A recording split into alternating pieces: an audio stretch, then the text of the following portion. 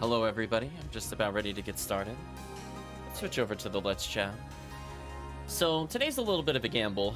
I don't normally do PSO on today's stream time.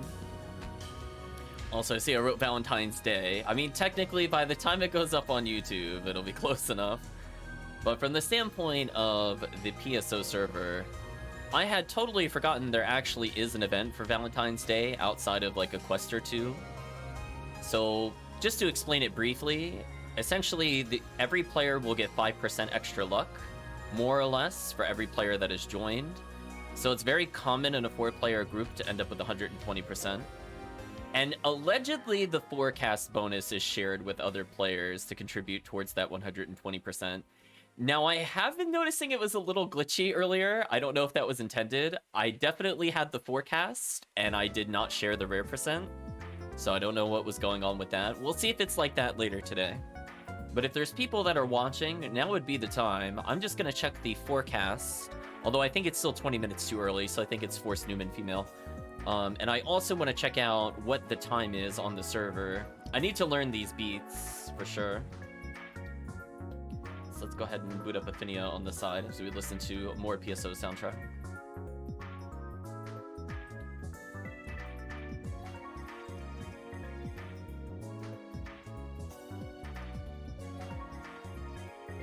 I say the real question is, where did I put the soundtrack? Oh, there it is. We'll pause that. Might have to adjust PSO's volume and we'll switch over. I don't hear it, so that's the classic I've muted it because I got tired of how loud the game is. So let's go ahead and raise it back up. Listen for audio. Oh, there it is. I'll keep it a little lower today. So let's switch into PSO.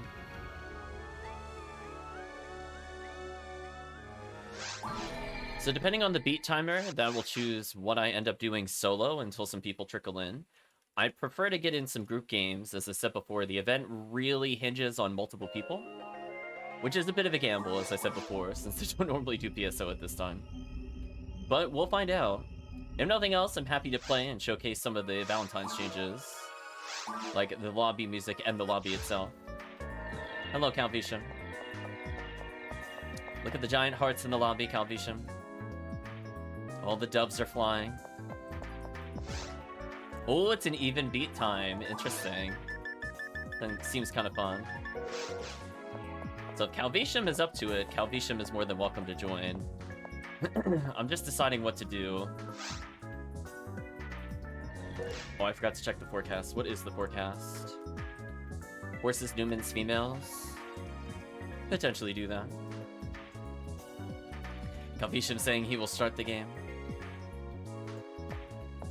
Do you care, CalVitium, of episode 1 versus episode 4? If you have a personal preference, I'll cater to you, CalVitium. I'm just deciding which ID to do. I'm probably gonna play Raw Moral, but the question is where I'm playing the Raw Moral. So for now, I'll quit game and think about it. I think between streams, I leveled her once because I was having so much fun with Heaven Striker. It is so good in solo. It's like okay in multiplayer, and there's definitely better choices with ATP scaling. But man, single player, nonsense how good it is. It's like my new favorite weapon. Like, I have a guilty pleasure for Guilty Light. Heaven Striker is one of my new favorite guns. That thing is such a problem solver. It's up there with Last One for me. Have to wait a bit, gotta help with your grandfather. Okay, I'll get a game started, and whenever you're ready, I'll just opt out at some point. So I guess what I'll do while I'm waiting, I'm just gonna roll my fingers across the keyboard, and I guess I'll showcase some solo episode 4. Not on Anguish 1.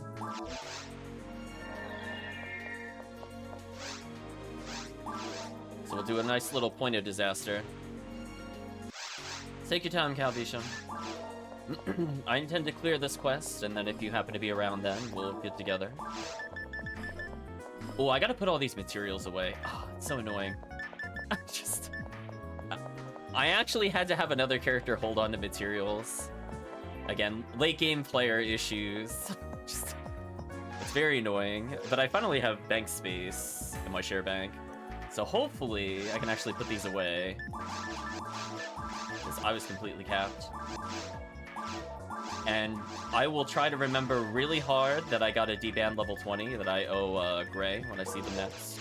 I played a couple of games with them on his stream, including a Halloween cookie game. And I ended up taking a D-band. I probably should have just waited a second to see if I had better. So I'll give him a D-band 20. I feel it's only fair. So we got 70 beats to enjoy the gun. I think I'm all, yeah, I'm triple Heavenly Mind. Yeah, you can see I'm only missing by like 99. If I can just get like 100 more MST, I think that would put me in a 6-shot threshold. I'm so close. But yeah, I love this gun. Oops, forgot about the one behind me.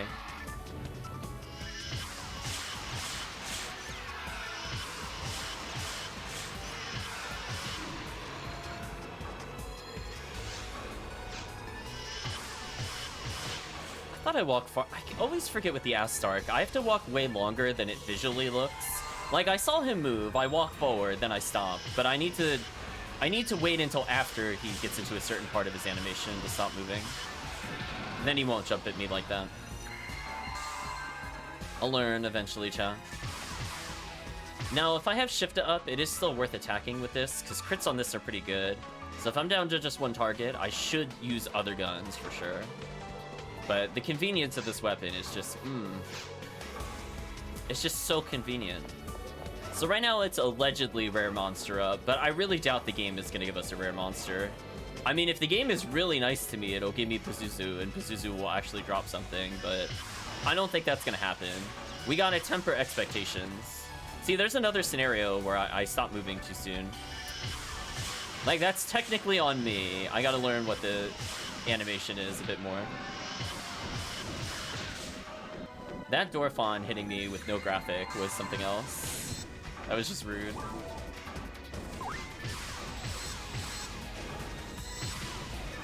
You know, that Zoo needs to knock it off. Please stop. So there I got to kill the Zoo and the Dorfon, which is not something I can normally do with most guns. Normally they have a speed issue and or target issue in order to do that. See a power material I do want eventually. I'll pick it up on the way back. Yeah, this gun is so fun. Yeah, I'm off by 165 there. I think they're a little outside of a realistic expectation to kill them. Like, even with 100 MST across 6 shots, let's say 50 ends up only adding, because it would be half. So let's say 15 a hit. I don't think it'll happen. But for some of these things with only 20% resistance, I mean, you know, if you add 50 and then 20% of that, 40 extra shot is enough to deal another 106. So I definitely have some room to grow with the gun. Why is it not targeting the other enemy? That was weird. Weird. Yeah, it's still a little awkward to use this to interrupt the dive bomb. Like, it can work, it just depends on what part of the dive bomb you get. I'll jump in for an easy crit there.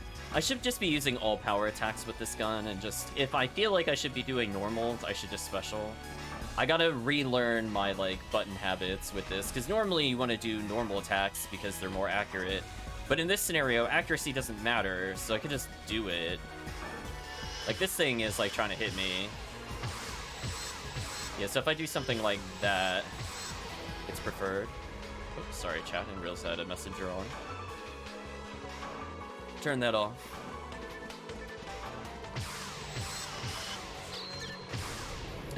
I was trying to shoot the trap, because I knew it was there, I just didn't walk forward enough in my defense. Like, I knew it was there.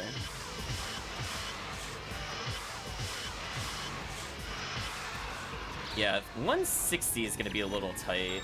Their resistance is... Yeah, Satellite Lizards actually have pretty good resistance too.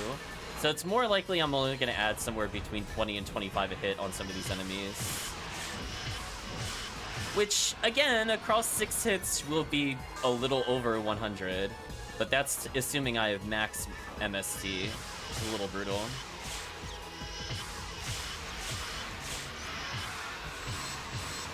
There's an example where there's only one enemy left, so it just kind of made sense to power attack there. Also, I think I forgot to pick up the power material, so go pick it up now. Star Atomizer, sure. But yeah, this gun is so fun. I think this single-handedly has revived this character class for me. I seriously can't even remember when I would play like this much of her on stream, let alone like using her in episode 4. Like I think I did that like years ago. I don't even think last year I played her episode 4 ever. Maybe the year before that I did. I was hoping I would just shoot him once, but apparently I wasn't accurate enough. Unfortunate. Do a quick little heal.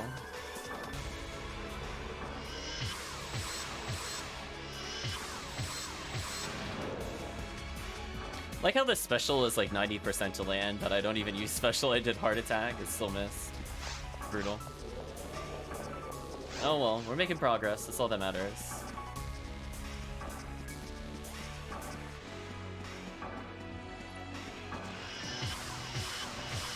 The best part about this special with this mag is the weapon stats just don't matter. Like that's bad for like true late game. But for where I'm at right now, where I'm not in, like, crazy hard runs... I thought I moved over enough for that. That's kind of annoying, actually. So when I'm not quite at that point or doing quests at that level, the damage is fine. I get to the endgame damage earlier. It's kind of like Forces in that sense, where, like, Forces can get such a head start over other classes. Because they get all their best stuff literally at level 1 if you level correctly.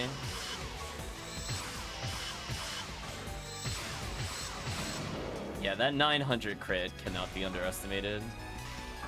So it is worth keeping shift up, even though I am using this gun. Okay, now why did you leap at me? I was clearly walking this time. Was I not facing you directly? Did you think I was running from you via your AI? Also, I stun locked him, which is very rude. Also, that is very rude. Come on, am I really not gonna get a single stun? There we go. There we go. Just... I don't know. I gotta work on my Astark strategy with Rangers. Again, it's not something I normally care about since I play Force into this most of the time. But I suppose I gotta learn. Nothing of interest dropped, unfortunate. How's my mag doing? 84 synchro? We'll use all the star atomizers I picked up in this area. 92 is pretty good.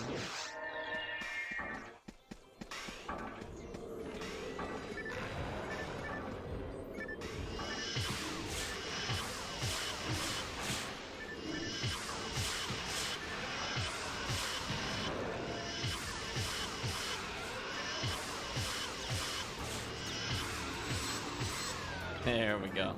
Finish off the Rappy real quick.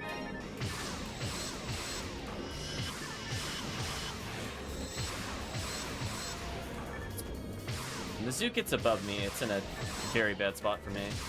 Oh, that time he didn't leap at me.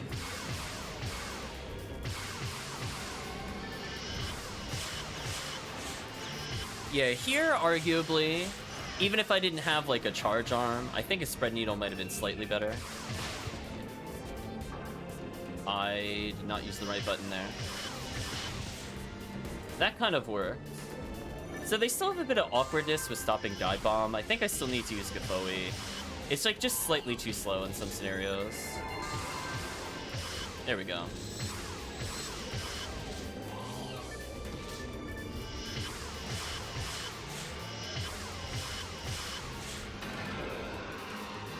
Yeah, I think I've been talking off stream about like damage thresholds with a couple people. So it's like not only the satellite lizards where I'm concerned about the damage thresholds, a lot of these other Buddhas and stuff like that, where like I'm so close to killing them. See, these are exactly 6, so any extra damage doesn't really impact them. So going to 5 is not really a big time save. But the Astark taking 8, for example, instead of 10 or 9 would be useful. Since most things should die in 6 or less, if I can get my highest total down a little bit too, that's also fine.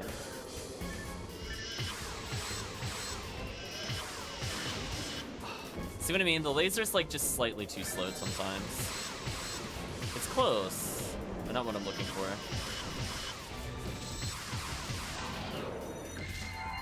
Close. The Realm Moral lets me make a lot of mistakes as I learn. So, it's good practice for when I'm playing a cast, to some extent.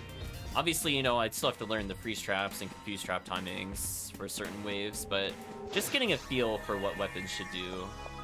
It's kind of nice playing her first. Now, the Marissa takes forever to kill, which really sucks. I'm just gonna shoot it normally.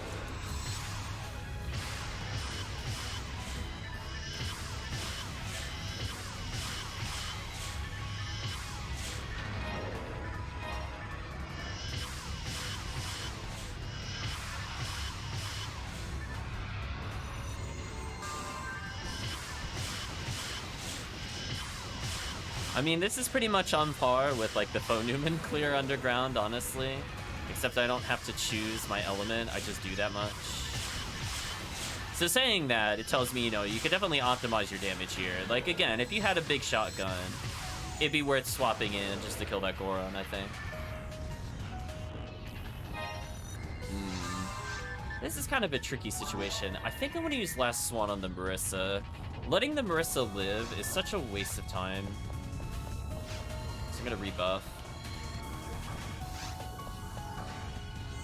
I'm gonna go the long way to give myself as much time as possible.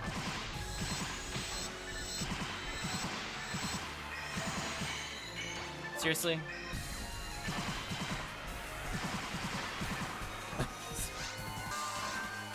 It did the one thing I didn't want it to do. I thought it was gonna chase me, which is what it sadly wanted it to do, so that way I get more shots off, but it did the long range attack. I got outplayed. It's always kind of a precarious scenario. Oh, did that really tag me? Yeah, it's not very good for stopping zoo dashes. Like, it can. It just, you have to get them when they pause. If they're already diving towards you, it doesn't seem fast enough. So I have to do something like this in order to hopefully stop the zoo from hitting me.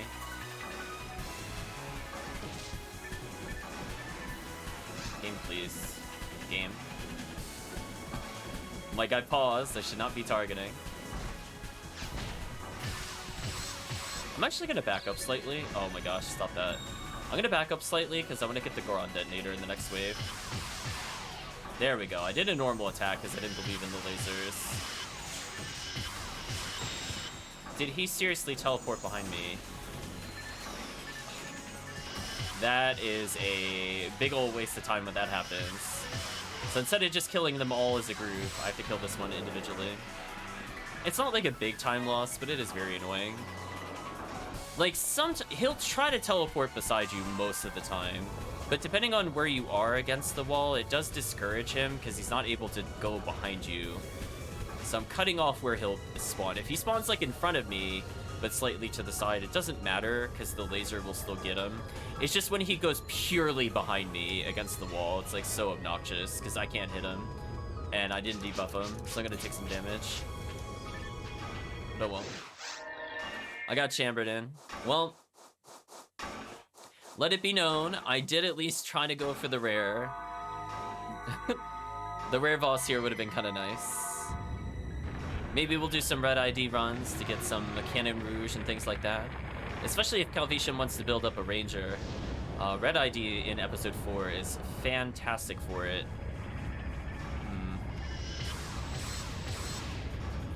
Just gonna move a little bit.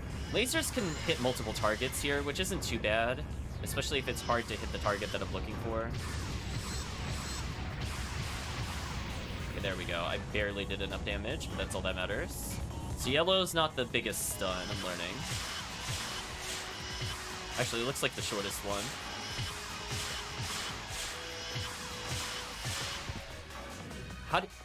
Did I miss it by one shot?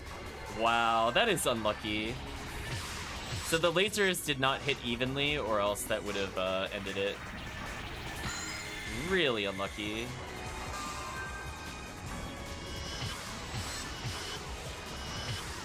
And you can see how much this thing has no light resistance, so you can see how much damage this thing does on the different parts, which is very silly. Yeah, I just needed one more laser. Unfortunate.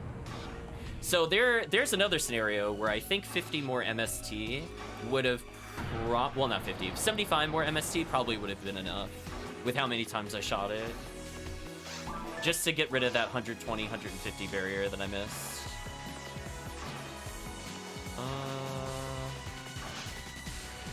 Okay, so we've learned how to do this boss fight a little better. I'm gonna do something a little riskier after I fix the mag, just to do more damage. Should do Soul Atomizer. Okay, let's do something like this. So normally I want to go to the sides, however I have Mag Blast, so I don't need to do that.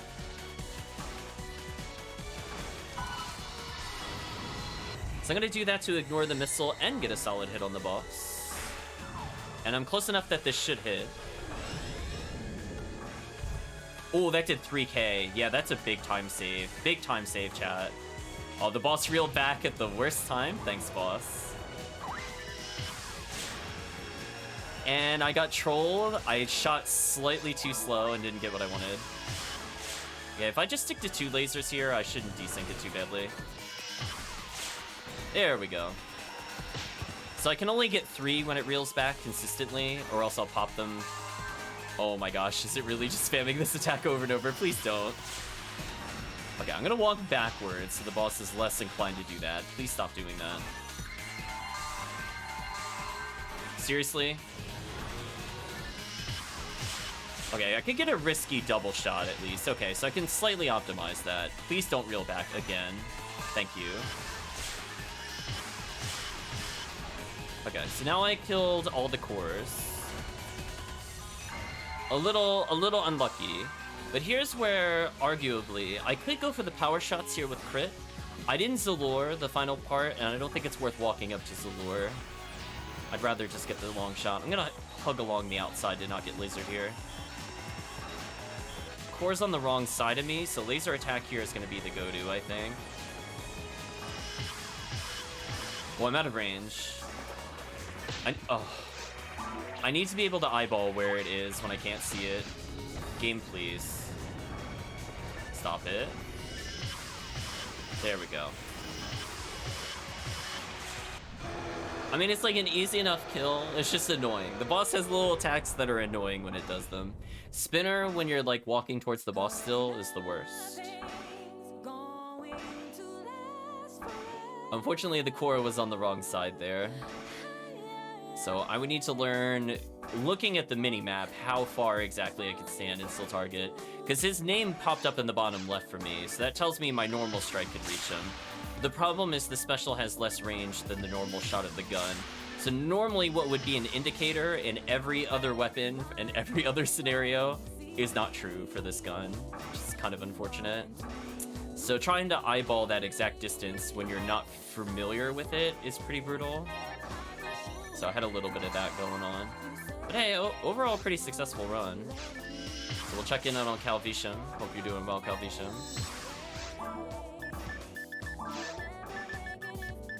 I'm just gonna discard my defense material. I really don't want it.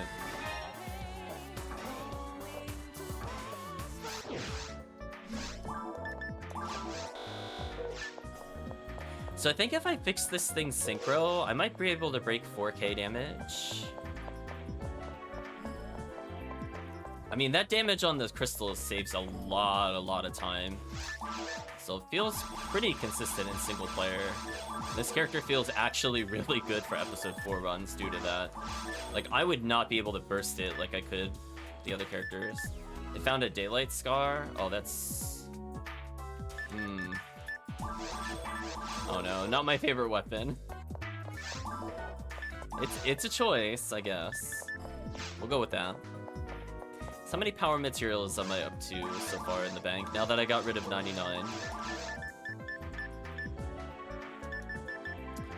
Oh, I'm at 24 already. Wow. 98 defense material. Oof. Gotta put that away as well. I thought I had more cookies than this. I have to check my bank because I just got 4, but I only have 4 here. Weird. Could be on one of my mages or something. I'll check later. I don't want to do that today because preferably when people are around, I do want to do multiplayer to get the event bonus, but not a bad solo run with this character. And again, if nobody shows up, I'll just do this run again. I don't really care. I'll get the bonuses. Easy clear. 1 second as I rehydrate.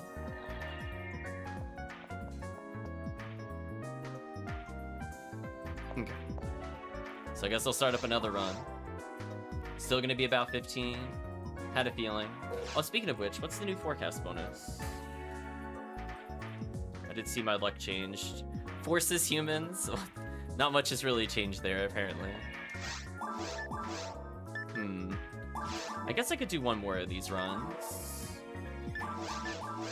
Wow, it ate my controller input. That was interesting. I'm on classic ID. Let me slash loud me. Did something get changed about my drop settings? Shouldn't it say PSO 2? 1 second. I don't even recall menuing that incorrectly at any point.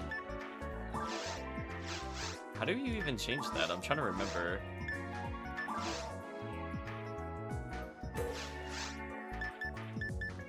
Let's learn together. Yeah, I didn't do any of the HBR. I don't expect that to change.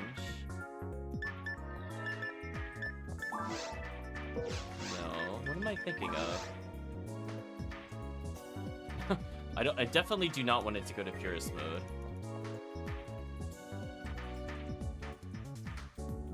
But I guess we never showed these. Wipes character challenge mode data. Oh, that answers that question I had before. Okay, let's try this again. Oh, maybe because it defaults to 1 person, maybe it just said classic and I never paid attention to it. Because classic style means that you know, whatever is dropped is shared with the whole server, which is not what I want. But I guess if that's only for single player, that's fine. Because there's only 1 player. If it's like that for multiple players, I don't really want to go back to that if I can avoid that.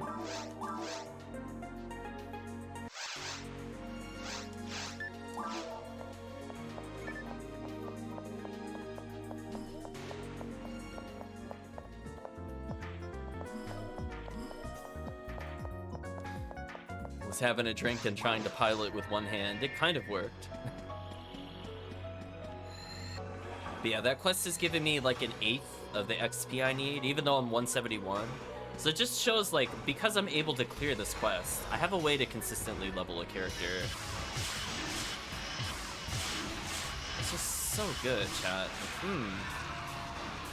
What a weapon. And if I go here, I can hit everybody. Checkmate. This is where it gets a little weird too. I gotta aim it like sideways more. There we go.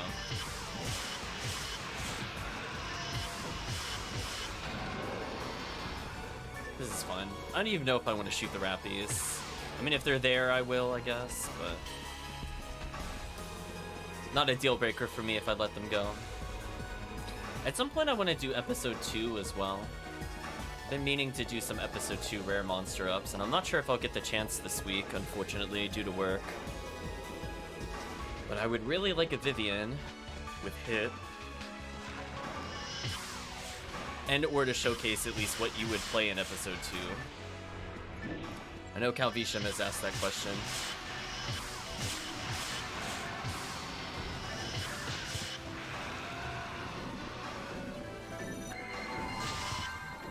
What the?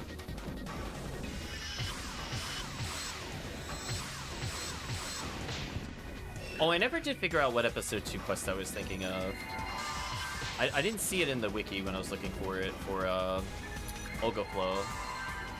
I do recall at one point for the longest period of time I would literally randomly walk into Seabed and prefer that over doing the other quests. So honestly, if I'm gonna do Olga Flow at some point, probably when Rare Item is up for Tiki, I will refuse to do Respective tomorrow. I really don't like that quest. But we'll do that as the compensation.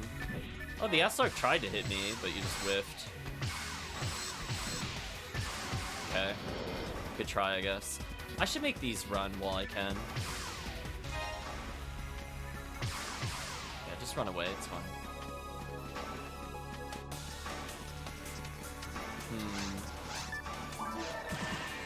So here's an example where I think Last Swan is just so much faster. If there aren't at least 4 enemies, I don't think it's worth using. But something like this could work, where I hit 5 enemies, and one of them is immune to bullets. So this is still a big time save for me. And then had the Astark lived that, I would have done something else. There's an example where I could do the special shot, but if I do just a normal shot head-on, it's probably better.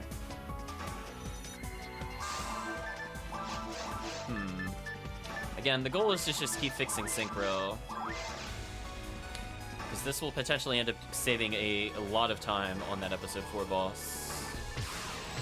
I already feel like I'm doing almost 600 more for 6% Synchro, so maybe it'll scale out of control. Why is the enemy over here? Why did you go over here?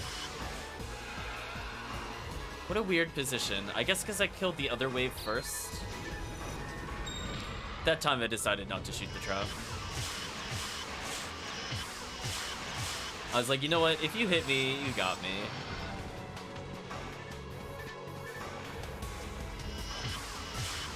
So the goal here is to kill the satellite lizards and then power shot the Buddha.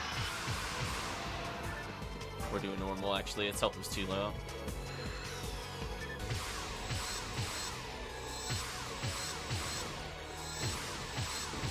Wow, not a single crit, and the last shot missed. Unfortunate.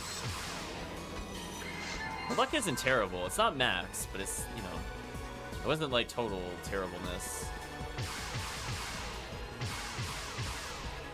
Oh, if I slow those shots down a little bit, I think I could get the stun on them.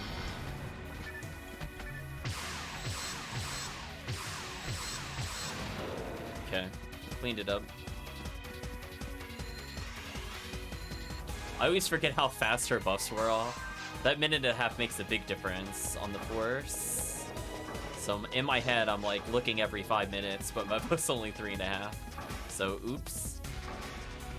Raw moral issues.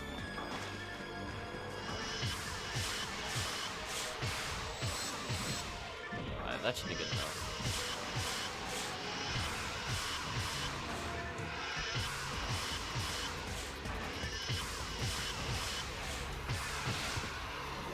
Oh, the red miss. Come on.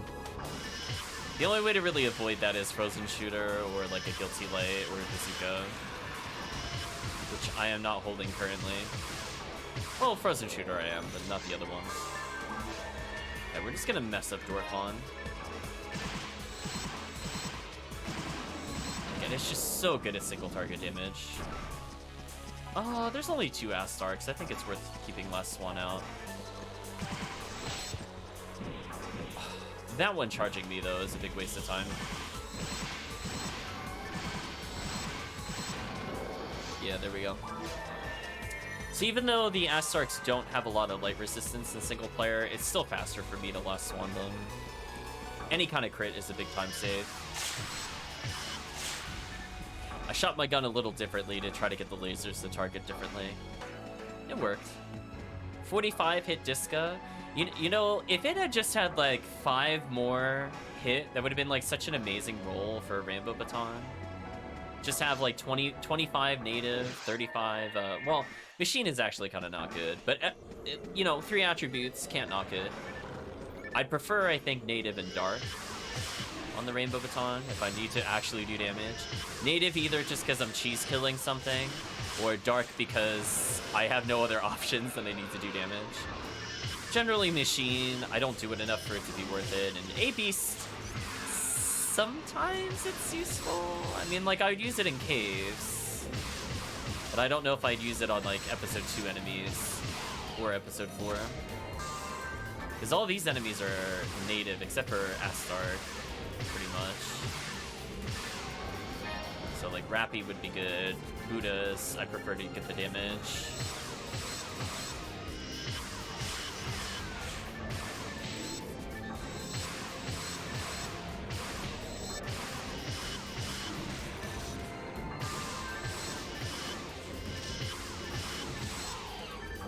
I like how the laser did just clip him barely, making it worth it. Oh, I forgot there was another wave. That's annoying.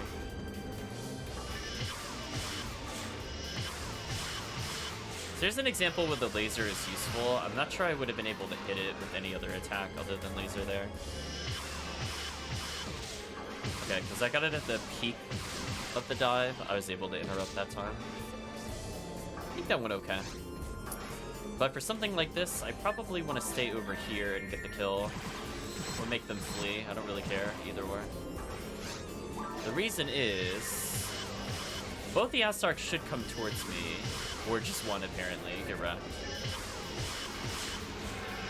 If the other one tries to leap at me, it can. Yeah, see how it got stuck? So right now, I'm in a good position where it can't really punish me. Trap. Come on, Zoo.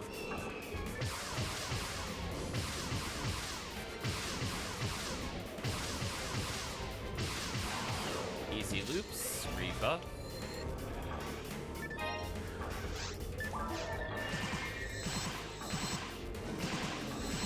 Damage is actually dumb.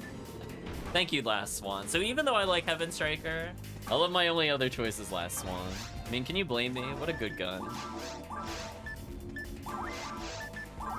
110%, so we're almost at full power with our Mag Blast.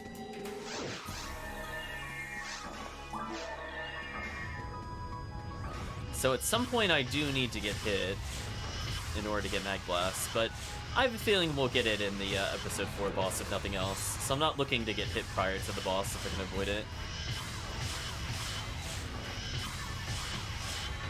That's fine, that's just like minor damage. You're wide open! Thank you for following Trammy101. Hopefully you're doing well today. We are waiting on a few people to join in. Right now it's a Lonely Valentine's event, but we are enjoying a fantastic weapon while we still have time on the clock. What a gun. Heart to heart. Maybe we'll listen to that later. Another Scape Doll. Nice, nice.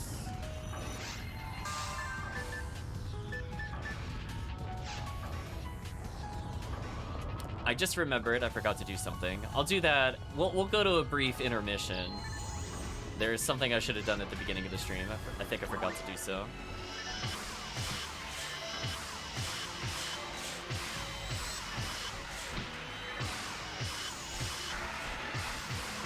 There we go.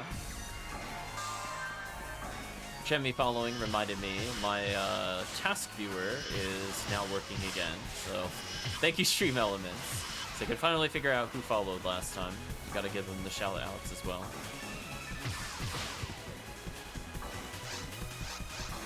Unroll my eyes on that one, chat. I felt like I timed the shot right, but I just got unlucky. Speaking of getting unlucky, did you seriously knock me down on the same... Oh, come on. Come on. No! Stop that. Stop it. Okay. We're getting bullied, but that's fine. We're gonna go fix things. Or it'll go on the wall.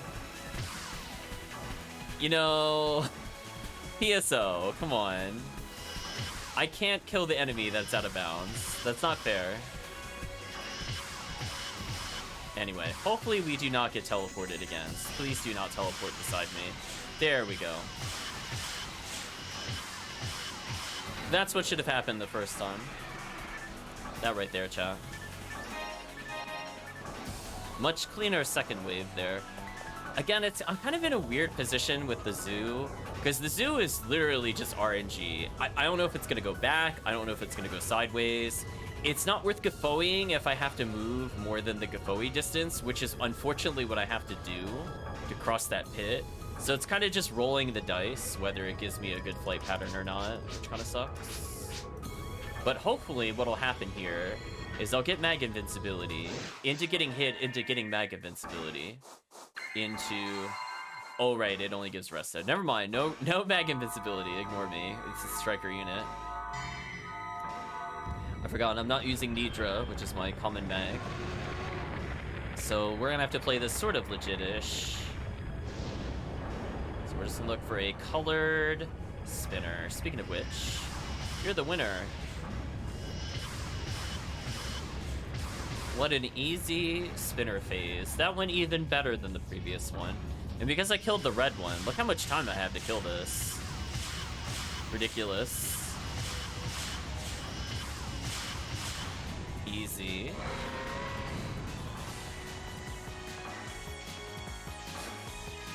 But that also means I don't have Mag Blast. Maybe I should have gotten hit on purpose. That Mag Blast does save a lot of time. If I could just dolphin the crystals. So I think what I'm gonna do is... Okay, I'm gonna walk against the wall to avoid the tornado. If it does laser, I'm gonna walk away from it so it's less likely to double laser. I think that's the goal. I'm assuming tornado. No, chop missiles. Well, I can outrun the missiles, so this is fine. It summoned a spinner right in front of me. That, chat, is what we call disrespectful. That was disrespectful. Alright, so we're gonna walk out of the range of the spinners, hopefully, because they are very annoying. Please stop. Okay, so what we have to do, unfortunately, is recenter ourselves here. So it's gonna go for laser. We're gonna respect it. I'm gonna heal with Trimate, and I'm gonna dolphin. Hopefully it does not reel back. It did not reel back. And the nice thing is if it does missile or tornado there, I ignore all the damage. But this should be a big time save. 3,400. Wow, 6% was almost 400 damage. So you can see it's almost dead. So if I get one more good clean shot off, I think it dies. Or I just get hit by spinner. Thanks, game. It's very rude. Okay. So we managed to pop all the crystals simultaneously, so all we gotta do is reach the boss again. And basically GG. I have enough health that I won't die to laser, so I'm not gonna heal this. So we're gonna get way closer this time. You know, I go to look at the map to see where it is relative to me, and it literally put a spinner dead in front of me. That is incredibly rude. Okay, this should be close enough. You're free now. Sure thing, TheCalvitium. Oh, I'm moving around during the cutscene. I hear myself, but I don't see myself. Oh, I make the hair bob. Yeah, see that? Standing still? Hair bob. Yeah. Love making the character move during a supposedly static cutscene. I probably didn't get the rare. No. Get wrecked, apparently, chat. Well, I had fun with this character. Minus, like, the zoos, which are still a little weird with her. I gotta get a better gun for that. I think legitimately a bazooka. Just so I can hit other waves and incidentally hit the zoo. I think that'll be my game plan. Oh, resist freeze. Ew. Ew. I'm like, no. I need to sell barriers for money, not like terrible units that shouldn't be an ultimate. Right, chat? I'm like, what am I gonna do with like 15 or even 10 ice resist? Like, it doesn't matter. Just use anything else. It's not good. It's a lot of escape dolls. I better put a few away in my other bank.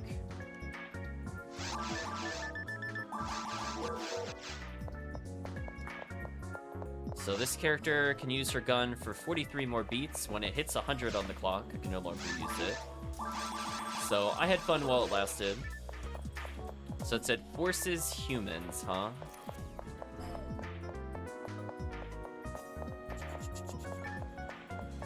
The question is, how much of a damage carry do I think Calvitium is? That's the question I'm asking myself right now. If I did something like Terrell's, could he solo all of Terrell's for me? I'm leaning towards no at the moment. If he had a ranger, I would have said yes. Oh, actually, I would have handed this in for money.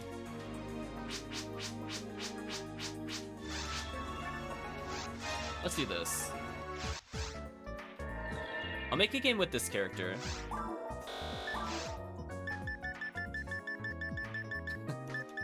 I have such a weird assortment of things. That should be fun. Oh yeah. I think Calvitium would be better suited for episode 1, based off his character choice. Episode 4 is a little weird.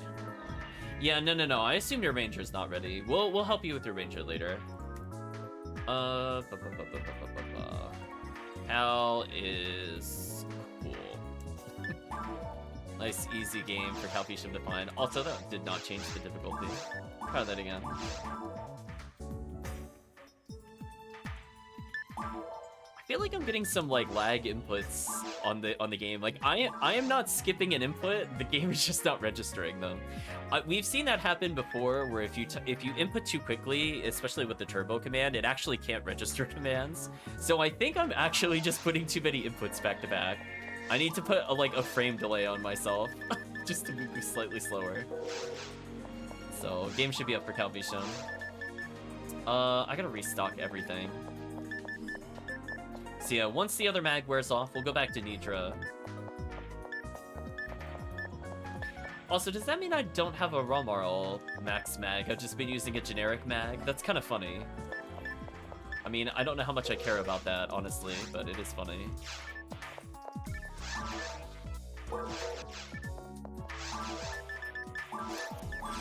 Remax this, get this. Calvitium is joined. Welcome, Calvitium. I don't need these at the moment. I'll pick up some stars later. The giant happy hearts, they greet us. There are some Valentine specific quests. I have never tried them. I might stream them separately because I'd rather, if I'm playing PSO on stream, to do things that incorporate or at least involve more people versus like single player stuff. Like, I had an opportunity at the beginning of the stream to do it, but I also had an opportunity to play the Romarl, so checkmate on that one. So we're going to be doing Terrell's Ego on purple. I guess I'll explain it to the people that have not seen the run before. So essentially there's a high density of forest monsters, most notably Hildebear will be there. We're looking for the rare version of him. If he shows up, we get Frozen Shooter. I believe it's the wolves, don't quote me on this, but one other enemy in forest gives you Heavenly Arms, which gives 25 accuracy, which is insanely good, especially for how early you get to it. I almost did Towards the Future. That would have been kind of sad. And it also gives chances for Rare Rappy, but nobody goes for Rare Rappy runs that I know of. More importantly, since we're purple, we're going to end up clearing to the dragon and slightly... Oh, there we go. The rare bonus fixed itself. We're going to clear slightly beyond the dragon. And what'll happen when we do that is we're going to check the one room after this. And the reason you want to check that one room on Purple ID is it's more infamously known as Psycho Wand ID, since on episode 1, lilies can grant Psycho Wand. So I'm going to check that room right after we fight Dragon, because it has, I think, 7 lilies. So that's 7 chances to potentially see Psycho Wand, based off the rare enemy drop. And already we're seeing me kind of being cheesy. What a beautiful weapon. I'm gonna make Calvitium kill everything that I'm not able to. Speaking of which, let's buff him. He got Bloody Art. Oh, he walked out of range.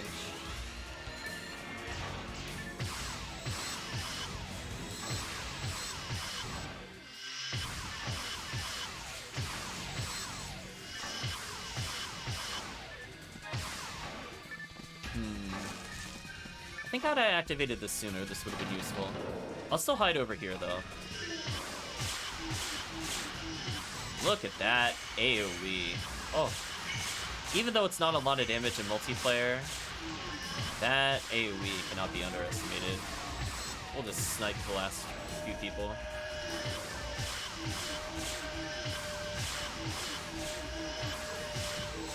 I notice the enemies have trouble finding me when I'm over here, so I'm kind of abusing that a little bit. So don't let Sega Team know I'm cheesing their AI.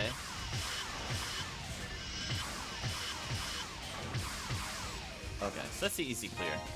So I always like to activate this bridge, one, for the cheesy ranger gimmicks that I was doing there, but two, there's guaranteed moon atomizers.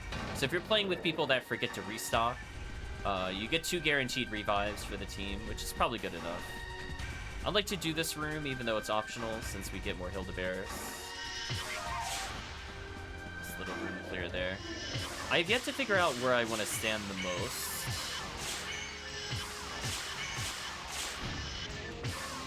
Because when we come into this phase, I think it's better for me to spread needle. Actually, not really. Huh. Well, unless I power attack, then it's worth it. Yeah. So it's still kind of competing with normal attack on spread needle. And it hits more targets, and it is more range. So now that those guys are dead, I could just do this all day long.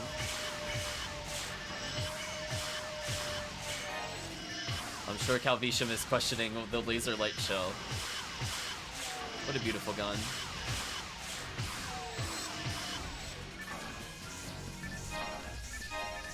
So this next room, I like to take a peek.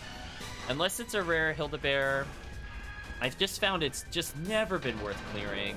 So we're gonna open the boxes to spawn the wave that's here. Take a look. Not a rare Hildebear, I'm out. I'm not fighting them, waste of time. Calvitium loves fireworks. Calvitium can fight those enemies if he wants to. I just feel between the close quarters, the lack of areas to aim, and the fact that they clog the door, it's like a really bad combo. So I never kill them.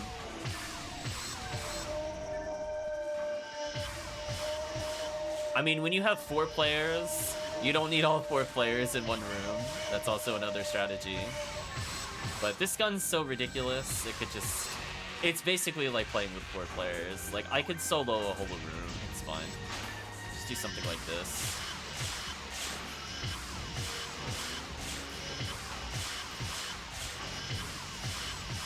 Yeah, this weapon Calvitium is seeing is going to be used to cheese so many level ups for his other characters. Because you bet I'm using this on very hard mode. If I'm able to anyway, just to power level you. And obviously hard mode would stand no chance against this damage.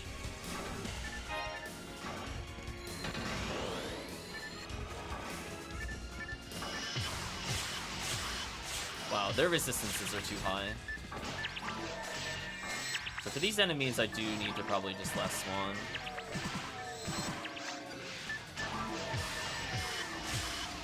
Happy's taking okay amount of damage.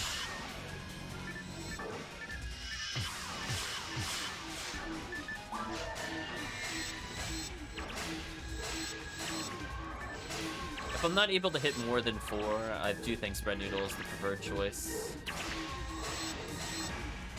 Just because crits really do add up.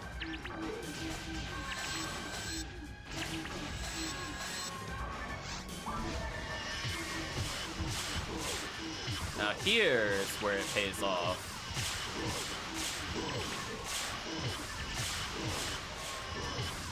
So basically none of the Hildebears got to do anything. Easy kills.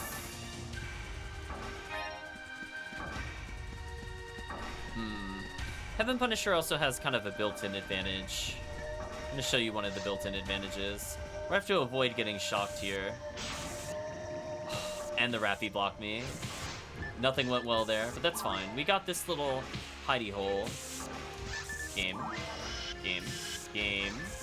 Stop that. So it can shoot through walls. I mean, it makes sense.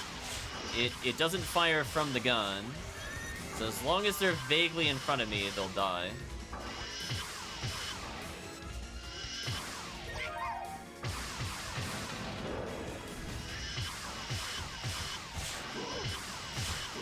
The best part is because they don't know how to walk to me, they'll default to using projectiles, so all the hill delts will just die here without any effort. I can just clean them all up now.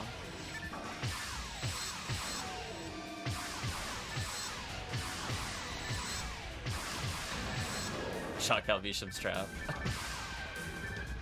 Just went, nope.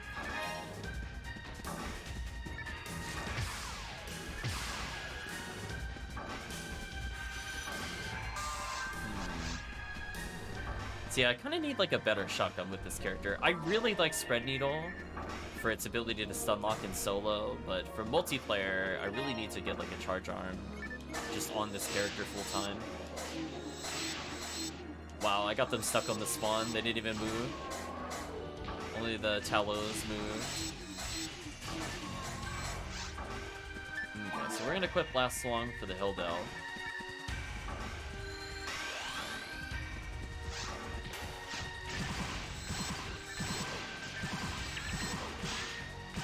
I had a feeling the Rappy would interrupt me there, so I just went for a faster combo. And I was right, it did interrupt me.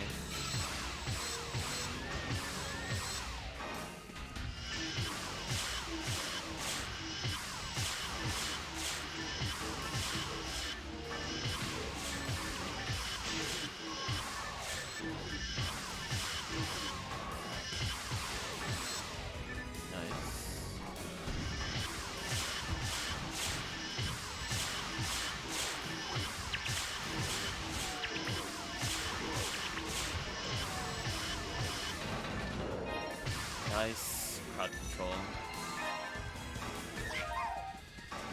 So I just want to make sure the other switch was hit. Looks like it was. Nice. Beacon 14. Get out of here, Beacon. We buff Calvitium. This room, I'm not sure the best position. Like, I should definitely be near the front, but how close to the front? The poor Hildebears are just walking in circles. Calvitium's going in for the kill. I'll let him do that since we're just backtracking to this room anyway. He could probably kill the ones that spawn in the back, so I'll give him like 1 second to catch up. No rare Hildebears.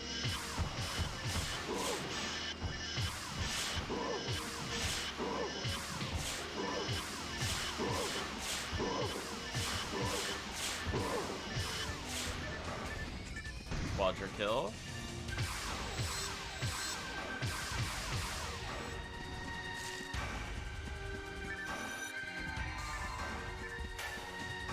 So the other place that I've been finding I really, really, really enjoy with this gun, and I also enjoy it as forces. Oh, I forgot to hit the switch. That's a bad habit. I gotta break that. I know better. I keep forgetting when I turn around and start attacking that I forgot to hit the switch first. So I think going forward, I should just hit the switch first so I don't forget about it. Because I know the other side is what triggers the enemies, so I just triggered the enemies sooner. But I think due to me just forgetting the order of operations, I'll just hit the switch first. So Calvitium will hopefully get this switch on the right, because I can't see this trap. I can walk near it.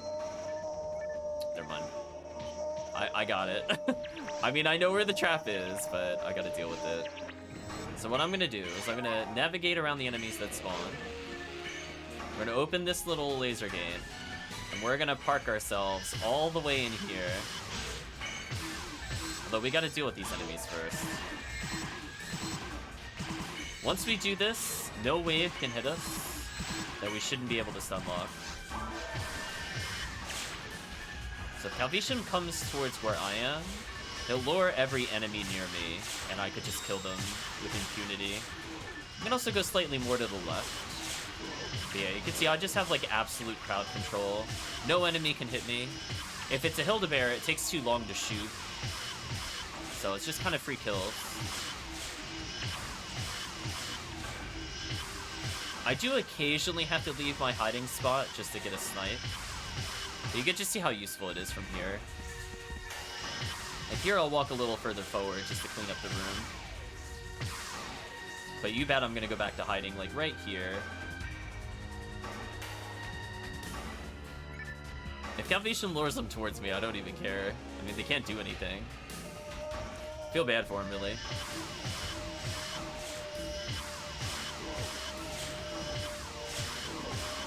I'll move slightly closer for Calvitium, because I can hit the other Hildebeer if I do that.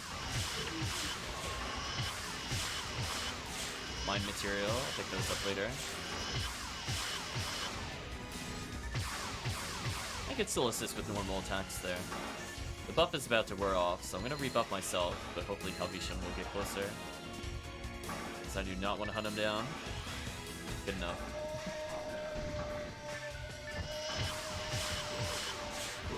Okay, I can afford to get a little closer than normal. They're very adamantly going towards Calvitium. I mean, it just makes my life easy. I just press this button. It's my long-range delete button.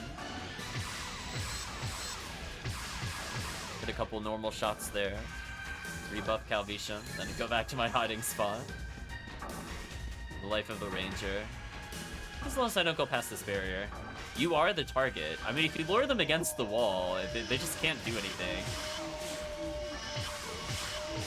Here's a wave I feel kind of safe about, so I'm just going to stay about here. Because they won't go to me, I'm too far away.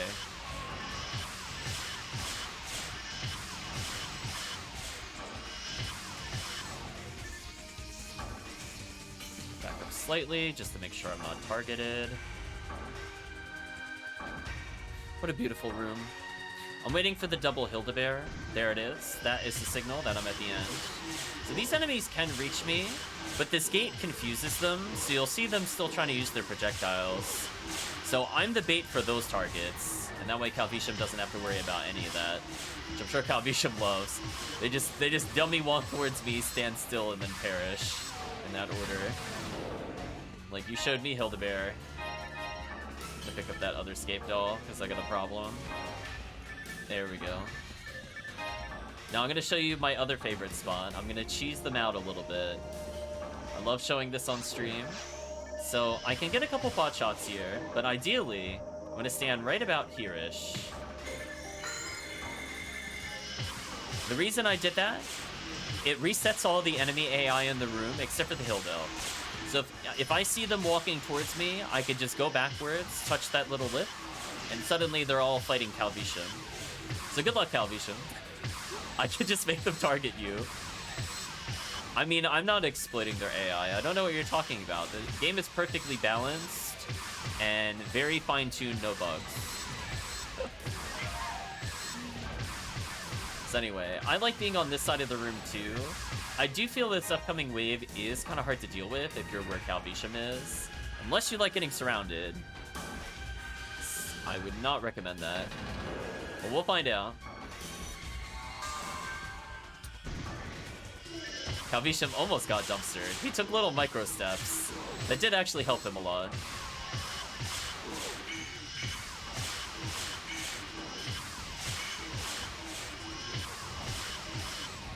Look at that, multi-room kill.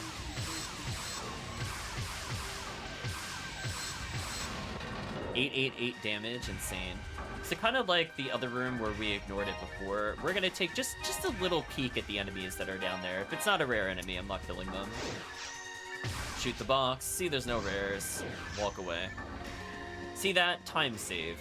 Those enemies are not worth your XP per second. Their normal rares aren't good.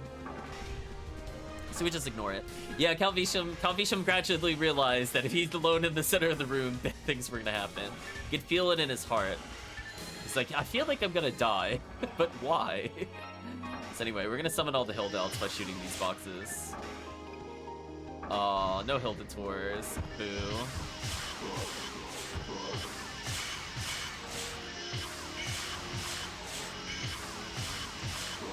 I'm sure Calvitium is enjoying the wall of Hildelts dying before him.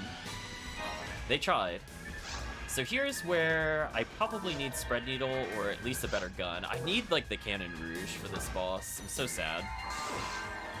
So anyway, Dragon Boss. Normally, purple ID, no interesting drops. The room afterwards, though, is worth it. And from an XP perspective, this boss is worth a decent amount and will pump up the XP per second. So even though we're just doing 2-player and averaging about 58 experience a second here, we're probably going to jump to 70 or 72 just from this boss kill. So it's very much worth your time, even if you don't have like the best boss killing setup. Because at most I'm going to lose like maybe 2.5 seconds, but I'm going to gain like 15 seconds of XP. So we'll see. Got this lure down.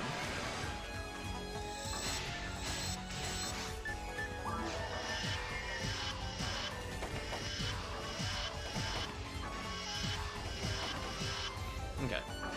We keep Frozen Shooter as a backup just for that. Normally, its tail and wings can cause attacks to miss because they're moving too much. But Frozen Shooter doesn't care. So as long as I'm vaguely aiming at the dragon, it should die.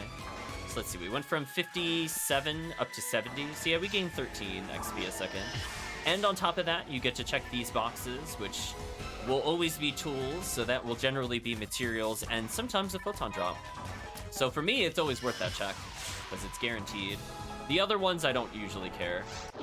So now we're just gonna do one little happy check. And that is to see whether or not these lilies are the rare lily. So I'm gonna kill the whole room just because, but you can slash lobby if you don't see the lily you want. So far, lily I don't want. Look how convenient this weapon is for stun locking the room. What a convenient weapon, chat. It's just convenient. Okay, no rare lily. So that's normally all I would have to do, and I would slash lobby. But because I don't want to leave TheCalvitium confused why he's suddenly getting murdered and no one's there to help him, I'll stick around for TheCalvitium. I mean, I could leave him to die.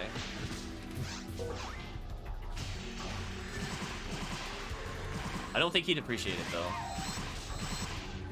Goodbye, Nano Dragons.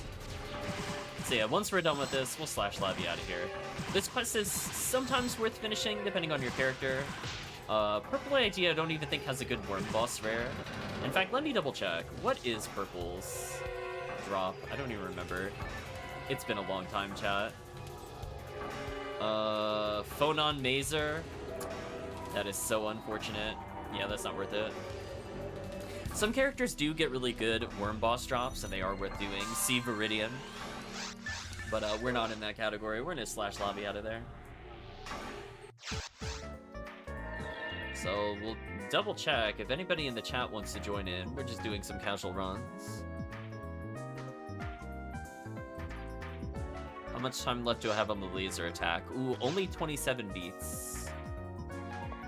So I'm not hearing anybody so far. I almost typed Dwa into the chat. So I'll get another game going with TheCalvitium. It is worth decent experience. If we had one more player, I would probably pump it up to Anguish.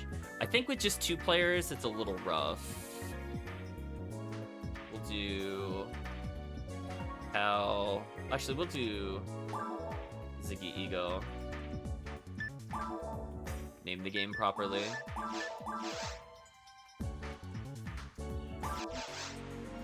Yeah, see, now it says PSO 2. Okay, that's better. Just wanted to make sure.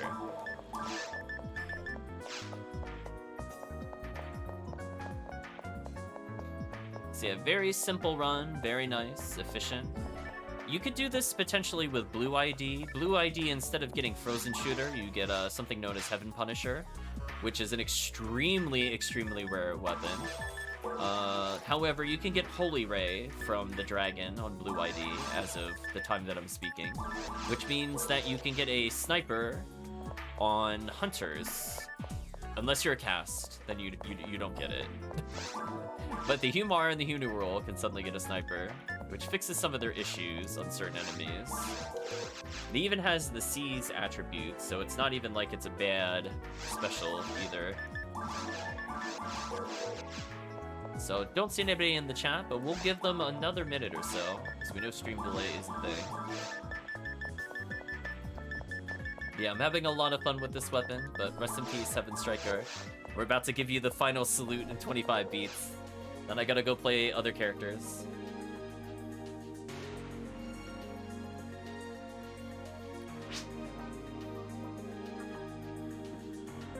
Do I still need mine materials?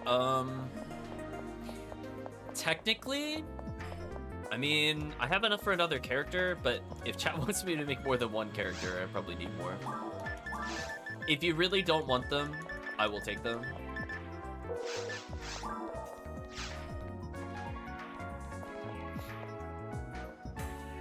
There are some other players I do give away some materials to. Elminster has found lame to Argent. Elminster. I feel like that's the name of a Baldur's Gate character. It's like the name of the wizard.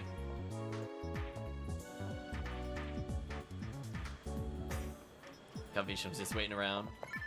Oh, there we go. He dropped it. The surprise 35 bind material. Thank you, Calvitium.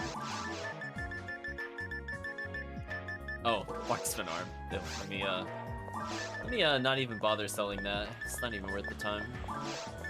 Goodbye, marksman arm.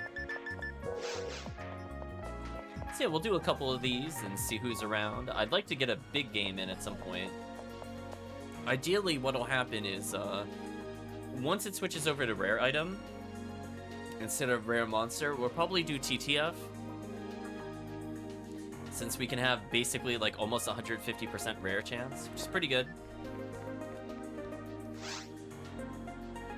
I was gonna say, if Calvitium is lucky and 2 people that I have not cookied with before show up, Calvitium can just sneak in another cookie run. And I'm sure Calvitium saw how ridiculous those quests were.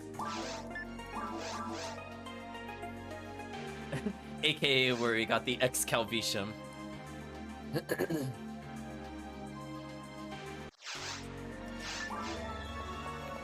What a silly quest.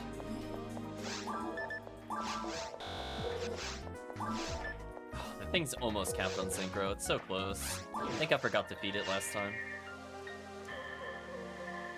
But yeah, just slowly, steadily whittling down the XP needed to level. Oh yeah, it's a lot of fun. So for sure, I will try to take off when there's special events. This one kind of snuck up on me. I forgot it was a thing, but probably for Easter, I'll take off and do streams just specifically for PSO Easter without hopefully interrupting the schedule. I don't want to get burned out on PSO. I wasn't intending to play it today, but things kind of happen. Things like that laser just saying no to everything here. Speaking of which, let's go activate this. Save Calvitium some time. We're gonna walk over here, shoot the rappies. See, if I'm like here-ish, like what is the distance I can stand where they could just no longer path to me? Is it like literally right where I am? Because I can clearly still hit the room. Yeah, see that? None of them looked at me. I might have found a total blind spot on the AI's behalf. And you can see not even the wolves are looking at me, and I'm much closer to them than Calvitium is. The big question are these... Yeah, they're all ignoring me. Wow. Abusable. Right, chat? Just wow. I'll walk forward so Calvitium doesn't get bodied by Hildel. But wow, that is exploitable, chat.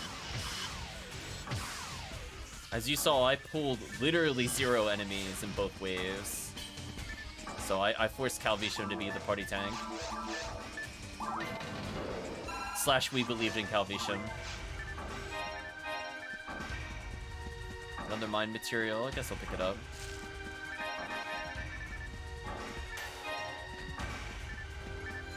Rebuff. So we're gonna do the room check to the side. Face tank all the way. For sure. I'm gonna force you to. I'm gonna pop the box, maybe? Oh, it's too far. There we go. Where's the ideal spot? Okay, I wasn't sure if he just couldn't find me or not. He acted kind of weird there. I mean, this is kind of an odd spot. I wonder how likely the AI is to see me. Like, if I'm all the way back here. Hildel can see me. Oh, but it had to shoot at me. Oh. Does the Hildel not think it can walk here?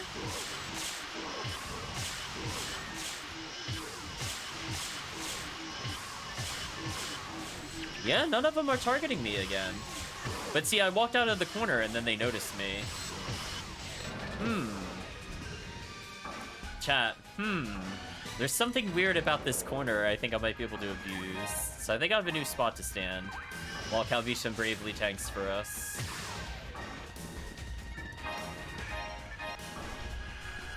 See that, chat? I played this quest like 100+ times. I'm still learning things about the nuance of the maps. All the little crazy glitch spots. Ugh. Boring hill delts, we'll ignore them.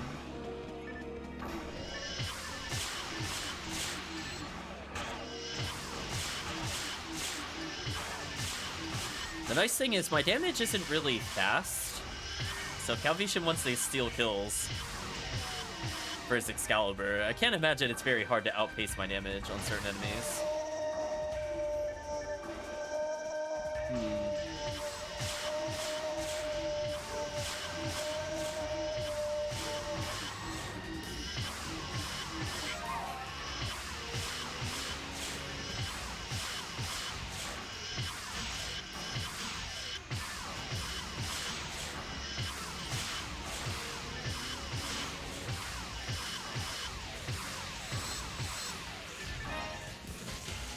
Not too bad. Wonder if there's any weird spots in this room I can stand in and not be targeted. Like, is it possible to, like, wedge against the door, for example?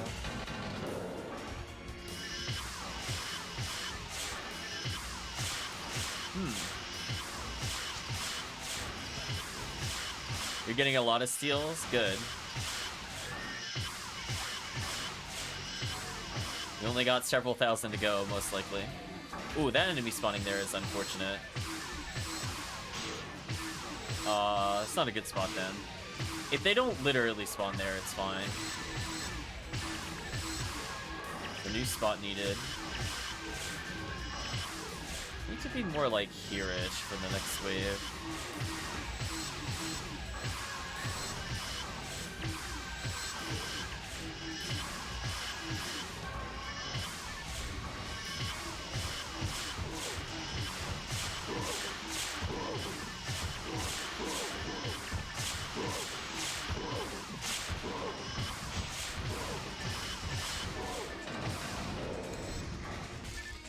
Pretty solid.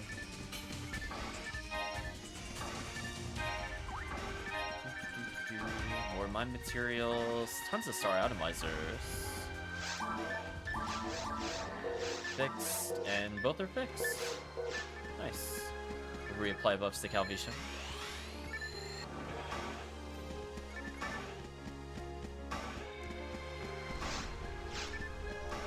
Looks to be a bit of a quiet night in the chat, but that's fine. Ooh, that's less fun.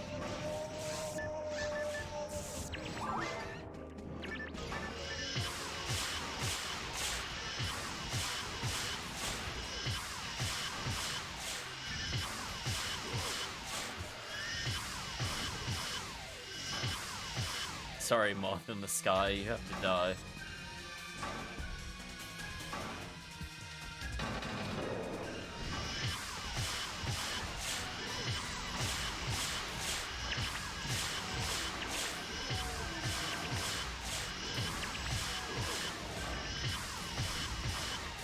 Whoops, is such a waste of time.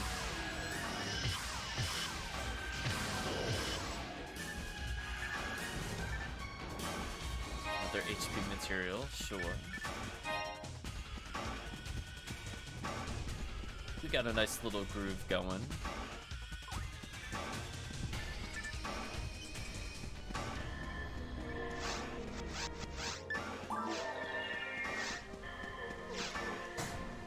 So I'm really not that far off from leveling again with this character.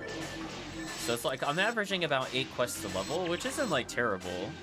I mean, it definitely did slow down a bit, but then again, I'm not playing 50% XP, so that's fine.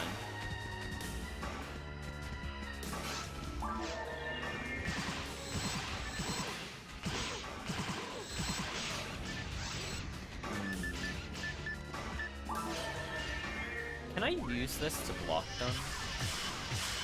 I wonder.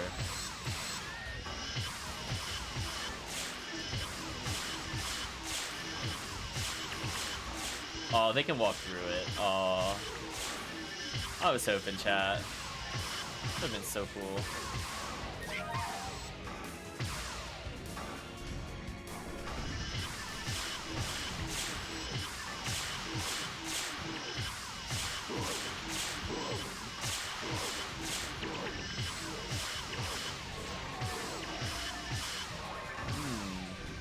Satisfying experience. Love this gun.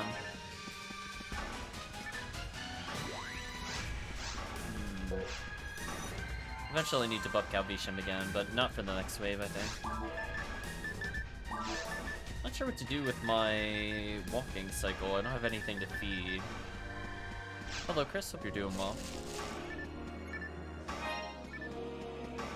We're just messing around.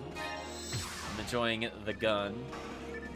Okay, we're gonna do something different, so don't forget to hit the switch. So I'm gonna pop the boxes, I'm gonna hit the switch, and then I'm gonna turn around and immediately walk backwards. We're gonna pop it, walk backwards. Been better, but you'll live. Sorry to hear that. The been better part, not that I'll live. Nice little quadra kill there.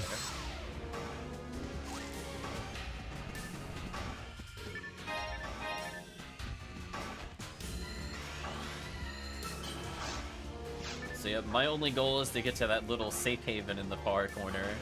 And I'll abuse it as the cheesiest ranger possible.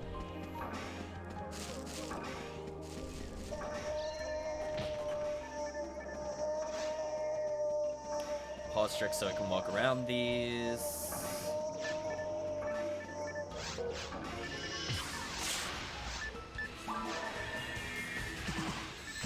Okay, convince some of them to go away. The others need more convincing. There we go, I've convinced them, chat.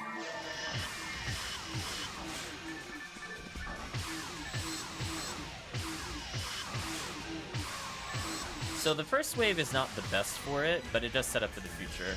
So we'll move a little closer, since it's better than nothing.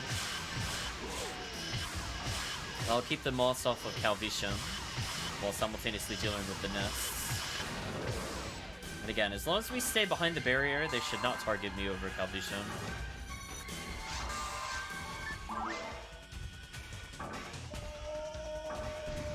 Wasn't sure if you're interested in some PSO or not, Chris. It's okay to take it easy. No pressure. Today is all about unwinding. Like those poor hill elves trying so hard. They're getting the suntan.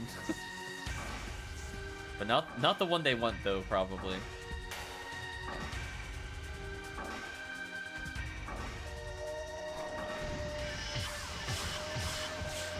Might join for a couple of runs in a bit. We got some time left in this run. We'll probably mix it up a little bit for Calvitium.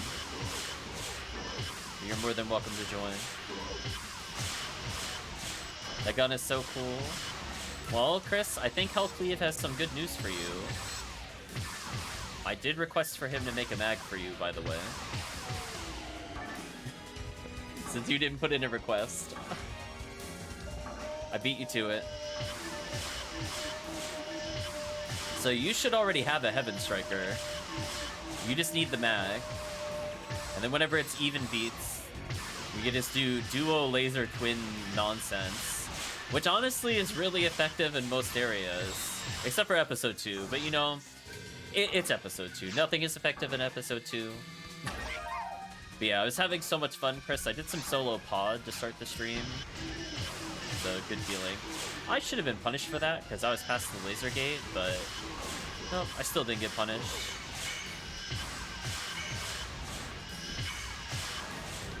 But yeah, like, it's such a weird feeling, Chris, playing episode 4 and being like, wow, I'm actually good at it. I don't just get knocked down 24/7 and like overrun via damage. So yeah, like, Hellcleave's all paid up. I gave him a Dragon Scale for it, which is worth, according to the market, as of when it was paid for, 8 photon drops.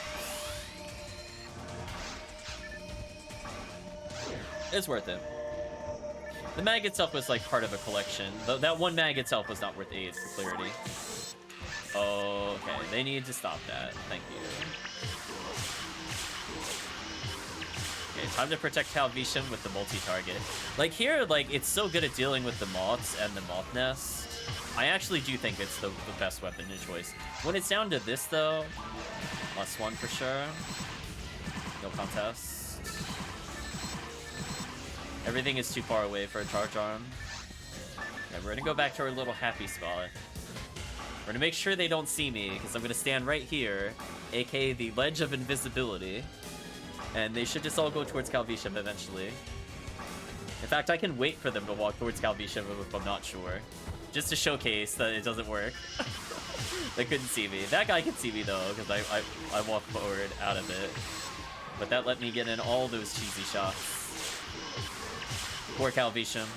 You have to use Soul Atomizer to get rid of those shock ailments. People praying Cure Shock to get rid of it versus Cure Freeze. So if you're still using Cure Freeze right now, it doesn't really affect anything in episode 1.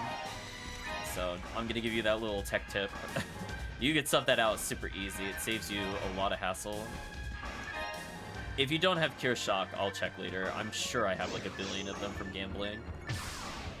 No rares, not worth.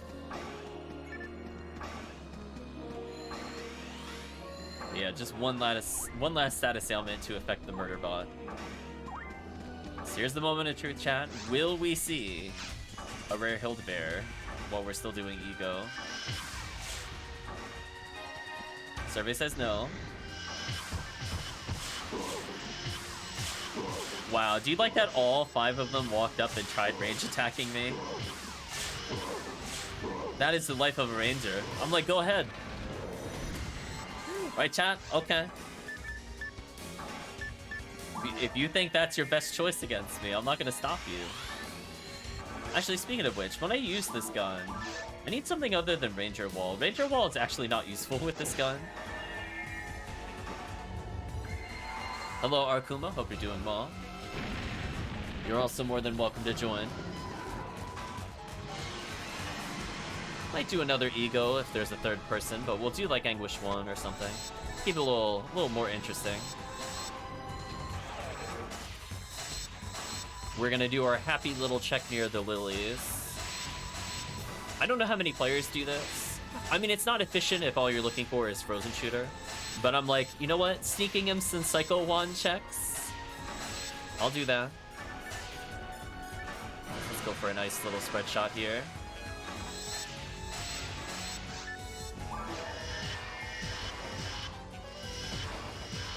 Oh, my Frozen Shooter missed? Are you serious? Well, wow. We got robbed, chat. I'm not sure what happened there. It just failed to connect with the dragon. It didn't even like red. Well, I got 1 red miss, but it failed to connect. So that's embarrassing. I really need a gun to deal with dragon, chat. One day I'll have Cannon Rouge. I would really appreciate Cannon Rouge. I think for Calvitium, I don't know what his dragon weapon would be. What would you think it would be, chat? Would it be machine gun? I imagine Excalibur with special once it's unlocked. Unless he can special right now with Lame to Argent, in which case he should be doing that for sure. I honestly don't remember. It's been a while since I used one. Oh well, it's still dying. It's still worth the XP per second for the quest. See, even with that extra cycle, it's still worth it. Not the boxes I'm looking for. There we go. No special, that's unfortunate. Okay, we're gonna do our happy little Lily check. I have barely enough time to do 1 more of these before I'm forced to switch characters. We're gonna buff, and we're gonna check the lilies. No rares. That's unfortunate. I'll still unlock the room.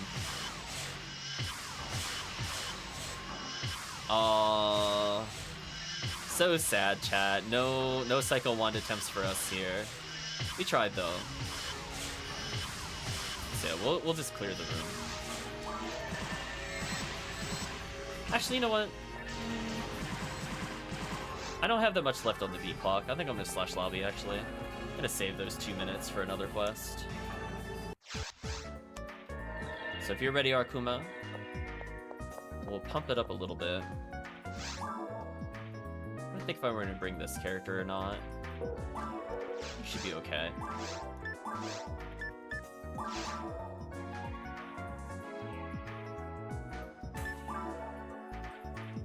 So we're gonna make it a little more interesting, because it was a little too easy. Put it on Anguish 1. Should be fine with 3 people. So the only thing to really look out for whenever you've done Anguish, according to the last time we played, are the Hill Elves. The Hill Elves are the only thing where you significantly notice a difference. Everything else is just kind of a joke. Their health is like somewhere between like caves and in some scenarios mines. It's not a big deal. Go ahead and get rid of these. So we'll wait for Arkuma and or Chris potentially. Otherwise, just the 2 of us is probably not worth it for that thing. Still got a little bit of time left in my beat clock. What am I up to material-wise? Okay. So I think I'm at 166 my material? Even though I gave away some earlier, off-stream. Pretty good. One of my other forces is holding 99 for clarity, because I overflowed. So we'll give the chat like a minute or so. Otherwise, if I don't see them, I'm downgrading the quest. Because I don't really want to do Anguish with this.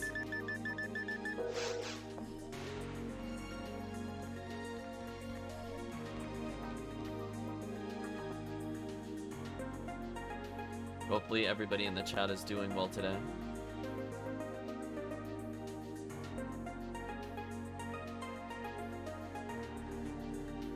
You'll join the next one, says Chris. I'll have to swap characters after this no matter what. So I'm just looking to see if Arkuma's here. He's probably just logging in or something. So we could do these runs. I would just be a force. Because it's better to have at least one force in the party, and I love stun locking as the force in this quest.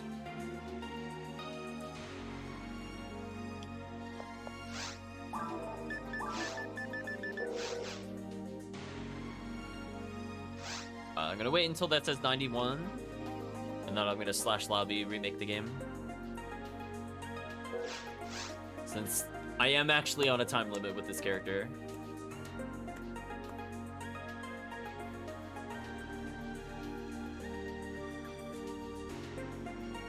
Okay, I'm gonna remake the game then. Anguish 1 with these 2 characters, not so much. So we'll just do a normal one then. Next we'll do a Anguish 1, then we'll mix it up with some runs.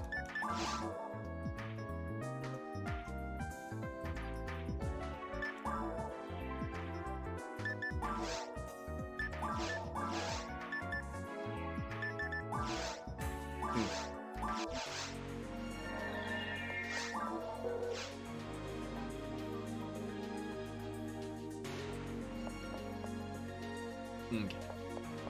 We'll let TheCalvitium rejoin, and once he rejoins, we'll get the quest started.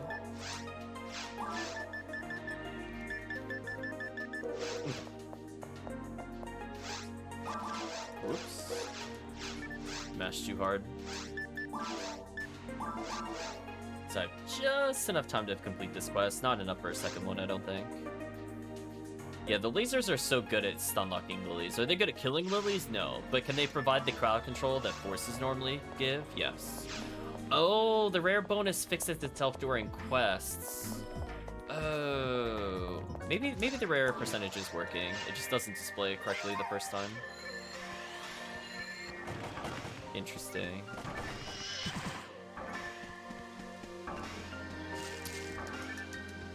Well, actually, wait a minute. I think it's 101 for multiplayer and 5% for the event. Never mind, it's still not working correctly. We should be at 107, because I'm a female in the game. Here, TheCalvitium.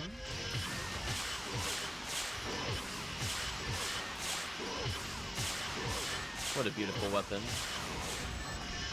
The best thing is, Chris, the stats on the weapon don't matter, so you can do basically everything I'm doing already in solo. Unfortunately, the peak of the weapon isn't the best.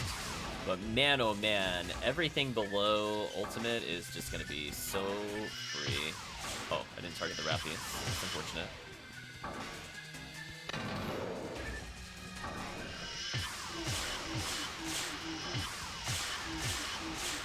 Oh, they sort of knew where to go. They did it? TheCalvitium ended up luring quite a few of them towards me, which was interesting. So unfortunately I gotta switch tactics here. My hiding spot was compromised.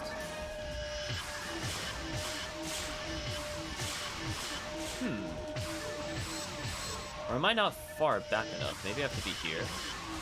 Oh well. The thing threatening me is dead, so I might as well just keep going. LNK 14 combat. If that has decent hit percentage, it's not what I would consider an endgame machine gun, but it is useful in like your rock cast if it came with any percentage. Sometimes just more ATP on the weapon is more important. You don't really care about charge mech guns when you're low level. All you want is damage.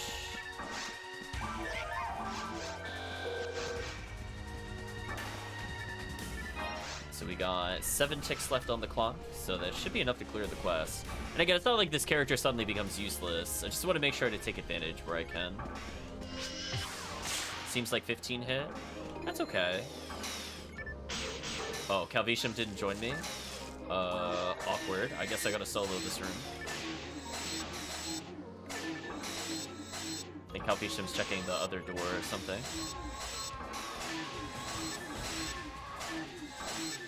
There we go. I mean, it just goes to show I have other options other than the Heaven Striker. But preferably I would just be spamming this all day.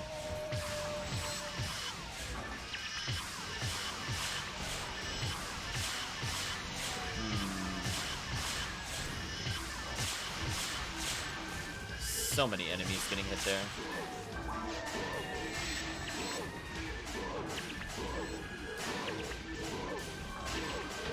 That spread needle cheese is so beautiful. I love it. Easy kill.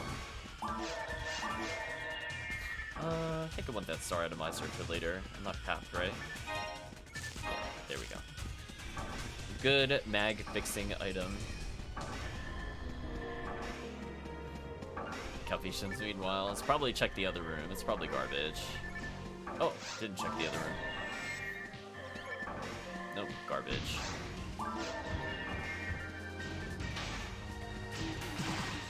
TheCalvitium on my screen is psychically battling these monsters.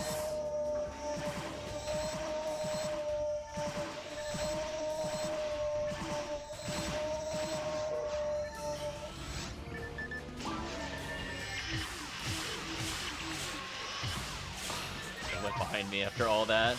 I even walked backwards slightly to try to discourage that. Unfortunate. Let's get a D-band up and heal TheCalvitium.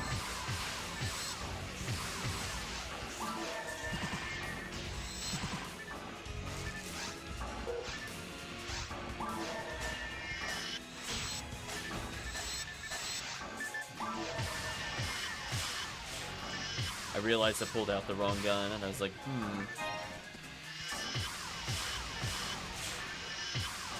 6 targets makes this gun more worth it.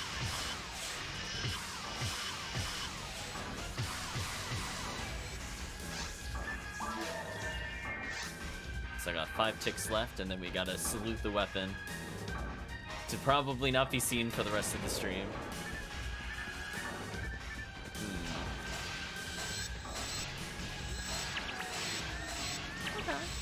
Spread needle putting in the work here.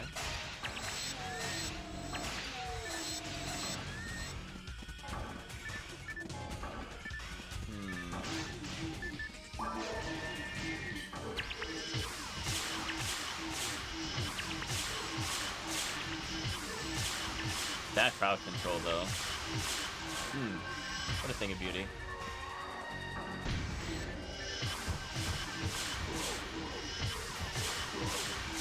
Hold on. Does he not know how to walk to me? Oh, he figured it out eventually, but it was too late.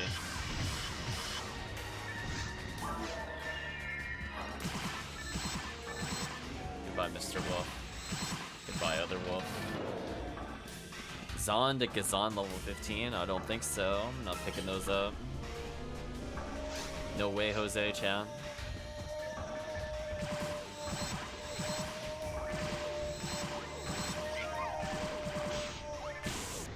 Oh, just barely didn't shoot fast enough. What a shame.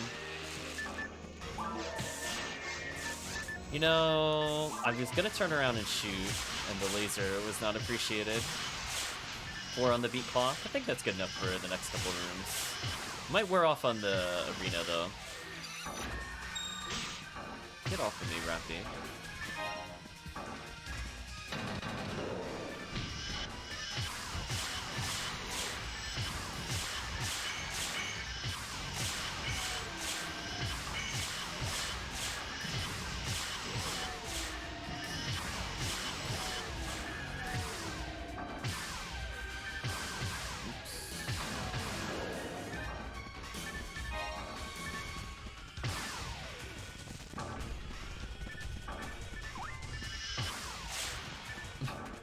Shot him through the wall, of course. 3 ticks left on the beat clock, so I could at least use it in this room.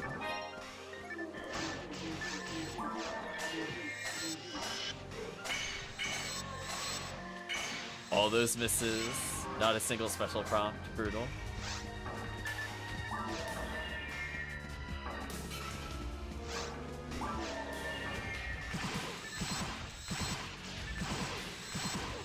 Easy healed out kill. We gotta ask ourselves the age-old question, where could I stand differently in this room? Let's try over here and see how we feel about it. Ankles my shot a little bit. Eventually need to rebuff Calvitium. Let me do that now.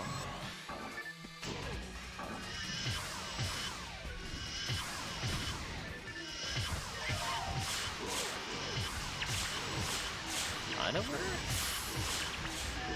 Good to see almost the first-person shooter perspective. Almost.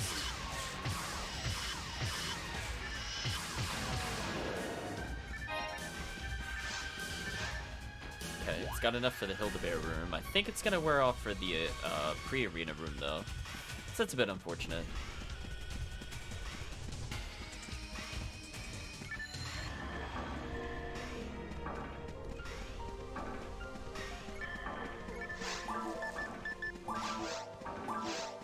So I ended up only within 40,000 more to level. I think I started with 80k to level.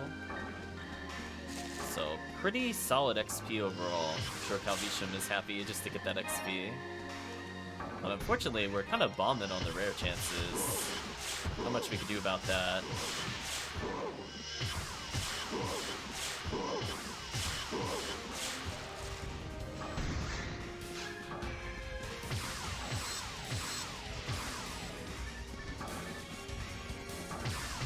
Check the boxes, nothing interesting.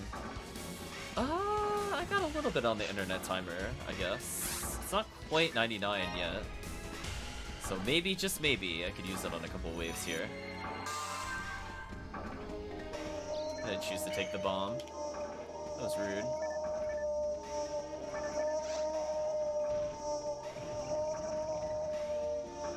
So probably by the time my buff wears off, I'll run out of beat timer. Probably.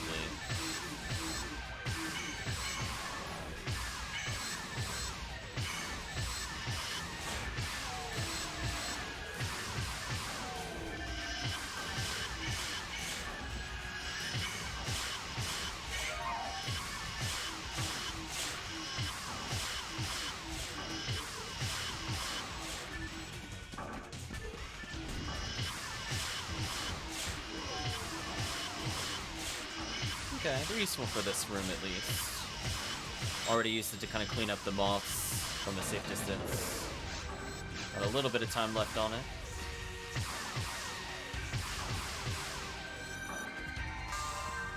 I do wish there was just a gun that just had it regardless.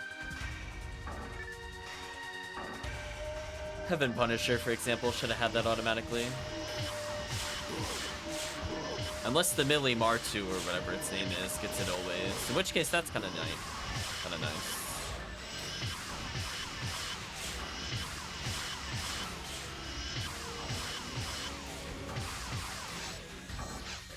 So I think we're gonna say goodbye to our poor bonus soon. Rest in peace, Space Laser. At least we got to use it in most of the waves.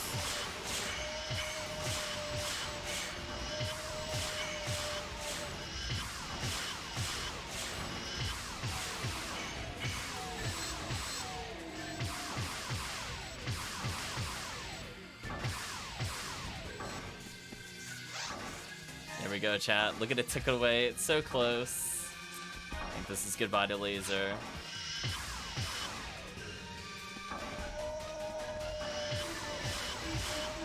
Get our last lasers of the session, I think.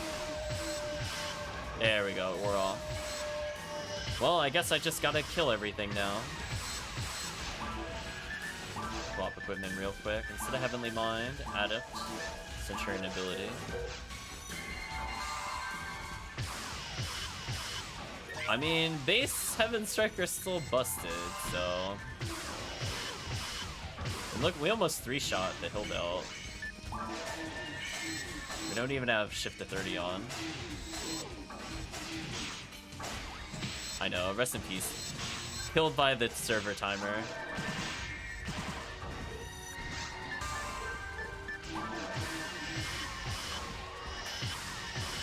Calvitium just randomly seeing massive damage nuke the enemy. It's like, you took it away from me, now you have to perish.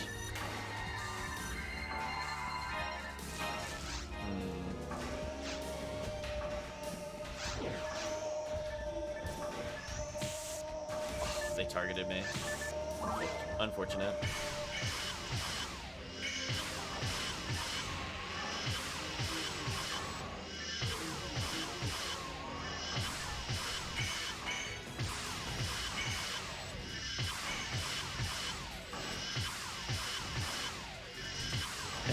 That raw damage. Oh, my health is too low, I think. I gotta heal once. There we go. There we go, chat. That's commitment. Going down to 4 health via Berserk. That is commitment. Let's heal ourselves. Reapply buffs. Hide. Come untargetable.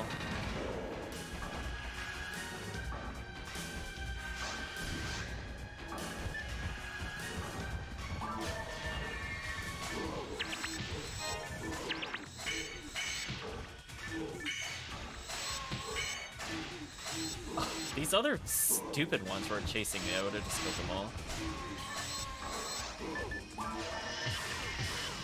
Perish. Like my shot went sideways. It felt like it was trying to kill Steel Calvitium. It just kind of happened. 35 hit charge Vulcan. Man, only was a little better. Nope. So close, John.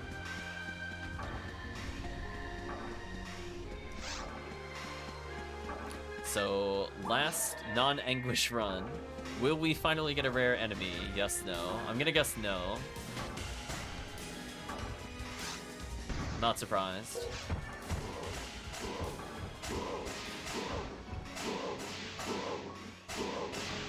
Spade Needle, you're such a dumb weapon. I mean, come on. Like, what, like, chat, what is that? Why can they just do that? That's not fair. The striker unit is so unnecessarily big. Certainly something. I would have had mag invincibility had I switched to Nitro there, but I don't think it'll matter.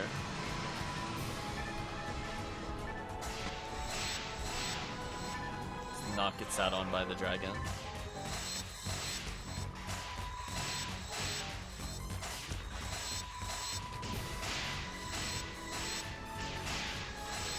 Build meter, not that I really need it. Okay, this time, hopefully we will not whiff the dragon.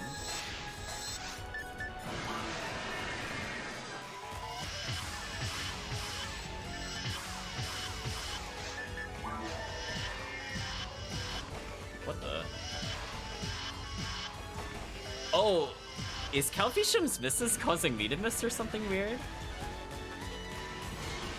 That's weird. Something weird happened again there, but I like fixed it, but again, it's like one of those instances where it looked like it should have taken damage, but it didn't. Did they not fix damage cancel on this boss or something?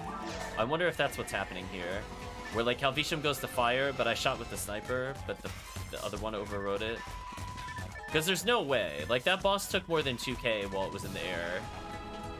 But it was still at like 1700. Because that would explain it. Yeah, I wish. Yeah, it would have been nice if like the mag was glowing, like if it went from dark blue to light blue, for example, when the laser was on. That would have been kind of nice. Ooh, actually, I don't have a good gun for this anymore. What do I do? Calvitium very bravely went into the room. I don't think Calvitium realizes how terrible of an idea that is. But good freeze trap. Just like, I'm like, wait a minute, I can't just cheese this room. I have to actually try, whatever. I'm gonna heal real quick. Oh, the Megan wasn't, he didn't kill the flower. Oh, I was swapping weapons. And also paralyzed in my defense. Lily, priority target number 1, always. Anyway, back to this.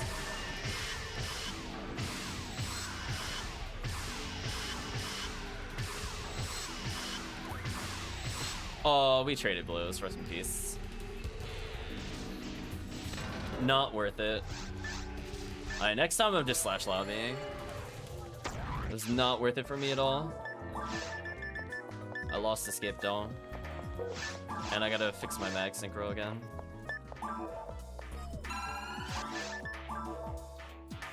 Yeah, the downside is like, I don't have pure paralysis on the character literally right this minute, so I had to get in range of the lilies. And that caused me to not be in a good position for the rest of the fights. Calvitium doesn't have to worry about that as a cast, but I think he might not be aware of like how bad that is for me. I literally couldn't even approach them, and they stun locked me quite heavily. But with the other gun, normally it's not a problem. So it just shows how useful that other gun is, but yeah. So long for Marl / Ramarl. Let us change characters. Who to do? I guess I'll ask Chris what he's in the mood for. Did you want to join in on episode 1, Chris, or do episode 4? I'm fine with changing it up. Either way, I don't want to do non-Anguish version of this quest.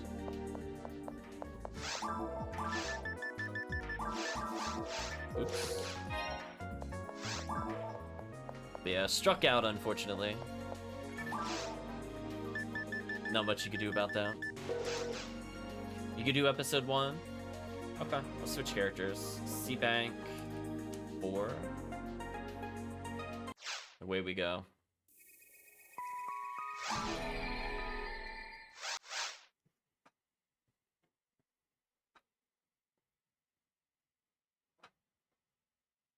Bring in whoever you want. I'm gonna bring in the Force.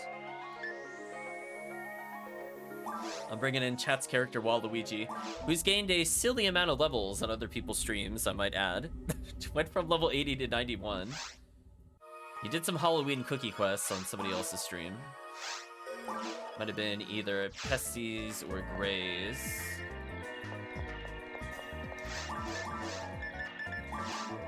Alright, for sure we're pumping up the difficulty. It'll be way too easy. Even if Chris brings in a hunter, it doesn't matter.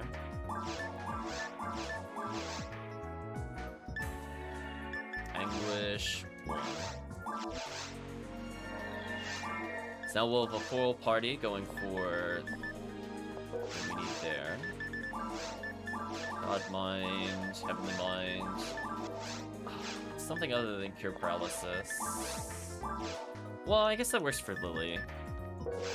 Like how it's like, be careful out there. Like, don't worry, I'm gonna die to Hildebear. Don't worry about it, game. So we'll sort it up. Look at chat's creation. I'll walk it close to Calvitium so he can stare upon its majesty.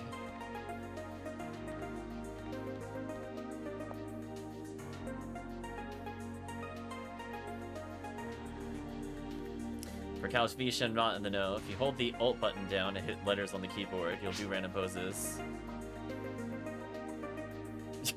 Do little angry stomps.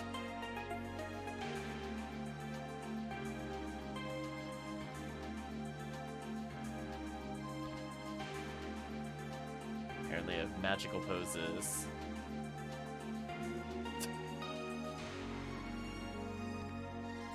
Alt G. There's a little bow.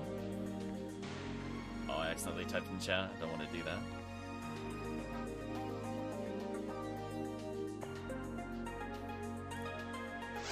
We'll give Chris a minute or so.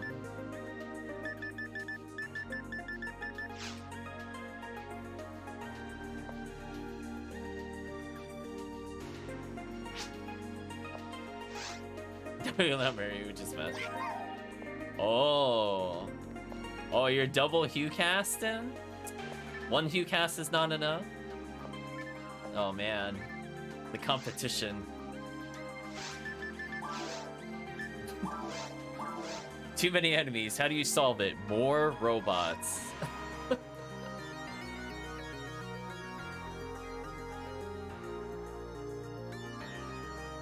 Hey Kirk, hope you're doing well. Just throw more robots at the problem. It'll be solved eventually.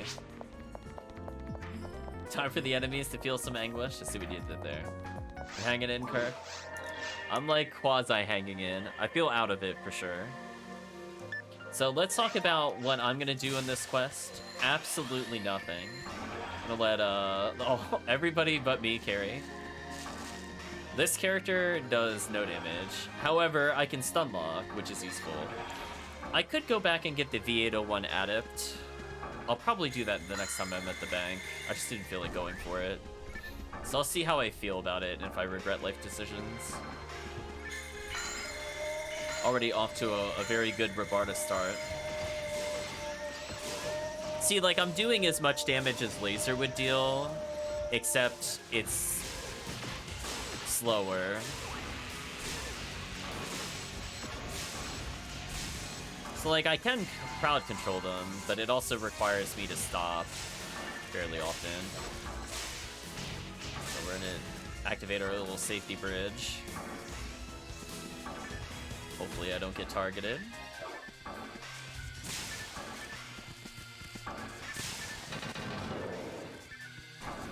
Oh, chat's luring the enemies towards me, I think.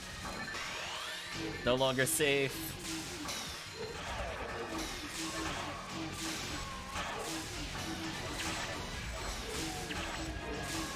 I'm like, I don't want anything to do with this room. Like, get out of here.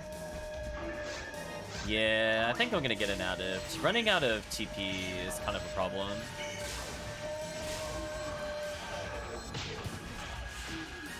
Isolord instead of Jellin. I deserve that. That was the wrong button. I deserve that too, but I didn't die. Heal real quick. So they might do a little bit of damage to me, chat. Something tells me I probably shouldn't play Anguish with this character, but we'll do it anyway. Speaking of which, that Tallow is my mortal nemesis. I cannot kill him with any good spell, and he is the worst. Especially if I'm stun locking a Hildel, they don't take any damage from Razan, like literally 0. So I can't even kill them. They're just gonna body me.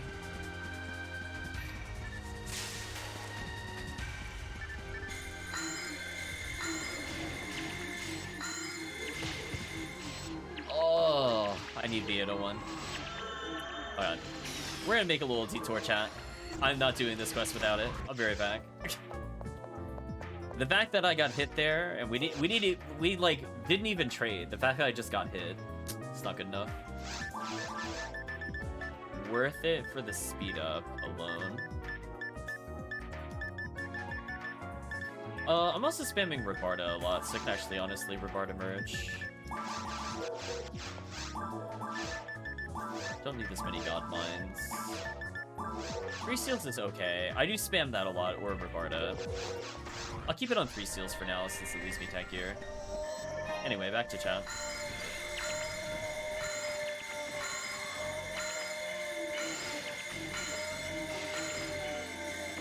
I am so scared one of them was gonna hit me. I could pick up Heavenly HP. I do that on occasion. But again, I'd like my health low. Death material, disappointing. Heal everybody here. Calvitium getting attacked by literally nothing on my screen. Good luck with that, Calvitium. I'm assuming the Ghost Rappy is fighting you. I don't know what it is about that enemy specifically. Game, please. Nothing of interest.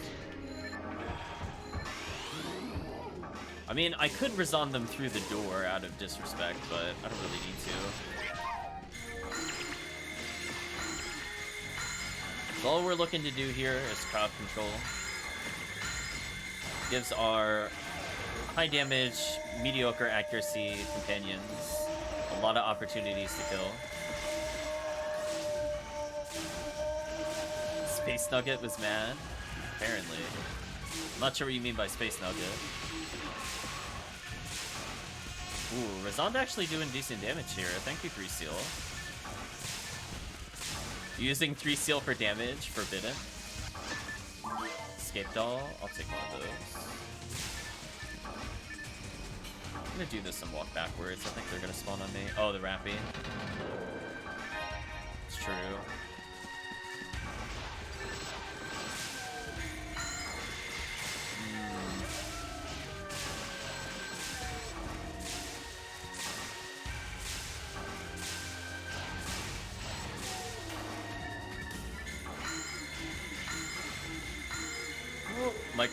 Microsteps save lives.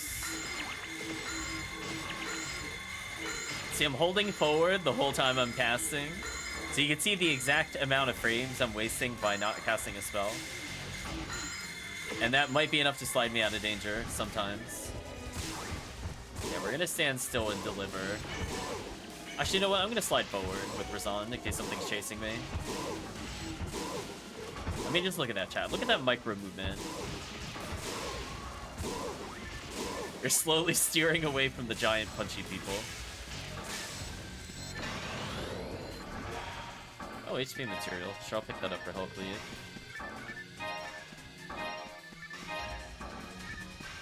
Yeah, English 1 is pretty fun. Adds a little bit of challenge back into the run.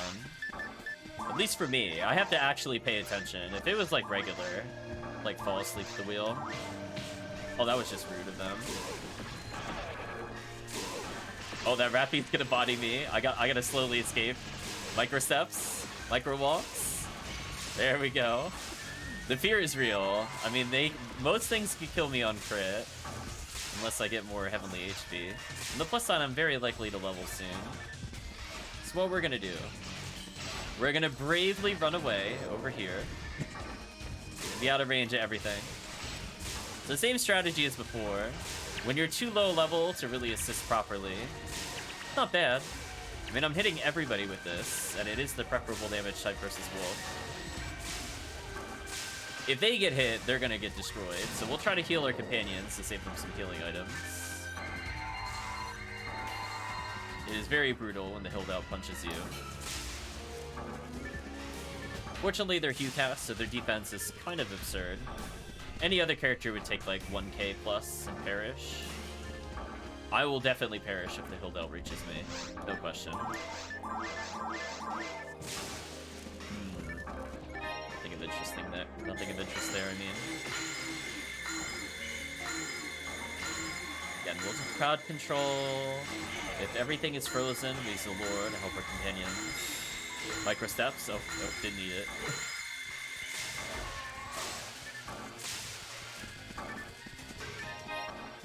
Okay, this is where it gets a little tricky. Getting to the Hildout without dying to Rappy. Someone will have to protect me from Rappy. The Rappy's gonna kill me. Oh! There we go. Somebody mercifully stood between me and the Rappy. I gotta go over here, I think. Freeze the wave. Any tour? 0. I like this quest and all, but rare enemy hunts, I'm not a big fan of. I'm doing them to showcase what I would do for them on stream, but yeah, I'd rather just do other runs, to be honest. Even though I like Terrell's, but I wanted to showcase this on stream. I am gonna die to that because I couldn't see where he was. Thank you, camera. That death brought to you by camera not showing me my character. The downside of the walls in the game. Too powerful. Yeah, I think this will be my last episode 1 of Terrell's, and I'm gonna give up on Rare Enemy. I could, in theory, do Temple. Take Calvitium to a new place. Everybody just loves Temple. This it's episode 2. Yay! Oh, Chad is nowhere near me. I am so dead, by the way. Rest in peace, me. Steps save lives. We're gonna believe in the Razan lock, because if we don't, I die. Calvitium got bodied by the Hilditors. I think he tried face tanking the Hildilts, which I don't recommend. Not on Anguish. So proof that they are more challenging.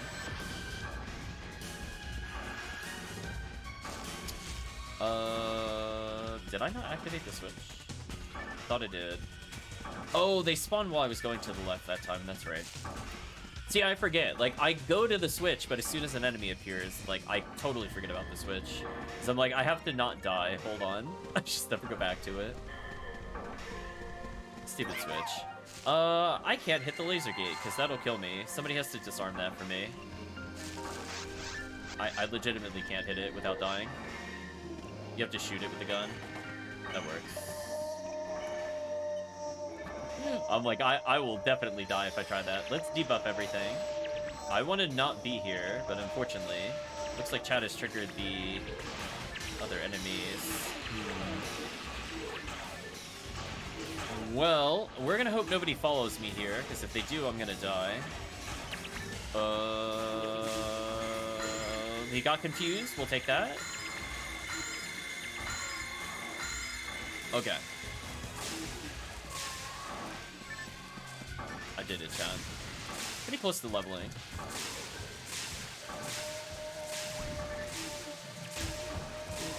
Oh, no you don't. Go away. You like that, Chad? The Hildelt looked at me, I just walked away, and he turned away too. We had this unspoken agreement. I'm like, listen, if I go back here, you're gonna pretend you didn't see me, and I didn't see you. We just live our peaceful lives. And I zap you a lot, and then we're all good.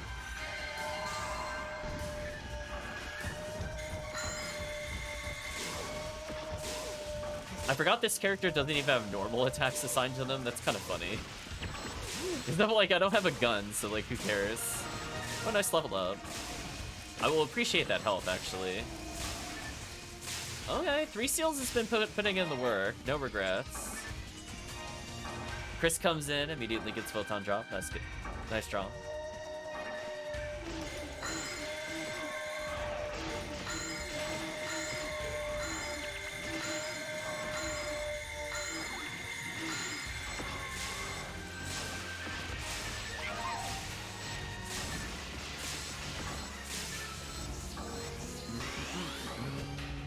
So we're almost done with the quest. I'm gonna hide from the Hildeld so it doesn't kill me.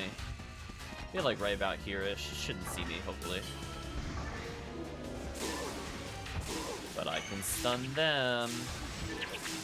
Oh, they're punching each other with their ridiculous ATP. That was a massacre.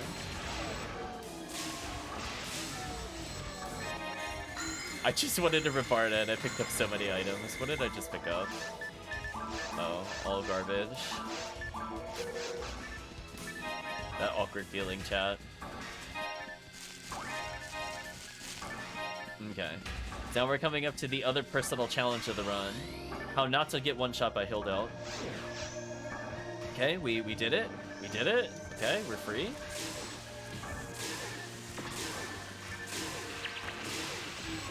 Micro steps to get more range into the room. Without exposing myself too much. Easy. Again, just constant low damage. Like, this is literally what I do as the Ramarl. So all that experience transfers over. Nothing really changes with how I approach this quest with a weak character.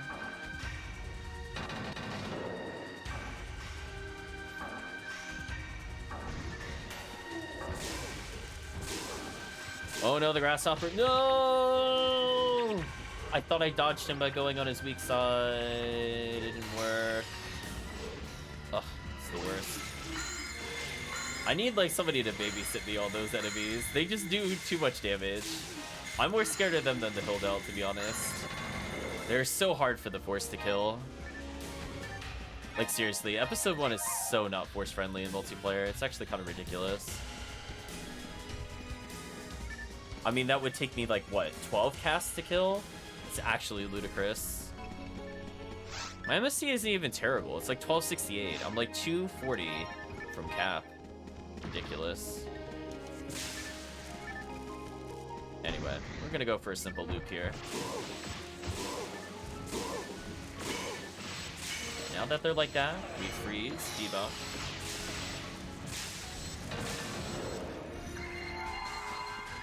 Heal Calvitium, buff the party. Don't die to dragon. How am I doing in terms of scape dolls? I'm out of scape dolls? That's so sad.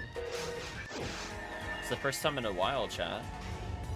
I was getting murdered by the grasshopper because he is a bad element for me to deal with.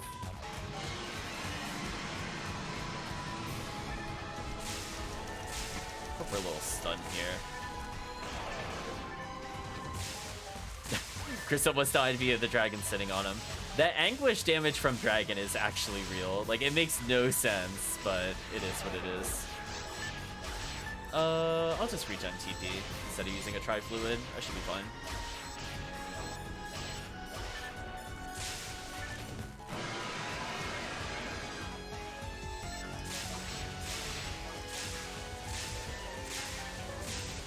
Goodbye. I was like, I'm not messing with it. So we're averaging about the same amount of XP per second with 3 people. So I'm not really seeing an issue with this.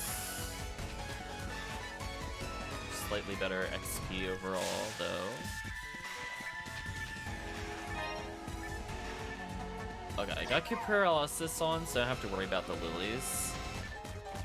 I mean, I could zap the boxes. They're not gonna have anything good. Just, I have no faith. I'm like, there's not gonna be a 50 hit. I don't believe.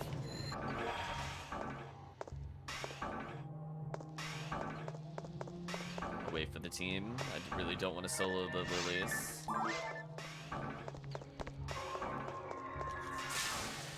Ideally here I'd be using Rabarda, but more ideally I don't die.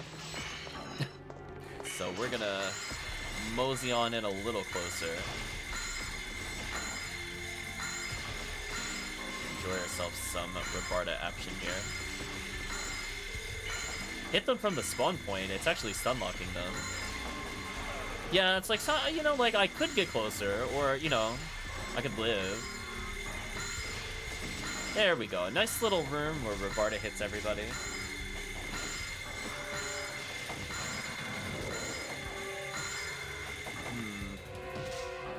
I guess we mix it up by going to episode 2. I don't even think we've ever taken Calvitium on in episode 2 run before.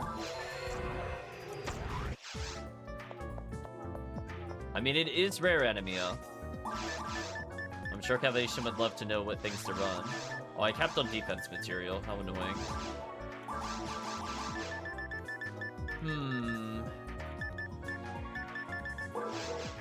Who do I bring, though? Make him experience Tower. Calvitium apparently was morbidly curious and tried Tower. I'm sure Calvitium can summarize his experience with Tower with just over and over in the chat. It's certainly a choice. I don't recommend making that choice, but I can't stop you.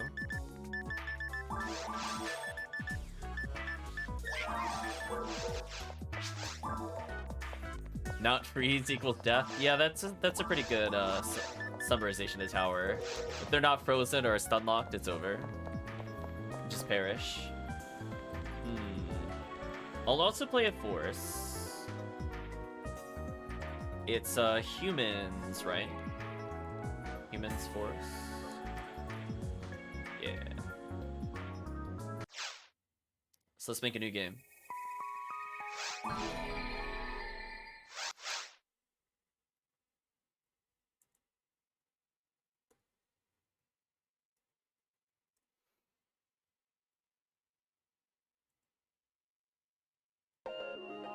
So there's a couple quests we could do.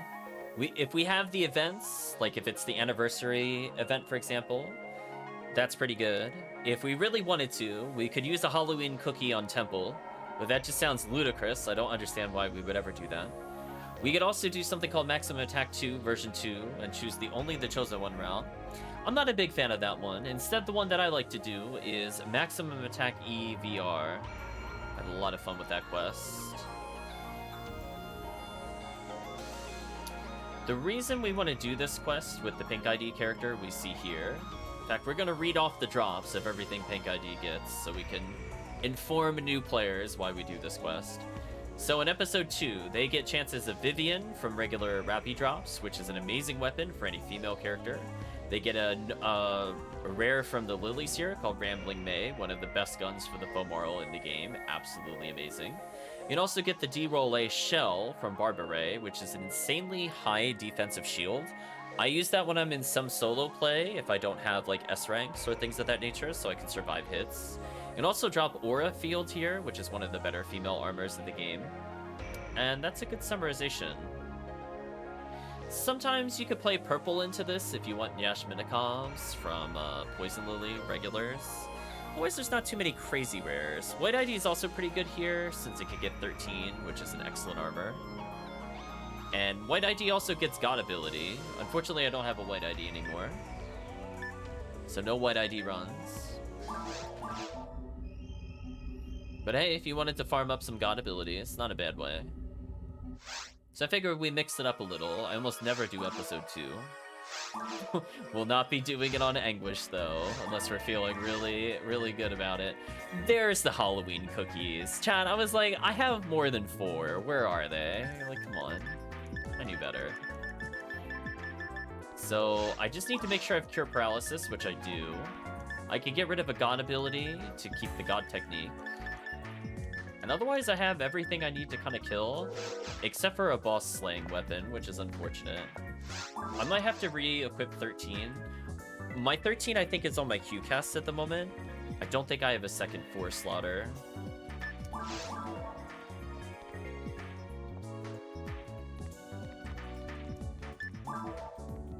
So chat will find my game. I almost have to like look around the ship going like, where am I? So yeah, we got a lot of cookies for later. So I owe Chris several. If Arkuma wants to get on a cookie run at some point, Arkuma's more than welcome to get into at least one. Everybody else I think has gotten in at this point. I managed to give runs with Ray.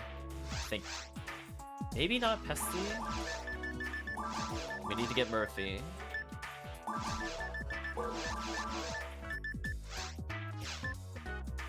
How am I this out of space? Okay, let me grab some items. Some of these can't be any good.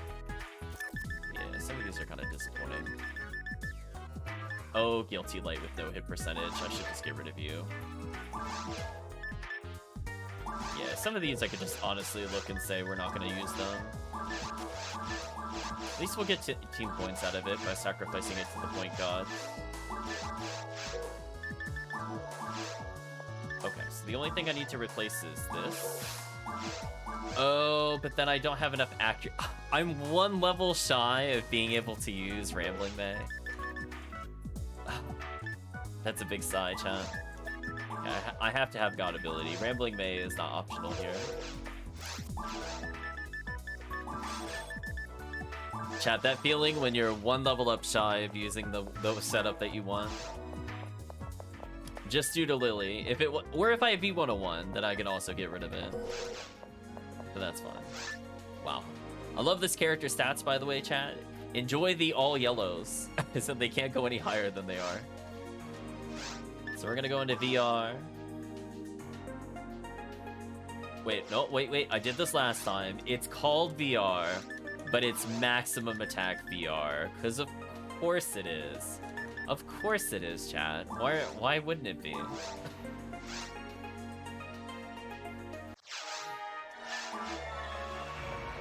Oh, our rare bonus shot up significantly. I almost went to the wrong door. That's the true battle of episode 2, is remembering where the warps take you.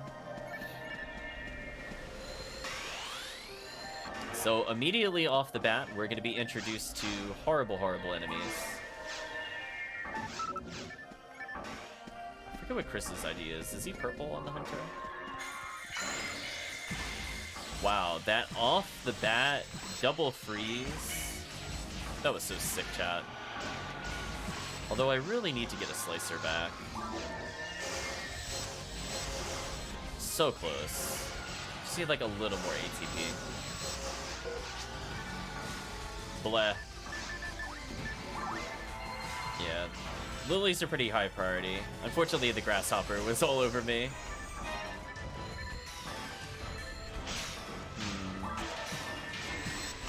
Yeah, definitely missing a slicer.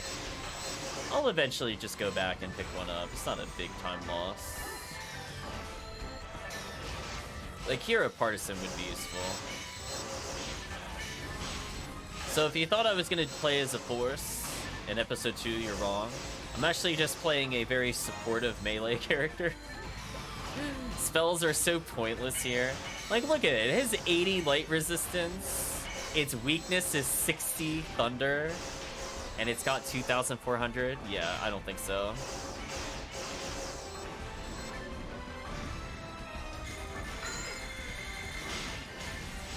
I don't even need B801.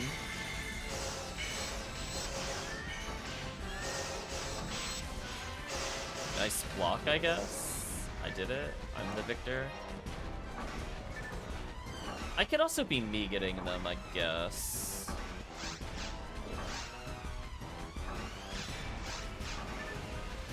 I'm gonna go back for that power material. I think that's worth it. So I guess we'll talk about the goal of the quest, because I don't think TheCalvitium has played this before. So we're going to be going through a series of rooms. After this room, I think we hang right. We could take optional paths, which are mostly just multiplayer treasure bait stuff, and we don't care about any of those. At the end of this particular floor will be the boss. It will go on to Spaceship. Spoilers, we're not playing Spaceship. So our goal is to basically, we could decide if we want to kill the boss. Honestly, episode 2 bosses are kind of booty. I'm really not a fan of them. I think the dragon is okay, and Gal Griffin is only okay if you have like good equipment. But not a fan of any of the other bosses in particular. The worm boss, aka the one that is here, is such a waste of time. It's like they took the episode 1 boss and is like, how do we make it more unfun to play? Let's just have like a 15-second waiting period you can't skip. And they just went with that. Cool, Chris is going a little deep. Good luck with that, Chris. I'm like, I can crowd control everything near me, but that's way too far. Okay, so I'm assuming chat has the thing in the middle. I'm gonna kill the Lily on the side. Rest in peace, Lily. So we're gonna try to get some buffs on our characters. Nice. Yeah, this is where like just a Brave Man with 13 would be so sick. Because I would have like 280 accuracy plus.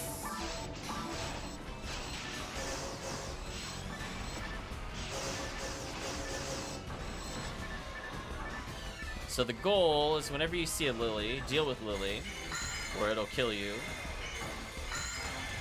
Okay, I froze one, so I can actually weed whack the other one. Nice.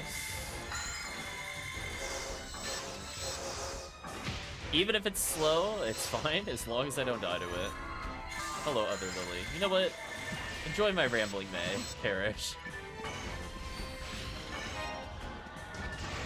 Lily's have an innate, we'll say, monster trait, where if they get below a certain threshold of health,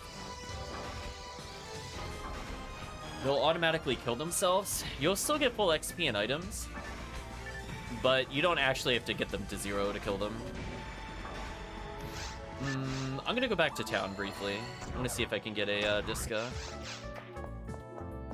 As I said before, I don't think I have 13 on me. I think it's on my HuCast. But I think it's worth checking. It's not in my share bank because I got rid of those. But it should be in my character bank, hopefully. Charge Saucer? Oh, 50 hit charge Disca. That's kind of sick.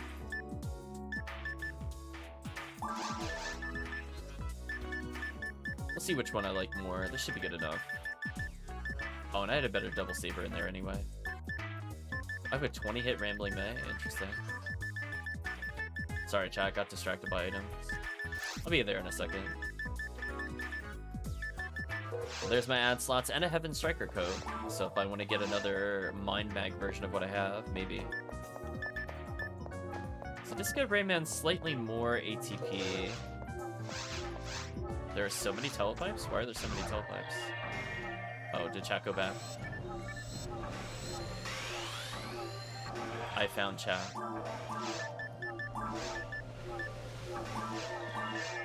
Bring out my charge Disca, which I think isn't even properly grinded. Let's make it a little stronger. So I guess we'll showcase how dumb this weapon is. TheCalvitium's doing like a solid like 400 to 800. I just do like 600, you know. But AoE, because fairness. Alright, I'm gonna stun lock these two. Hopefully chat will help me with the other one.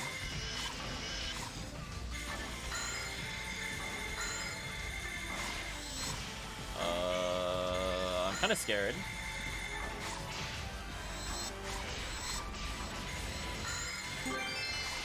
Angry Fist. Take that. So at least I have a AoE option. Disca Brave Mammon is also not properly teched, so I could get more damage out of this. 531 is good.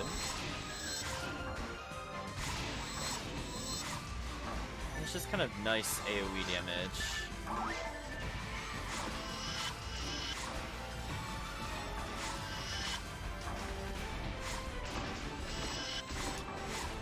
Oh, I was gonna go for the glitch. There we go, I got the glitch. So if I do a normal attack before the first strike hits... Ooh. Why am I getting stun locked? Stop it. Wow, I got chain lightninged over and over. That was kind of brutal. So anyway, if you throw a special Disca, and before the other one lands, you normal attack, but before it comes out, you'd actually force it to use the normal accuracy. So I can almost guarantee I'd hit everything there, or if somebody throws a trap, I'll instead to hit the trap. But you can see like how consistent it is with the Fomaro. Like it's actually nonsense how easy it is to do. If they're close to you though, it's harder to do. Speaking of which.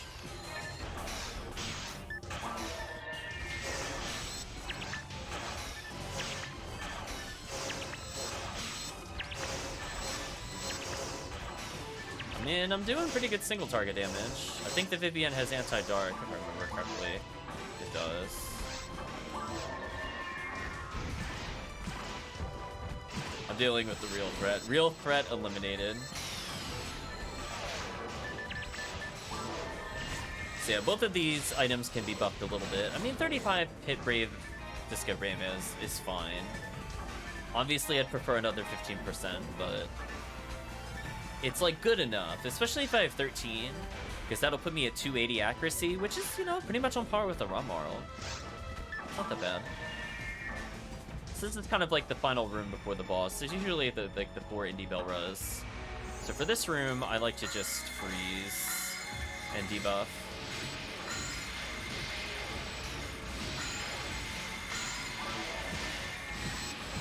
Actually, you know what? I can actually DPS here. Lily's on all sides, but I got bad news for them.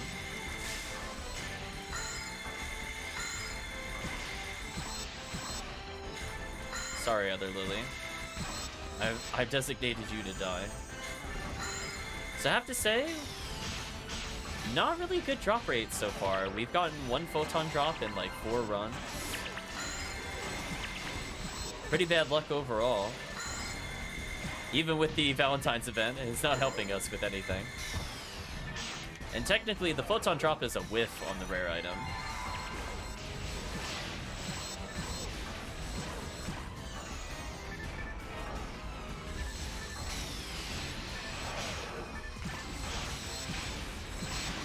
Two Hunters is going in, cleaving everything.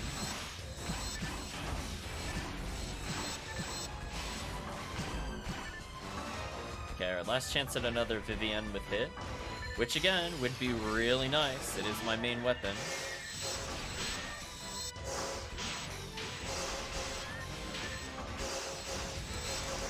Nope.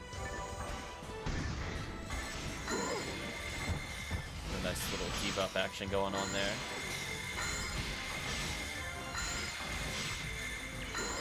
Wow, I only got 1 freeze.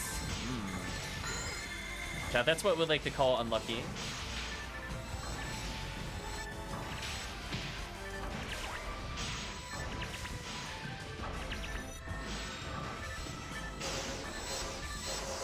Goodbye, Hildale. This room is such nonsense if you don't have a force. Like, the goal is to just, like, pick one side and hopefully kill everything that can reach you. Or you just have a force stand in the center and resound repeatedly. That's what I like to do. It doesn't do any real damage to them, but it buys all the time for our non-90 plus EDK friends to deal with everything.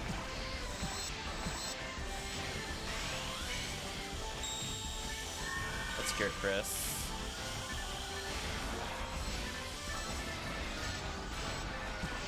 Looks like Chris is almost using their own hands against them, and I know that's the Daylight Scar.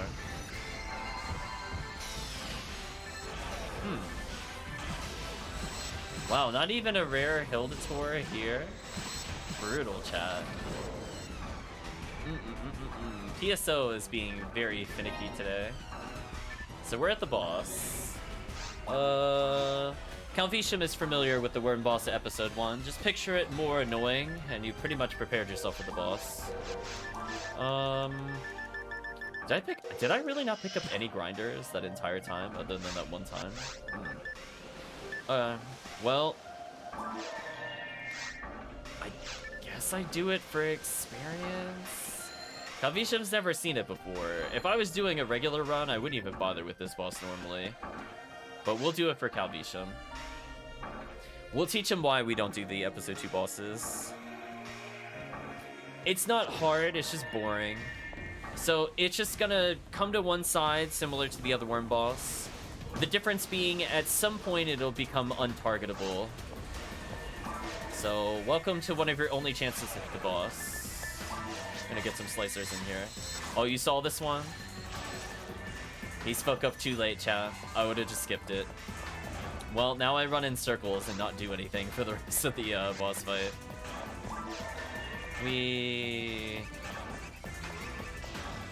I was gonna hang back here. When the boss decides it wants to play again, I'll play the game too. Classic game design from the makers of PSO. I'm not even gonna move. Just go ahead and hit me. I don't care. Well, that cure paralysis. I forgot those could paralyze. That's awful. Like, it's just actual trash.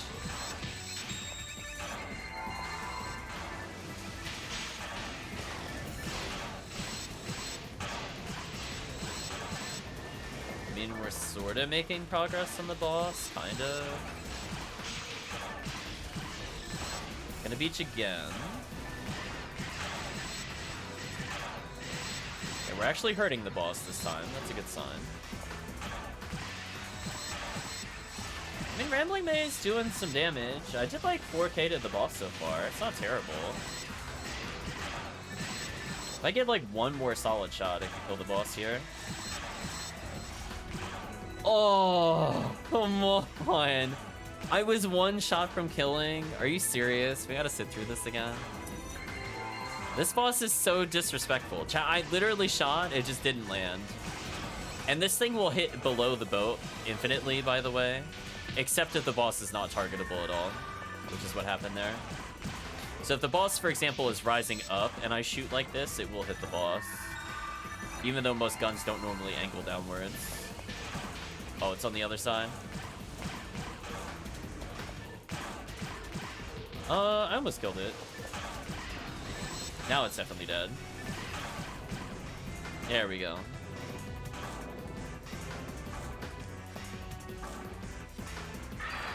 I would like to point this out to the people that have not seen this boss before.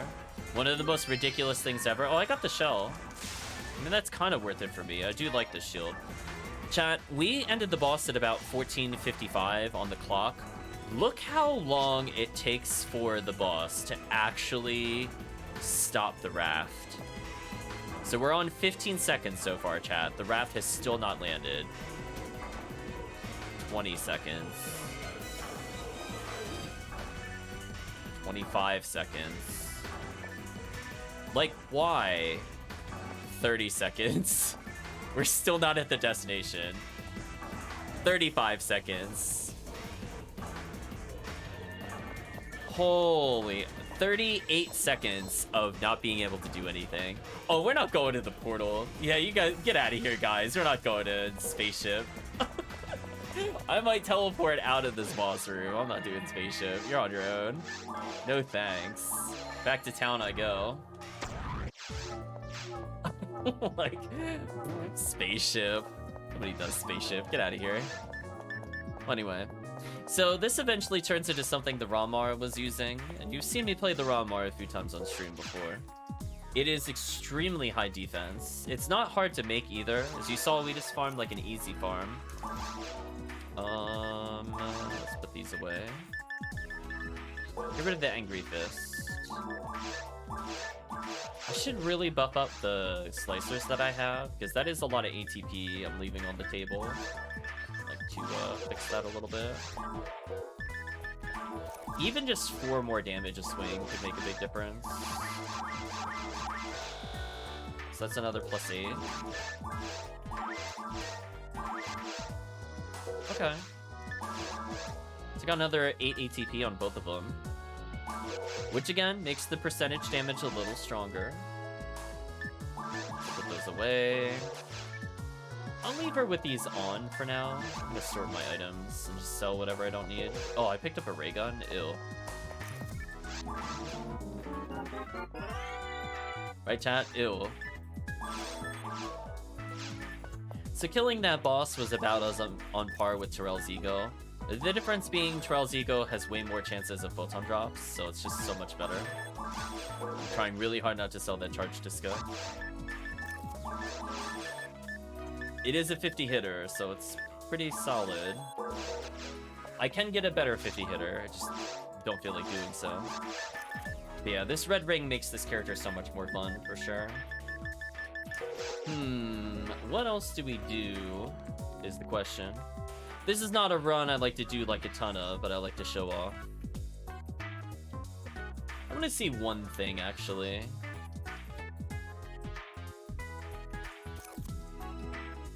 Look up our good old friend Olga Flow. Do I feel like doing Olga Flow is the question.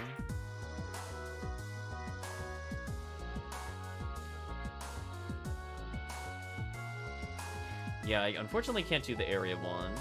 Respect of Tomorrow, no. I don't see the quest I'm looking for. I'm gonna look at the quest log one more time since I'm here. I'd preferably only want to go through Seabed. We'll take Calvitium through it. Who knows, with the rare bonus, we could end up with something silly.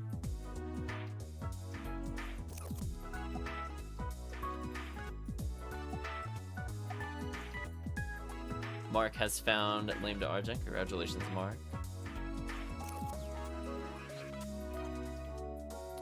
I'm checking the maps out a little bit. I thought there was a way to...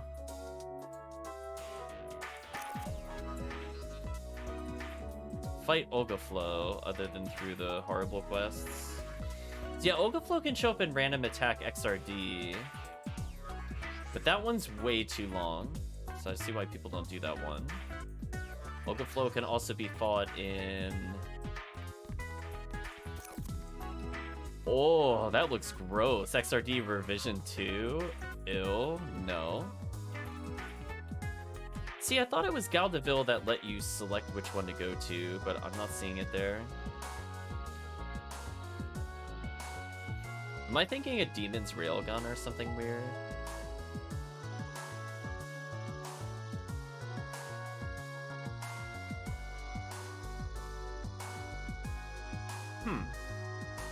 Yeah, why don't people run a Demon's Railgun? Hold on a second. Let's learn today, chat. Why do people not do this run for Ogaflow? We might learn the hard way on this one. We'll find out. So let's talk about Seabed. Seabed Episode 2, if you play Pink ID, you could get Parasitic Gene Flow. Alternatively, Del Def drops a V501. The Sinnohs drop Psycho Wand. You get a solid Hunter Shield, Tripolic Shield. And you also get Monkey King Bar, which is a pretty solid Hucast weapon. So overall, pretty solid set of abilities. The only one that kind of, like, goes on par with it, I think, might be White ID. They gave it Heaven Striker, which is pretty silly. So if you really, really love Episode 2, go ahead and do it. Unfortunately, Yun Chang got removed from some things, but of course Viridian, dumb as always, has Yun Chang, Heavenly Power, Psycho Wand, and Parasitic Gene Flow. Because, you know, just... Why choose when you could just be the best, chat? So let's give it a shot. I want to see why people don't do this quest. Maybe just due to the length of time it reaches the boss. It didn't look too terrible. So bring in whoever you want to do against Ogaflow. Get some flow runs in. Oh, I see somebody that almost looks like me, but in a more serious character sense. I know. Chat, this is like one of the only times I'm gonna play Episode 2. Just breathe it in, chat. Those rare moments where I give up on the rare enemy up and like, yeah, why don't we try these? So, what other candidates could we do other than just literally playing through Seabed? I'm really curious. So we'll let people join in. Chris is probably swapping characters. I do not blame him. So generally speaking, if you have a character with V502, which increases chance of hell killing things, people just literally spam hell attacks. They don't even try to ATP up. But from the standpoint of our party, it's probably okay if ATP is used. There are so many towers. Gross. Endless Episode 2.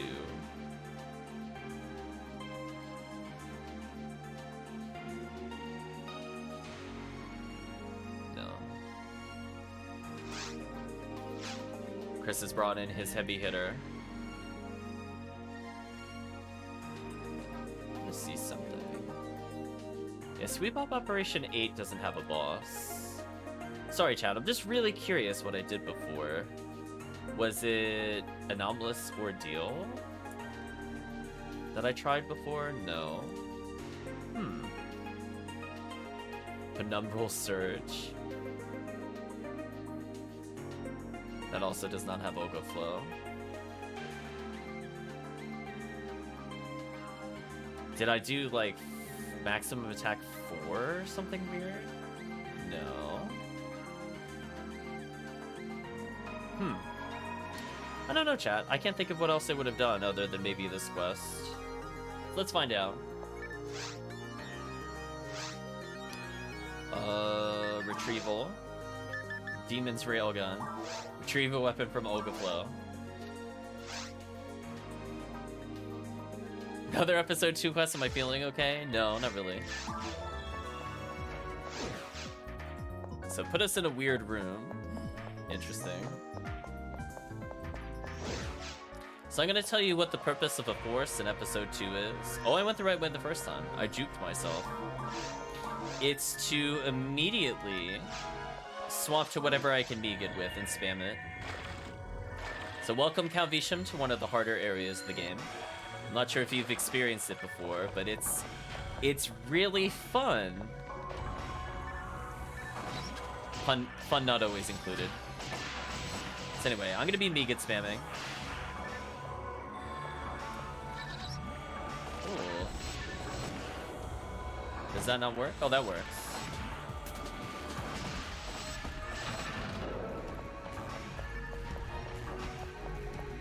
So don't ask me where to go in the quest. That would require remembering episode 2. All you need to know is your squiggly arms you want to bully as aggressively as possible. We're scared of something called the Del Beater, which is kind of like a really fast Dwarfon, to explain it to TheCalvitium in terms of things you've seen before. There's something that kind of looks like a diamond monster. Oh, this enemy's a threat. That little I call them the fidget spinners. They're horrible. People with freeze make this so much better, but they have atrociously high evasion. You're gonna miss on most attacks. Now, the other enemy to look out for is I guess it kind of looks more like a butterfly. If you see an enemy that doesn't look like it moves and it just rotates in place, there's a trick to killing them, Calvitium. If you don't look at them, I'm not kidding, if you angle your camera away from them and attack towards where you can't see, the enemy will not strike you. And it's used to stop the enemy from spamming lasers.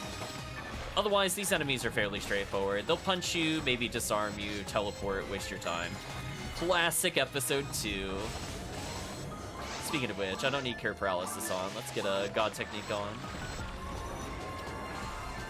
So, some enemies I have an easier time killing compared to others. I got like a slightly worse than 1 in 4 chance of killing these.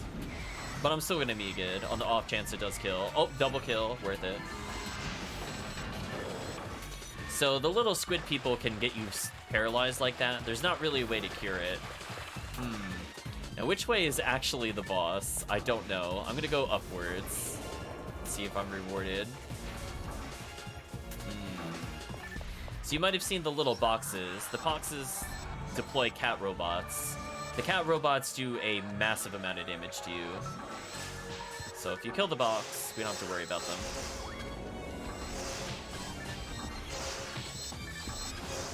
Just boxes that way.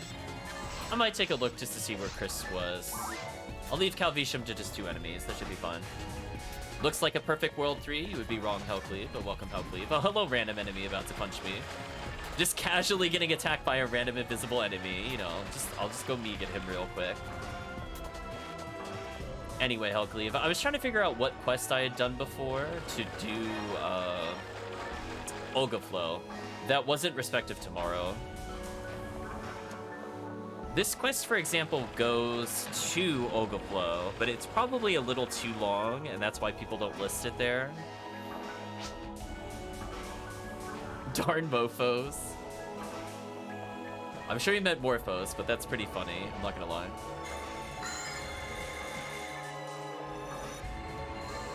Anyway, rebuff people. Yeah, we're just trying, I think Lost Demon Ray Gun or something.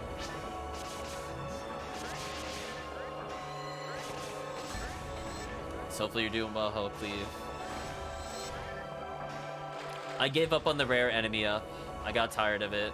I decided, you know what? Valentine event means I might as well just go for rares. There's only so many egos I want to do in a week. I think out of like 19, I saw 1 Hilda tour.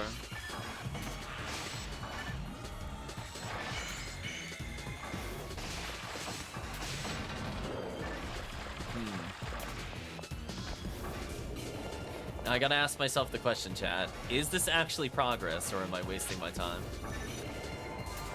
Nothing says romance like a... Why is this a poison hallway? That was just rude. Oh, the item I was looking for wasn't even here. Oops. My bad, chat. It's one of the only times worth doing rare monsters, so I don't mind doing it. Yeah, but it's like I get burned out pretty fast. So speaking of getting burned out, tell that Sinnoh to back away. Don't need you right now. But you're more than welcome to hop in, Hellcleave.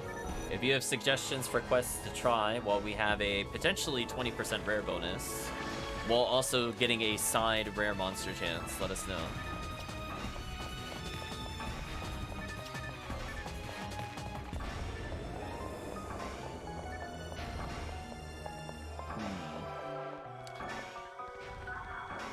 Well, this is a room. The Delphator can hit me from there? Are you serious? Wow, Delphator, you're the worst. Are you stun locking me from the floor? Stop that. I can't even see you. Cheater. Oh my gosh, chat. Did you see that? I landed the 2% insta-kill on Delphator. Gotta get to sleep for work, otherwise you could. Come on, chat. I landed the 2%. Oh, there's the Amorphos. Oh my gosh, I actually did it. The meme gid, it pulled through. It saves so much time. Thank you, meme gid. Let me debuff them a little bit. I feel like I'm gonna get Delphator'd.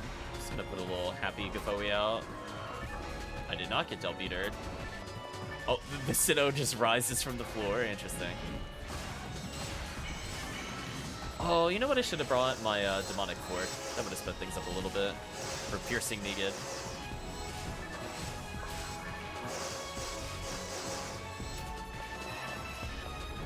I like that enemy trying really desperately to hit Chris, and Chris is just firing randomly on my screen. It's so funny. I'm sure some of it is desync related, but it's still funny to me.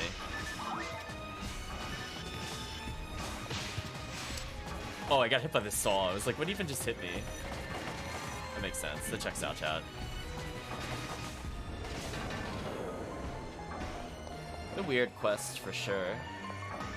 I don't have a sense of like if we're actually going the right way or not. Wait. Oh, there's more enemies. You tricked me, game. Thought I was safe. Well, speaking of which, I'm gonna fix my monster reader slightly. There we go. That looks a little better. Got tired of not knowing the status resistances. What's the point in coming back this way? Is it just treasure? Oh, it's an ambush and horrible items. Got it. Okay, I'm gonna go where chat went. Oh my gosh. No. I'm getting bullied. No, don't you paralyze me. Go away. We're not on speaking terms, squid people. Get away from me. Chat has gone south at this intersection. I mean, I don't blame chat. I have no idea where to go. But learning the quest wouldn't be the worst thing ever if we just look at the map when we're done.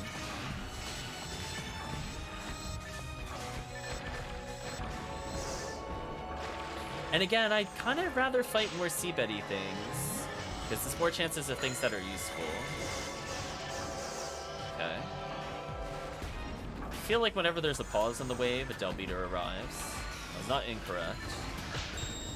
I'm being run over by Morphos. Rest in peace, me. So Delphator's kind of awful. But we dealt with him. Escape doll. Oh, that is so welcome in this area. I love Calvitium's mag just doing a barrel roll. Okay, so this is all just for a laser gate. Don't know what that turns off. So we technically don't even have to kill these things, but I think we will out of spite. Do you know what I mean, chat? Let's rebuff the party. That Sinnoh tried to get me. Spoilers. Too fast for them. To no one's surprise, episode 2 average XP, much worse than just doing any other run. But hey, we are going for some decent rares. Maybe the game will give us a pity V501. It would be fantastic on Calvitium. Imagine Megan working. I know, Luke. What a world I would be living in if spells actually worked here.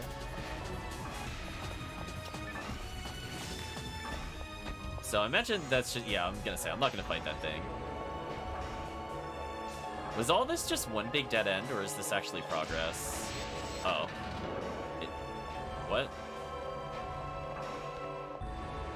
Wait, what?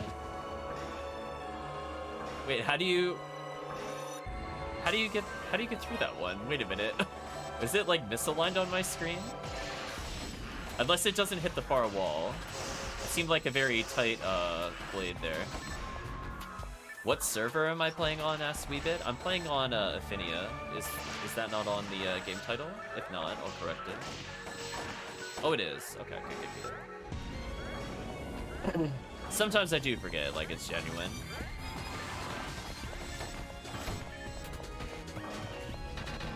No worries, Weebit. It's always okay to ask. It's fine. I just get scared because sometimes my game title doesn't update, and or I forget to put the word Ephinea there. But yeah, we were asking earlier, I was trying to remember if there were any other quests I did to reach Olgaflow other than literally doing Seabed, or if Perspective Tomorrow is the only quest. Like, I thought, for example, Gaudeville in Massive Attack E could go there without doing Tower. Maybe chat can correct me if they know better. I thought there was a way to go there faster than Perspective Tomorrow. Like, if all you want to do is Seabed and, Olga, which is all I honestly want to do. Kill that enemy real quick, got the mine material. I think the Del Depths here are V501, I think. Don't even do a quest? Yeah, that's what I was thinking before. Exactly.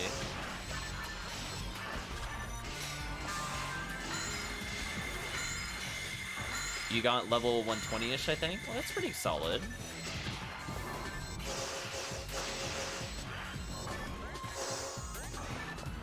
We're just messing around.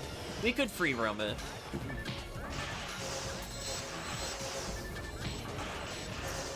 I just want to see what this quest is all about, if nothing else. Because this quest is also relatively new. Not like this year new, but it is like last year new.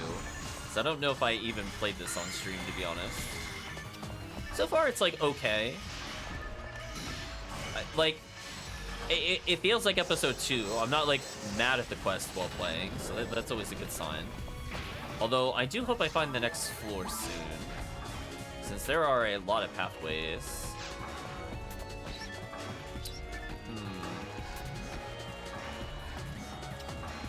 40% chance, you are such a lie. There we go. I will very casually kill these enemies. Wow, Megan, you're the worst. There we go. The map is a mess. A little bit. It's something, though, like, you could just look at it and kind of understand. So, like, from my understanding of it, all we really needed to go was, like, up and then to the upper right into the long hallway. That would be, like, my visual cue. There's a warp here. Where does the warp take me? Warp took me here. Oh, I've not seen this room before. I think I separated from the group, so that'll be fun. I don't know where chat went. I went north. You found a healing circle? Thank you, chat, for finding the healing circle. Probably good for the cast. I think I found the progress.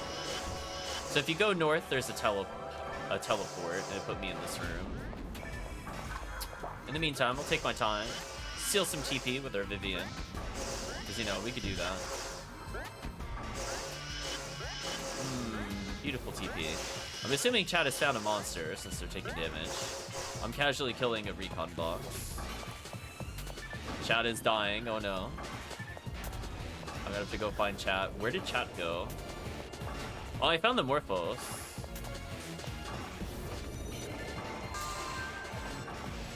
I see chat is fighting a Morphos and a Del Beater. I gotta go save the chat. I think chat tried walking to me very literally, but I meant yes about the teleport. I have to figure out how chat even got to where they were. I guess they went south at the intersection. Yeah, look at that's what they did. So we'll find out ourselves. What are these buzzsaws? Okay, you could just barely get past that. I don't like those buzzsaw placements. That's like a little too tight. I found chat. Let's rebuff chat since chat lost all their buffs.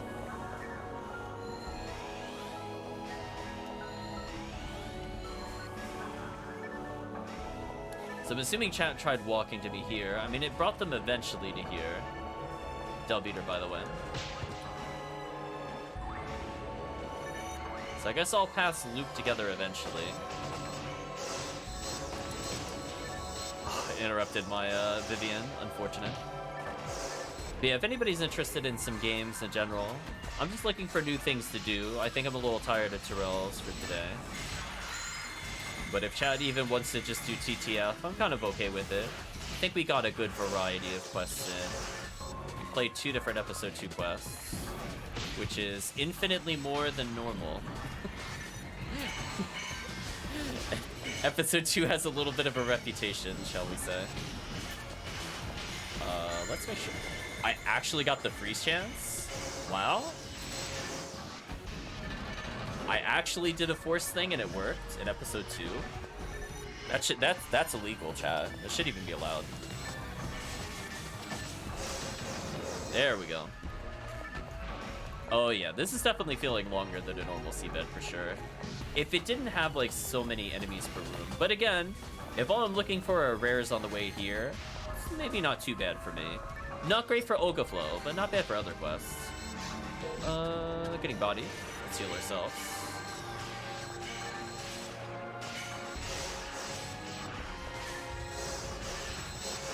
So if you're interested, wee bit, once we wrap up the quest, you're welcome to join. We won't be doing probably episode 2. We'll spare you the experience. But if you're on Ephinea specifically, always welcome to join. With 4 players, I think we'll get like 120 rare up. And that'll lead to a decent red ring on at least. Plus, you can still go for like Hilda Tour or Frozen Shooter, etc., etc. I feel like when you go this way, there's usually a console or something. Oh, it's its own room. Okay, so now what is the other way? I'm trying to get a sense of where progress is. Okay, so this was the optional room that Chris is in. Okay. Now we know. So I think generally if you go to the upper right and then you just curve into the arena, I guess it's not too bad to follow this. Like, it seems confusing, but it's kind of not. It's just like from the start, you just go up.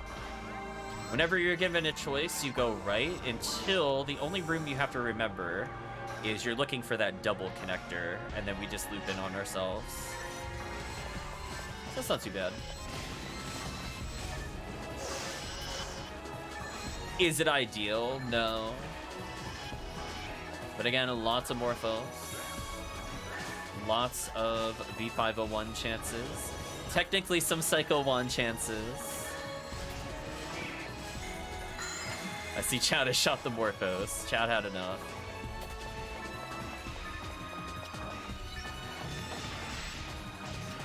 There we go. Believe in the 40%. Pretend like I'm a villain in Fire Emblem trying to get the pro tag. Gotta believe in those odds, chat. Ooh, that red robot I want to kill so bad. Oh, got the wrong one. Oh, I got him.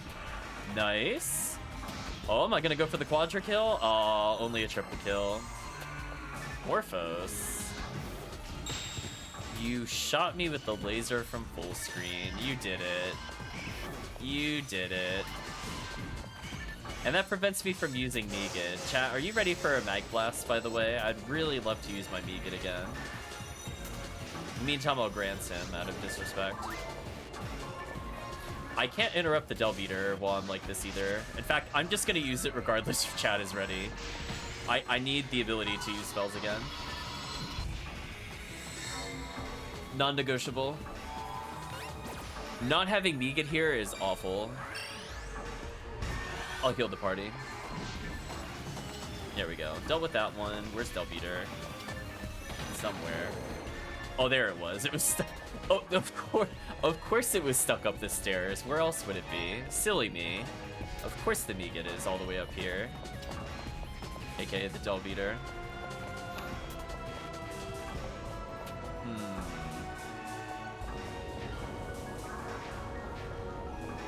Wow, there are a lot of hallways here. Okay, so that leads to a room. Could be progress. Where does this go? Chests?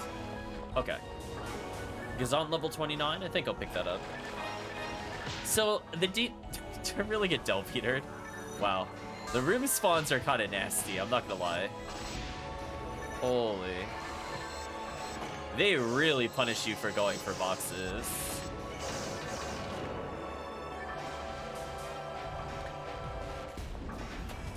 But again, there's not like many choices I have to make in the quest. If I see it's the wrong way, it's not a big time loss. Like some quests are. Wow, I landed the freeze. Chat, actually a god? I landed it? Del beater? Or Del Nups? That's fine. Oh, I can't hit the frozen one. That sucks.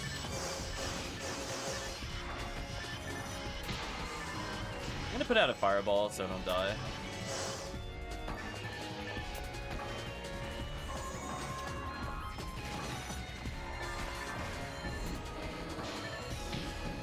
I'm gonna go ahead and heal the group a little bit here. It's a very, very rude freeze.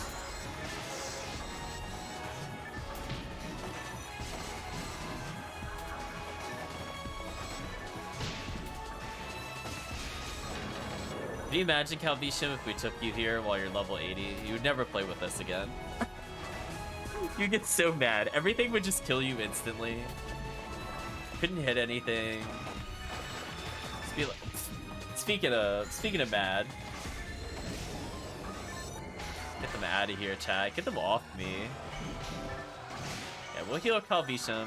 We'll try to spare our friends as many healing items as possible, since episode 2 is a big health sink. So we just gotta be a little more proactive on Resta, I think. CalVitium taking some damage there, we can recover it. CalVitium getting bodied, it's fine, we'll get through. Hello, Squid. Goodbye, Squid. Man, everybody wanted him to die. Oh, I believed in the Megid, and the Megid believed in me.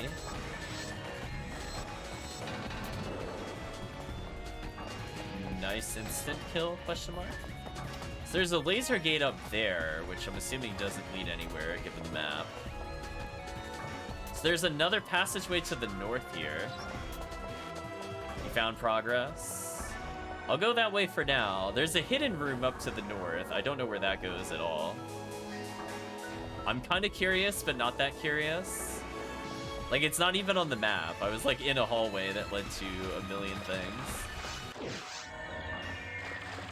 Anyway, lower bed levels. Do I just walk through this? I think I do.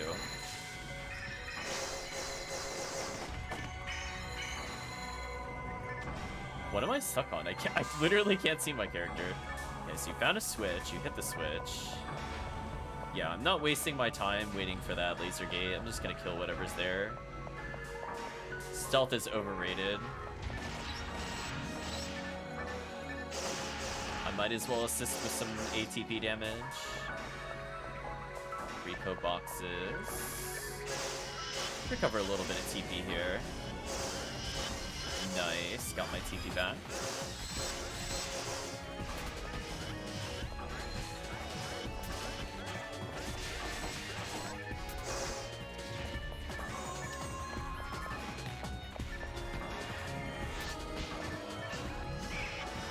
That Megid was sick. And that one was too. Thank you, Megid. Again, it's the only time you will ever see me use the spell CalVitium, if you're wondering what it is. It's just an insta-kill. Oh, I got another insta-kill. CalVitium, imagine if your entire character purpose in episode 2 is RNG. That's what's happening right now, CalVitium. I don't do any damage. I only attack with Meme Gid. Or Double Saber if they're really low in health. That's fine. Knock me down. I'll be the target. Spare the cast some healing.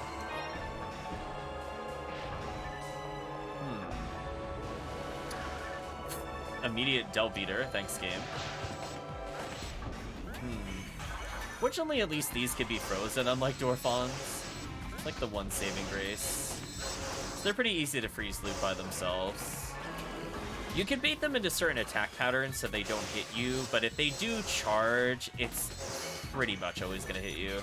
Lasers you can sidestep and punish, but it's difficult if there's multiple.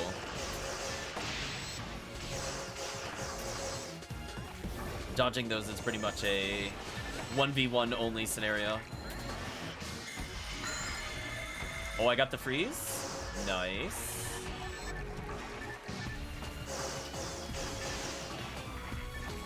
As long as Deldef doesn't use me good, that's all I care about. I mean, one more normal combo and I kill this thing. I did it, chat. I won via ATP. I'm gonna Gapoe. I could feel the nonsense approaching, chat. I could just feel it. Let's heal the chat up a little bit. I'm gonna not look at the murder angels to spare Chris. Although, healing him... Yeah, there we go. I'm just not gonna look at the murder angels are dead. Or murder butterflies, whatever you want to call them.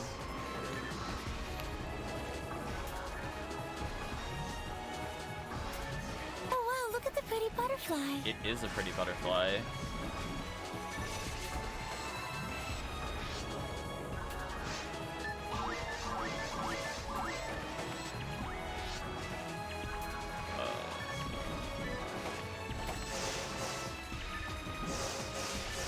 I mean, I'm actually landing blows, so I did it.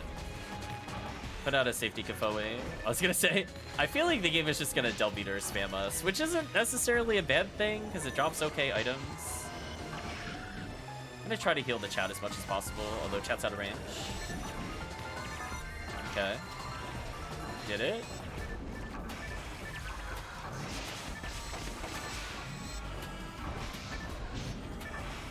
Let's heal chat a little bit. Oh, I got stomped on.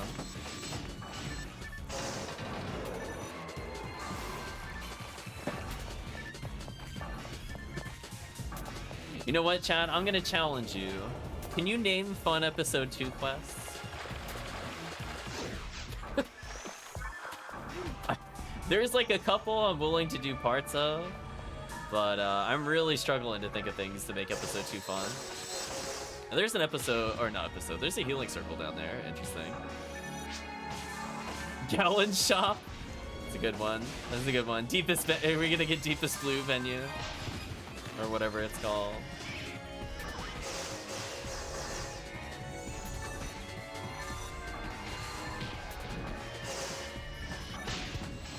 I got slap chat. I kind of deserve that. So maybe we'll earn that. Anything no CCA or CBET? I was gonna say, you play Spaceship?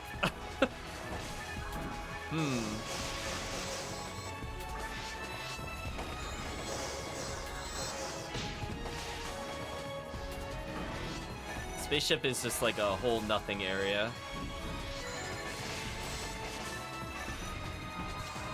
Spaceship isn't bad, Temple can be bad. Yeah, sometimes Temple quests just go on like way too long. Like, I don't know what they were thinking. Like, there's one where it's like pick a path, but it's like 55 rooms in the first level of Temple, and you're like, why? Why are there so many hallways that just lead to weird camera angle rooms?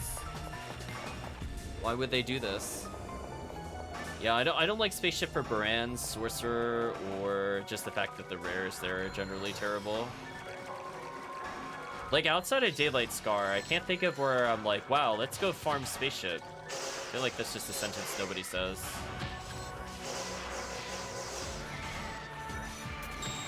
Instant death? Honestly, if you play with the Force, I find it almost never. I feel like the instant death at Temple almost never comes up. Unless you're playing with like a really like non-Force team, I would say. Because I feel like, what's it, Rafoi shuts them down pretty well. Yeah, that's kind of unfortunate. I want to use Megid, but I got damaged enough that I don't have it anymore. I'm gonna revive you, Chris. I can't really damage the Morphos. Well, I mean, I could grant it maybe, but it's not big damage. Oh, is it because somebody tripped the lasers? Does the lasers make it poison? Oh, that's probably what happened. It's kind of brutal.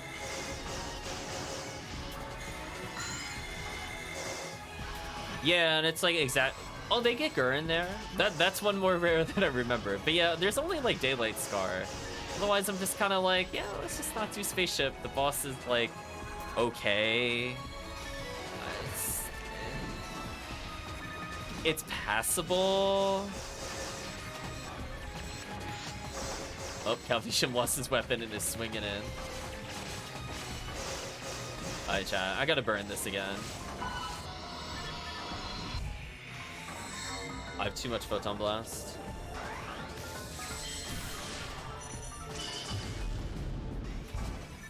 Oh, that big old 0 to Sinnoh. Nice.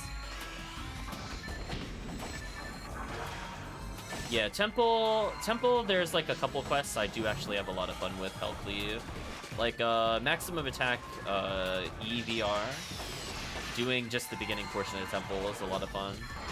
I feel like as long as you just aren't in the middle of the room, usually lilies aren't a problem. Only the wave at the end is a little hard if you're playing solo, because there's 8 of them, but there's like a strategy to it at least. It's like, it's manageable. If you're a forest, it doesn't matter. You just resond, and every lily room is a joke. But, it's not bad. There are some really atrocious temple ones, though. Like the story mode temple ones. Oh my gosh, some of the worst quests I've ever played. I don't know what they were thinking. That time limit quest, oh, one of the worst. Suddenly dark room. Yeah, I would ... this quest too. What is this quest doing? I would like the lights, please.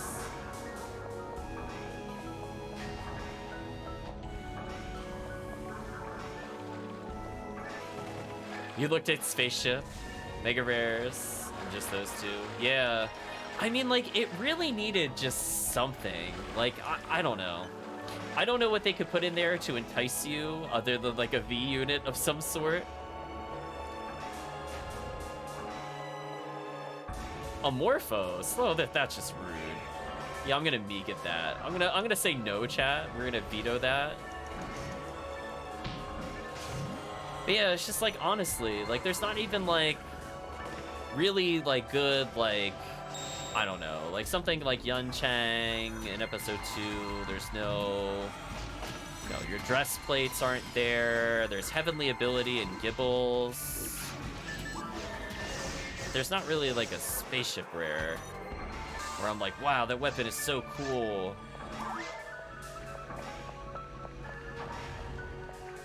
Oh, the government missions are so bad. Full agree with you, Hulkleave. Total agreement. They're the reason I don't play story mode. I would love to see what the later story is like, because allegedly you could play 8-3 for Ogaflow. Photon Drop. Oh my gosh, the first one for me at like 7 quests. Holy. Yeah, the government missions are legit unplayable. I couldn't beat them. I'll try them again with like a full party, but that, what was it, like 1-3 or something? I was like, what the heck is this? 2-story temples? Gross. But yeah, other than that, I mean, like, there's...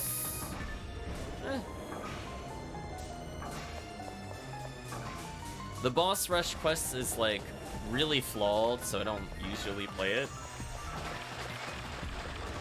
What the heck is this room, chat? Oh my gosh. I'm gonna heal you. Or not.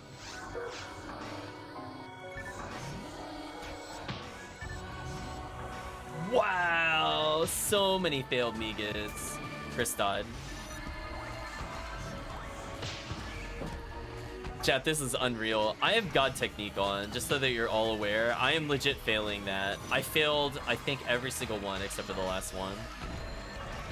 That was like 7 Megads at 40%. Atrocious. Poor Chris, I gotta rebuff him.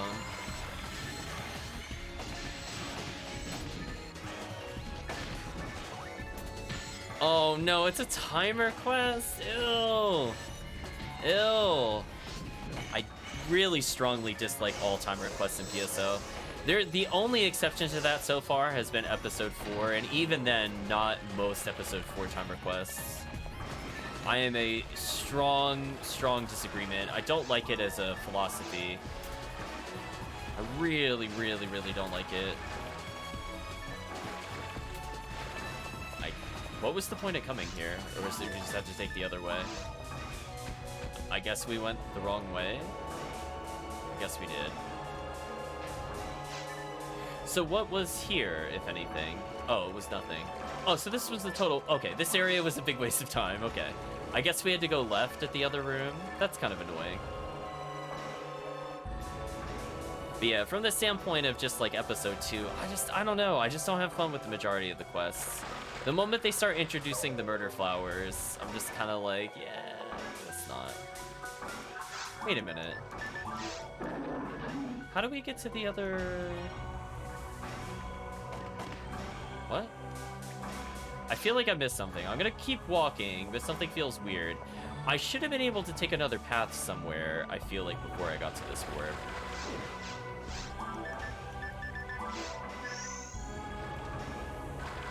Did it really want me to take the upper path here?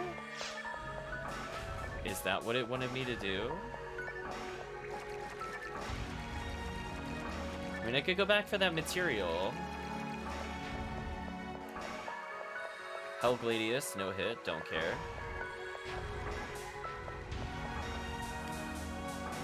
Devil's Gladius, no way. Oh, but that's a box, so you can't go this way. I could get the Moon Atomizer, though. So...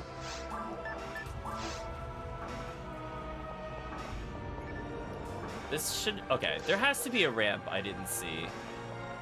So this is the problem with episode 2. The game does not really handle maps very well. I'm assuming when we went in here, somebody went the other way, right? Wasn't that just a switch? Didn't we hit that switch? I thought we hit that switch. So there's some ramp I didn't see somewhere, but the map will not tell me where it is. So I did feel like we went a little too far. So like, I don't blame the game for saying like up until this point it was fine. But where was the other ramp in one of the other rooms? There's a lot of doorways that are blocked off that we can't go through. That just leads back there. Question mark, question mark, question mark. These maps are kind of whack. Yeah, I agree. I don't know. They got a little teleport happy here, and I'm not a fan. So there has to be some way to get to the pipe over there, but that's a dead end, so that's not progress. Was there some other way to go through this room? I imagine it just has to be a blue warp somewhere, but where was it? Like, I'm genuinely confused. And there's no way they would make multiple paths come here, so I'm looking around. Is there just like a random blue warp I didn't see? Because like from the floor structure, we went everywhere.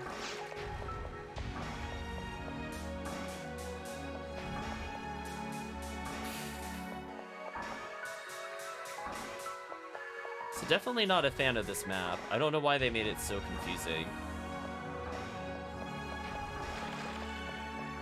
Yeah, because that's not something I can interact with. Worrying about the... Was there a ramp in this room? Thank you, random enemies fighting me. I see a warp. Maybe there is a way to get down here and I just didn't see it. I'd really prefer these guys not fight me while I'm looking. Oh, you know what it is? These two are probably keeping the door locked. And I didn't think about it until just now, because for some reason you can exit to the other doorway. If that's the case, I really don't like that as game design, that it let me get out of the room without actually clearing it. Do you know what I mean, chat? That's not very intuitive. When it's like mandatory I go this way. It's one thing if the mandatory path opens up early, that's fine, but like if this opens a door, I'm gonna be kind of annoyed. Because, like, we were in here before.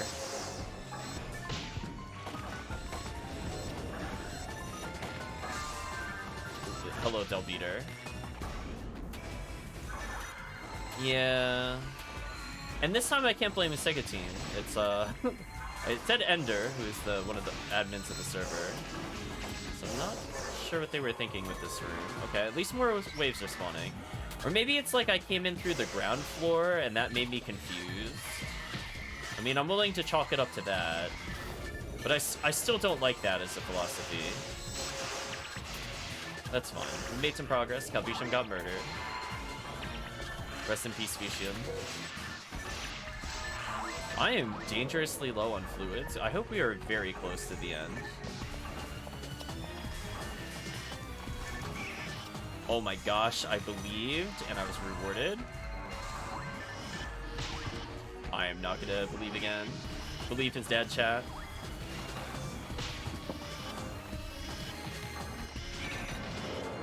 Okay, we gotta rebuff Calvitium.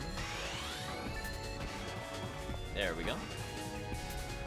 So there's a warp here and a door. Now there's a switch. We don't know what the switch does.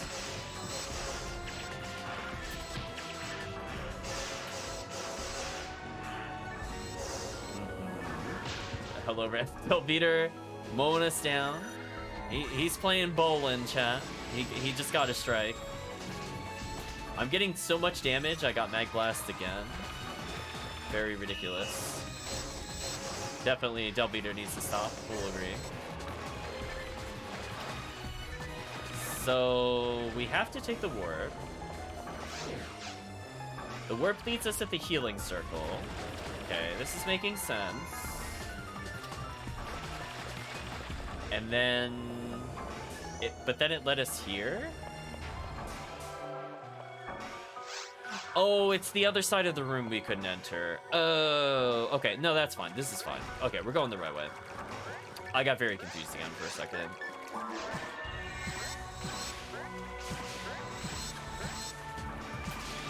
What the? Why did the squid... Wait, did you see that, chat? The squid, like, backdashed into me. I'm so dead, by the way. I was trying to Resta, but I forgot I don't have V801, I'm pretty sure, so it was like crazy slow. Yep. Rip me. I need to just burn Mag Blast, so die everything near me, question mark?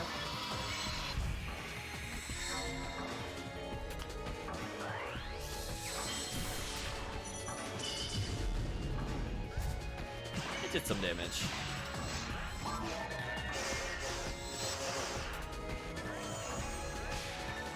Oh my gosh, there's so many Morphos. I'm trying not to look at them. Some debuffs going on. Come on, me good. Come on, me good. Me good, please. Heal the chat up real quick.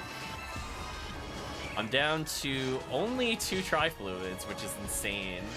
I mean, I know I don't have an Adept on, but wow. What a TP sync. It's only a handful of photon drops so far. On the plus side, we're taking a path that is normally associated with the boss.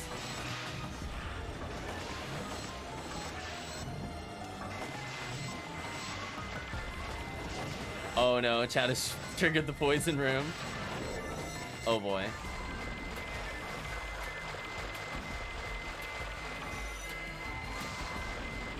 I mean, at least we don't have to deal with the turrets. I think I'd rather take the poison room over the turrets.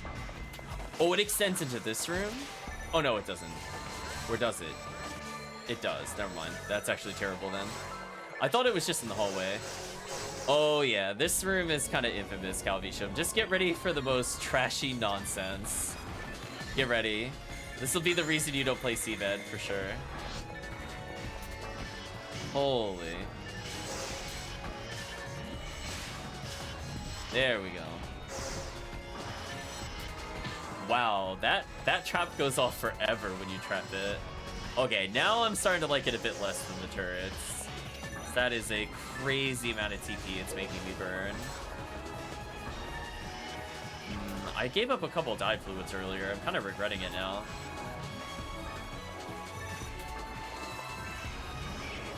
Okay, the insta-kill actually worked. Nice. So down to my last Tri-Fluid. Ooh, got the insta-kill. Hello, random Morphos. Oh, I got another insta-kill. Sick.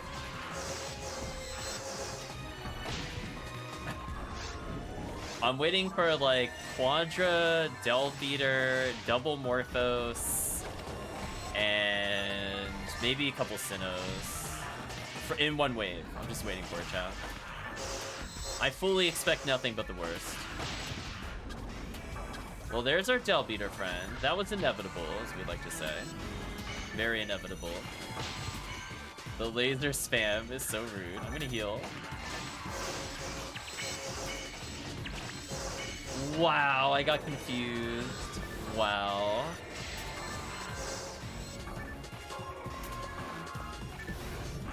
Am I actually gonna run out of tri-fluids? That's crazy. I'm actually gonna steal TP here, just so I have a small chance of completing this room with TP. I don't need a lot of it for the other boss, but I prefer like more than literally 0. I didn't get the freeze.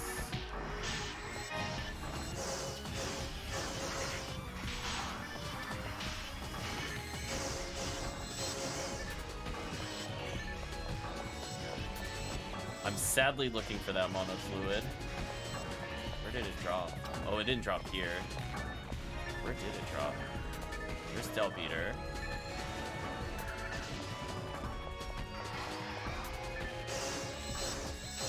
Nice, I got the stun and the freeze.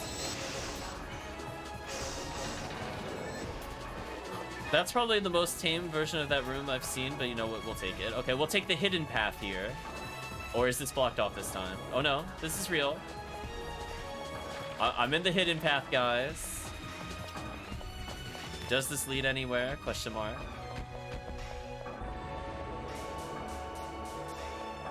There's more? Why is there more? Where did chat go? How are they taking damage right now? I think I'm where we have to go. I'm gonna go with the big question mark. We lost chat. You have to go north. There's like a little railing near the rocky place, and it leads you on a little winding magical tour. Okay, snipe the Rico box. Uh-oh. I literally don't see anybody. I don't think they know how to reach me.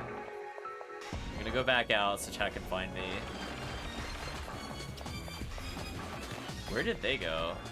Did you go through the bottom door? Yeah, it's almost never the bottom door. I mean, unless you did find the exit, that would be news to me. Yeah, I went this way, because this is like the more obscure way.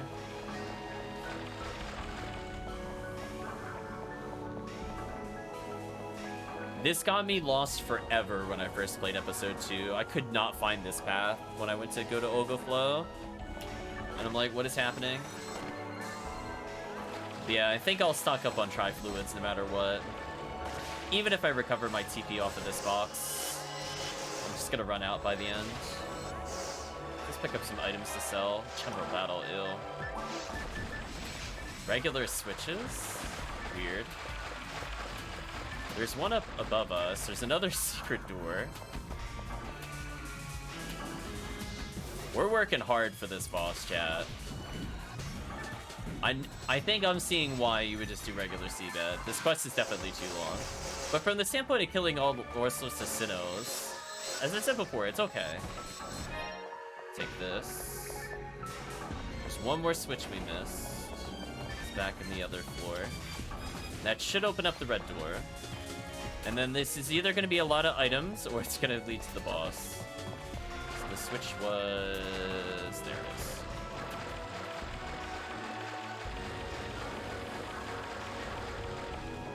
Lots of boxes. That's fine. It's fine. There's another switch here. I don't even know what that does. I'm gonna go back though, because I am strapped for items. I'm sure chat would love some healing items before the boss too. Put away this Gazond. I have a surprisingly high amount of escape dolls on me still. I drop one for the team.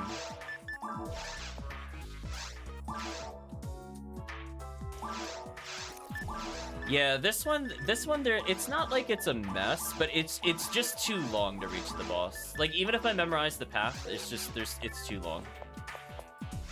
I don't think normal seabed is this long. Yeah, it's kind of going against the flow a little bit with where you would go to get the boss, because almost always you take that path and it leads to the boss.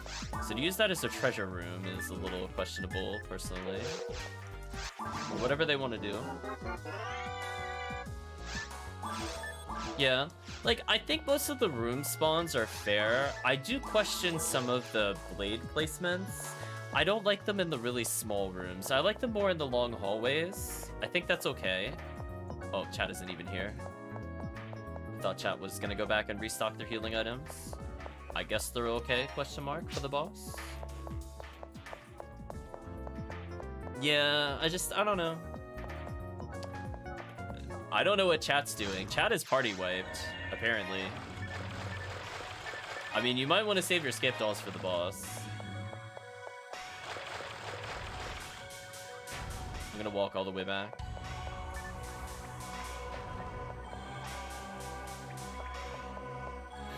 Yeah, I thought everybody was taking a pit stop, because we still have to fight a boss, as a reminder.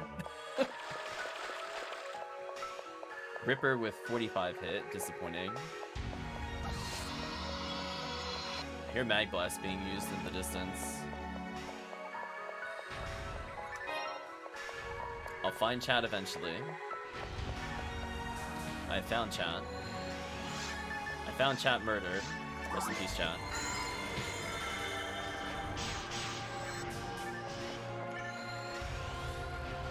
So the trick with the TheCalvitium is if you try anything other than a normal attack, you're probably never gonna hit it.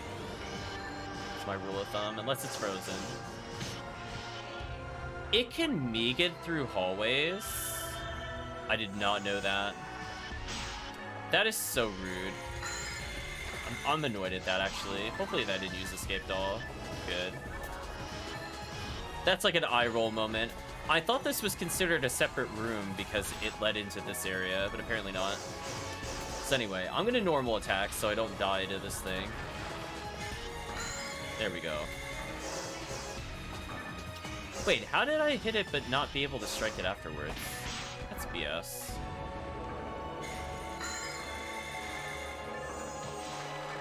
Oh, it despawned. Oh, what a lame way for it to dodge the freeze trap. Wow.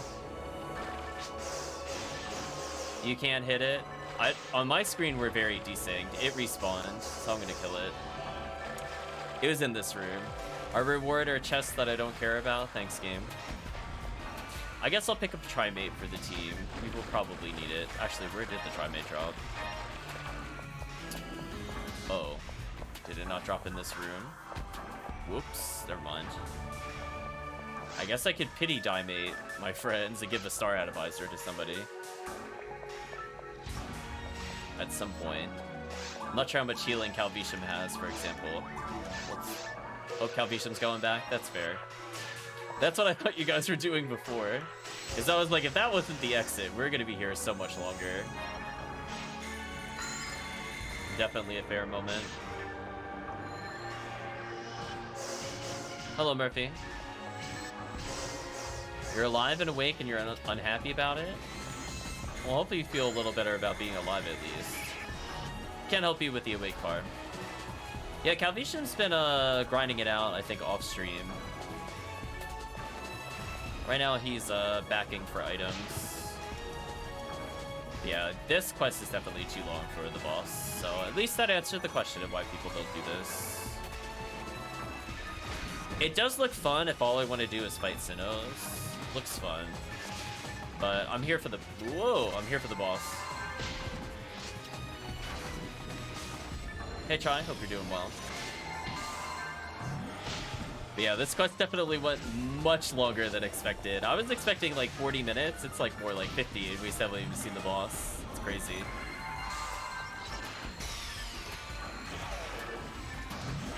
Come on, Meme Gid. You could do it. Or not. Apparently you can't do it. Let me down, Meme Gid. That's so sad that just using Vivian is so much more effective than spells.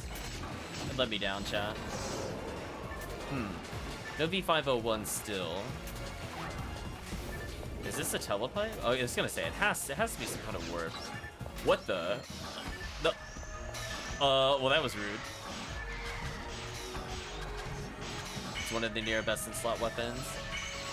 Yeah, but it's also a Fomaro in episode 2, where nothing, like, she doesn't do damage. I guess because I have Dark percent on, it's doing okay damage. Yeah, she legit does, like, so little damage here. It's kind of sad. It's not even worth me trying to fight the Sinnohs, for example. It's better just to spam me good. Or hell. And fail the lottery over and over. Profound sadness. There we go. When it didn't matter, it landed. Thank you, PSO. It's just kind of like one of those things. If this was a 50 hitter, it'd make more sense, but it'll carry me for now. Also, what is this wave? I'm gonna look away.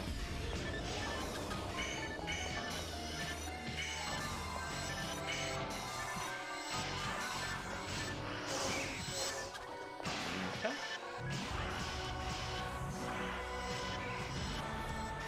Team has cleaned that up nicely. Another Delpheater, okay. Charging through the Kafoi. I didn't think you were allowed to do that, but okay. Right, chat? Okay. Delpheater doing whatever Delpheater wants, apparently.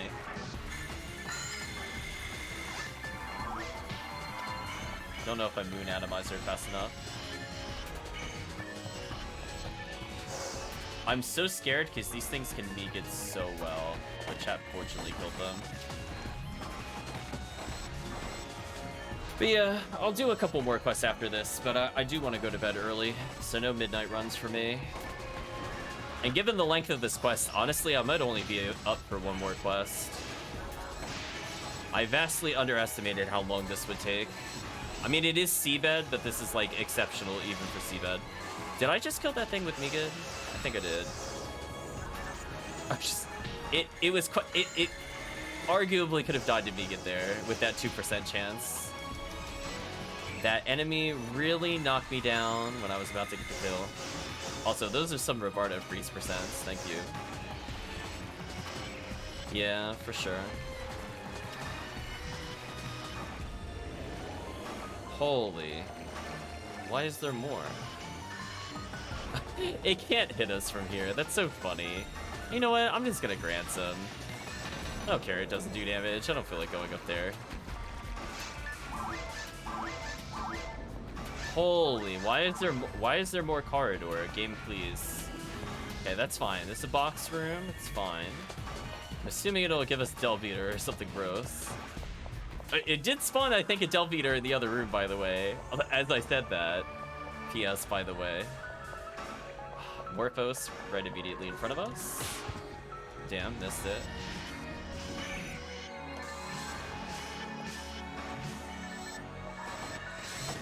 Oh, I landed Meagid. Nice. Got a kill. Nice insta-kill. Oh, that's a good body. Holy. I'm gonna look at this area map again. Yeah, this is too many rooms. I think we can all agree that's too many rooms just to reach a boss. But if all you want to do is kill Sinnohs, there's a lot of them. I don't particularly care about Sinnohs here. Unless it drops me something nice. Who knows? Maybe it will. Maybe they'll be polite and the Delpheater will just drop Psycho Wand or something. It'd be appreciated. Okay, so all that work just to come down here. Please be the boss teleporter. We're out of unique rooms, I think.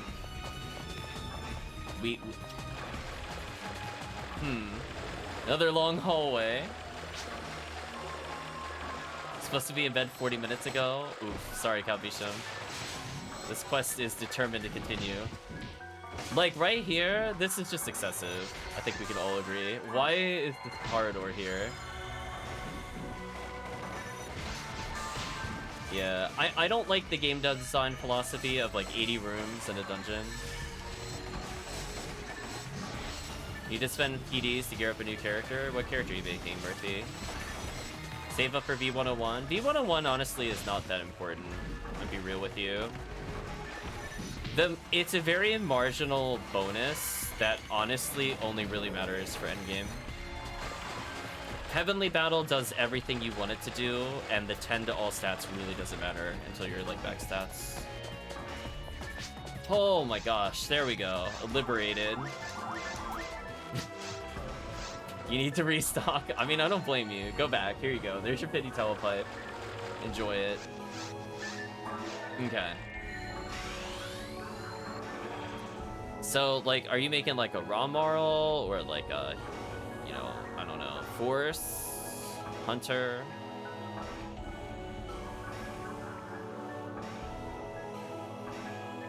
Raw marl and raw cast? I mean, like, to get geared up for a character and how many photon drops it would take to get a V101. I mean, you could get like a mag, but you make your own mags. You could get frozen shooter, spread needle, probably cannon rouge for 20 photon drops. Hello, Link. Hope you're doing well. Holy, what a struggle. Chan, I'm ready for this boss to give me trap vision, by the way. 5 PDs would get you started? Probably, as long as you don't want the high percentage hits of those things. Trading's the hard part, though. It's easy. Just put in a buy request. Somebody will message you, especially for beginner ranger stuff. You'll be fine. How goes the runs? Atrocious. It was so bad with the rare enemy, I gave up, and then this quest has been very long. But at least chat is just pulling out their guns and blasting. You know, the way the game is meant to be played, aka with guns. Even I'm whipping out the gun. Heaven Striker and some Heavenly Arms. I mean, we were talking about it before, but I'm not kidding. If you make that Mind Mag Heaven Striker code, I think you would easy clear with Ramarl. I'm gonna be real with you. You don't even need Heavenly Arms, unless you want the earlier Heaven Striker. You could even give them like a Hudural like mag with like 100 dex if you really want to. Been mag feeding for 8 hours, you're bored. Sorry to hear that. Hopefully we'll wake everybody up in excitement with the drop from Ogaflow. Chat, I will put it in this way. We worked hard to get here. This was a quest. The XP per second is atrocious, but we got an okay amount of total XP.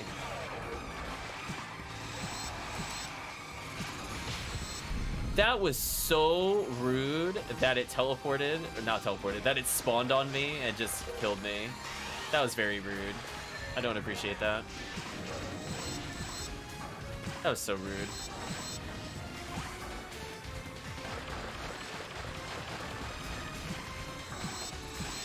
I'm gonna go sideways. Good call. Uh-oh, the ball. No, don't walk near me. Oh, come on. I got stuck in the Rambling Bay animation. I hate this boss chat. When you don't have 4 players, it's so boring. I feel like as a force, there's pretty much nothing I can do other than like if I'm already in an attack animation, I'm just gonna die to that instantly. Like that was twice it spawned a mag not visible on screen on top of me. That was very rude. Stupid boss.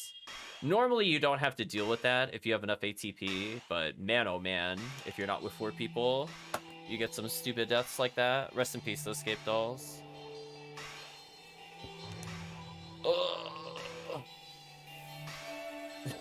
I better see a banner at the top for somebody, chat. Alright, not for me. Got 49k though, XP. That's a lot of XP.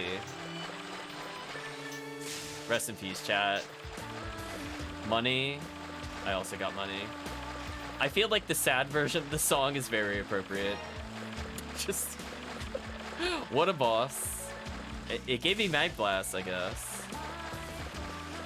So this boss is probably one of the only bosses you'd want high health on, since it'll kill you if you have less than like 1600. Depending on how the mags overlap with you. Like I could survive Divine Punishment if the mag is not on me, but if it is, I just die. Just GG, get outplayed. Hello, Phil. Hope you're doing well. Wow. Actually, we don't go here. We gotta go to that side room. We gotta let Calvitium go to bed. Then we gotta give shoutouts to everybody. Oh my gosh, I almost... Okay. I was like, I forgot which one left the ship. I had like a panic attack. I don't even care what he says to me. I don't want to know. Yeah, that was a long quest. 211,000 XP though.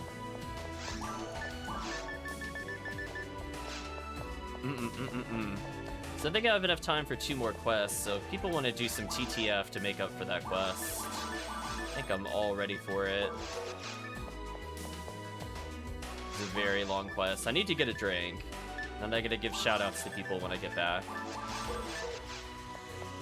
I ran out of hydration, chat.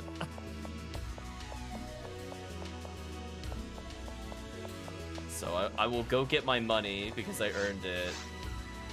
8,000? Are you serious?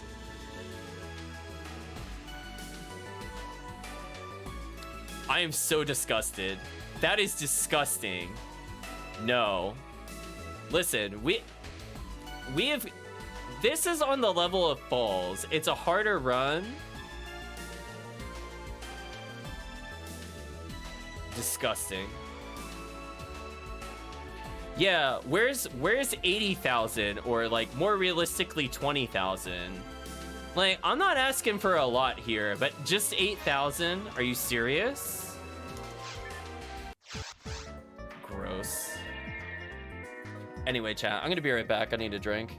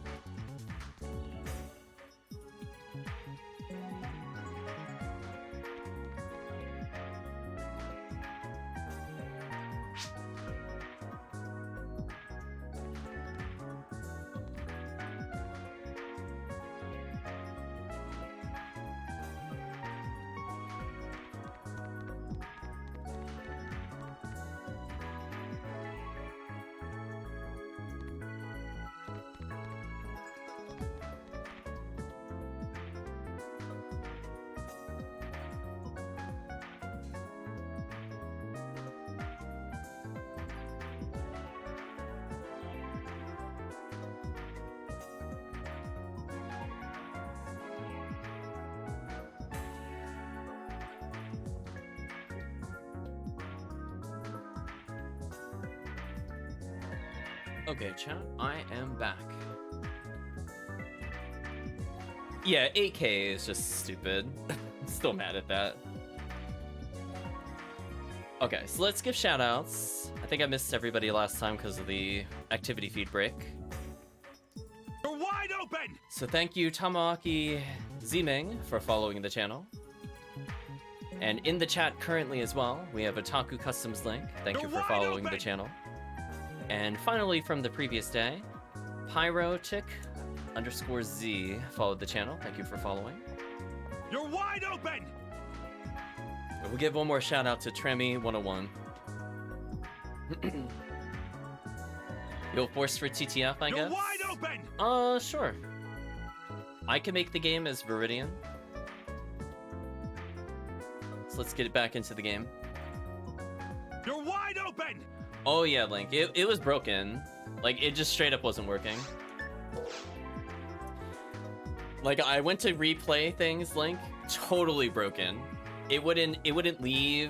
It wouldn't redo announcements. It wouldn't show me the latest follows. So it just fixed itself today. Let me grab Heavenly HP so you don't get one tap so much. Sure thing. So we're gonna take out the frustration of episode 2 in the classic way that you take it out on episode 2 by forgetting to go to the right character bank, of course. You know what? It's faster for me to reset it. Too many character banks, chat. I was about to pick a force, and I'm like, that's not correct. I should have typed in C-Bank 3. That would have been slightly better. But rather than alt backspacing after typing in C-Bank 3, I'd rather just reboot at that point. Just start it fresh.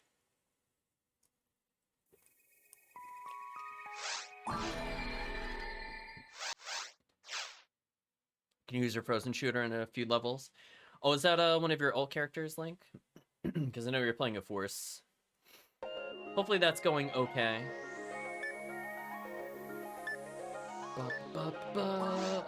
Here we go. It's time to murder Falls. It is the Valentine's event, so we should get a decent rare bonus. Who knows? It is Viridian. We could just get another frozen shooter. Are there any rares you're looking for, Link, by the way? Can we help you in any way? Made a raw Casille, and I'll be using it on that. Give me frozen shooter and red ring, please. I mean, do you need one, Murphy? Like, legit? Like, any frozen shooter? I'm gonna make the quest. I'll call it ZTTF. Password, as always, is king. Done. Force, I'm told to use the sword I was given to do demons. I'm trying to follow that. I don't know what that means. Told to use the sword. Are you talking about like Lame to Argent or Excalibur? Is that what you mean by a sword?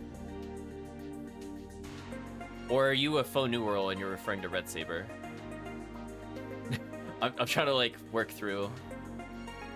Oh, a weapon that does demons. Oh, is in the special. Oh, I'm not sure why you would be using a sword for that. People use Red Saber on the Volt. Oh, a Slicer. Oh, you probably have Slicer Fanatic. Oh, so you said sword. I'm thinking you meant Saber, or like literally the sword. Oh yeah, Slicer Fanatic. I translated eventually. My brain parsed. I was like confused. I picked it up eventually. So since Calvitium left, we do have a free slot. By the way, Link, I'm not sure if you wanted to hop in. I don't know what level you are though.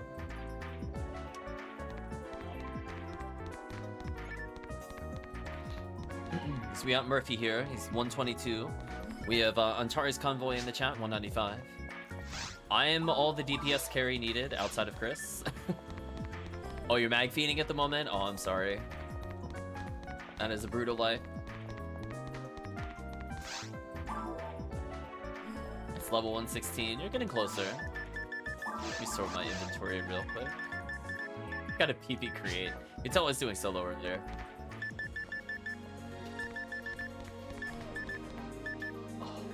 Got a Heaven Striker, it's so sick. I mean, I'll remove the password just to potentially get a Valentine bonus. I mean, I think it'd be worth it just for the 5% to wait a minute.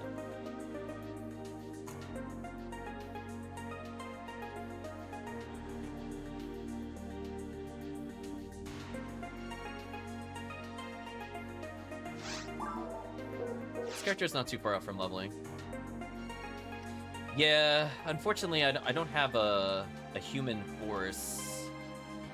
I could play my 199 that is a force for 1 extra %, but it is what it is.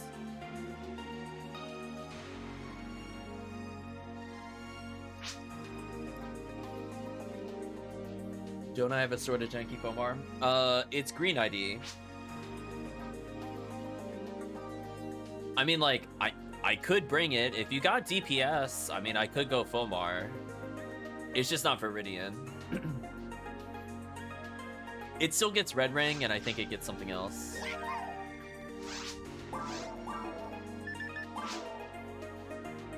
Yeah, that's what I was saying. I don't have that many Viridians. I do want to keep them different colors, for sure.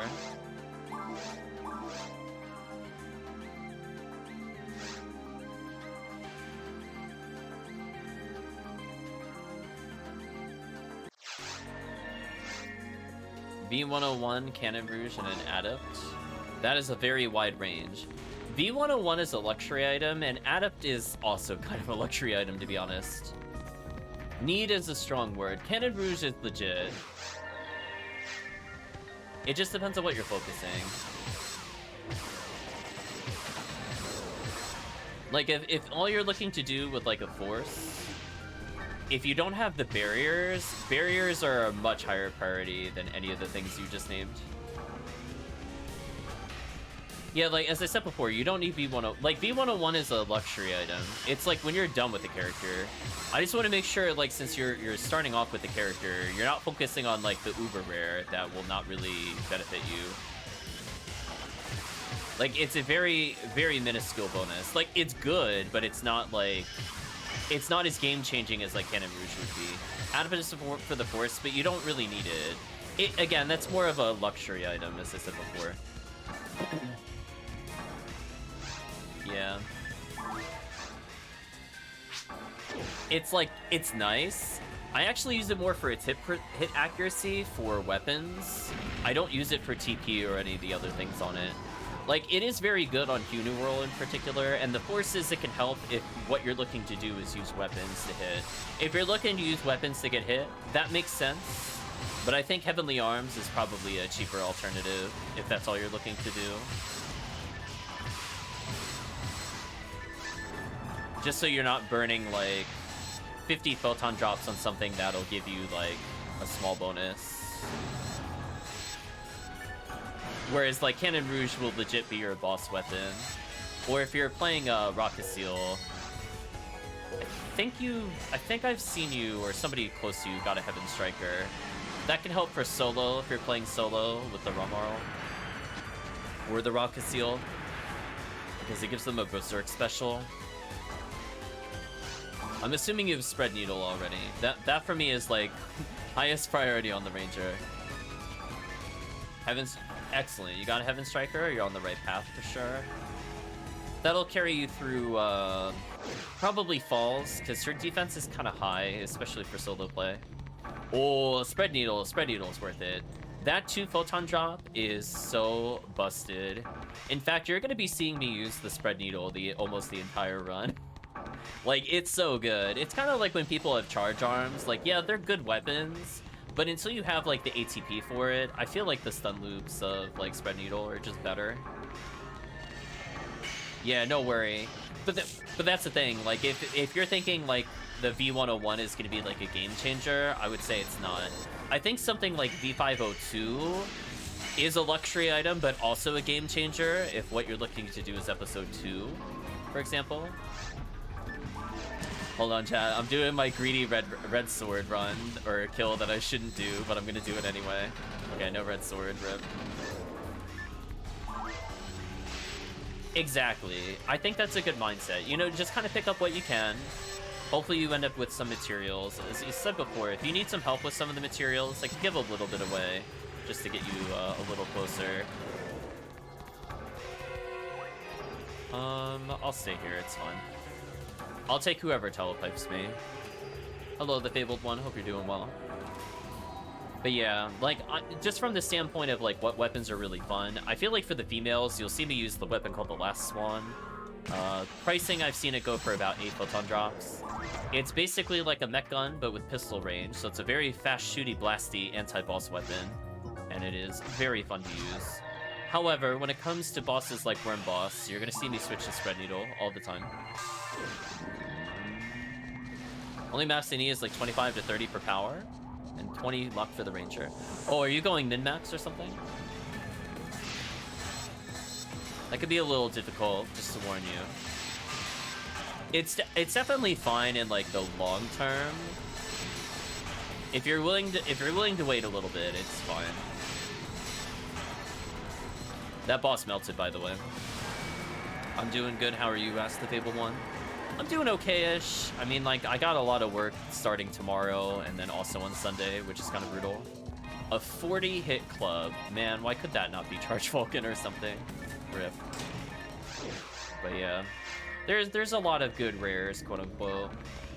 Let me put up a little confused trap here. See, I'll switch to Last Swan when I'm fighting just like single Sinnoh or something. I just want that enemy to be deleted, like they're dead instantly.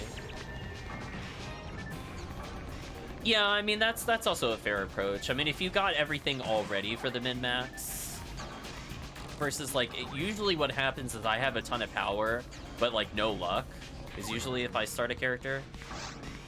So I'll just go like 140 something power, and then I'll put an arbitrary amount in defense or something. Because I know I'm going to reset it anyway, so it doesn't matter.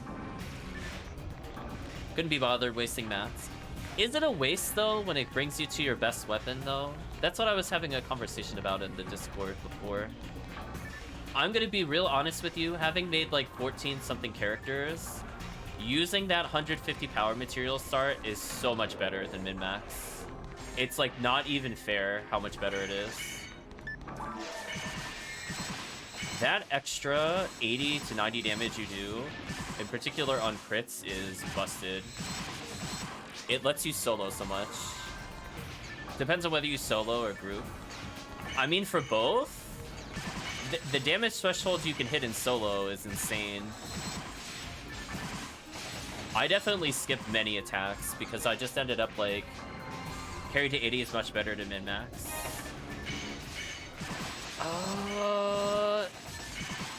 Is it though? Like, cause I'm gonna have to disagree with that again too, because I just feel like you don't do any damage.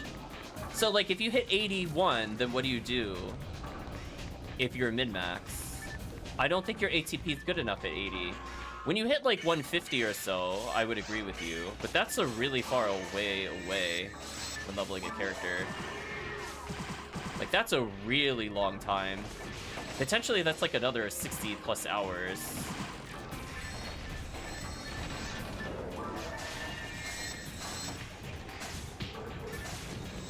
Yeah, in particular with oh my bad, with forces, I really strongly disagree for forces. I'm like 150 mind material all the way, regardless of what it says. I mean, it just so happens for full Newman it is very close to that anyway, but even for those other forces, if all you're looking to do is power level, I'm like 150 MST all day. Let's go, baby. Oh, I had the wrong gun out. My bad, chat. I got distracted. I'll fix it. I gotta focus again. My bad.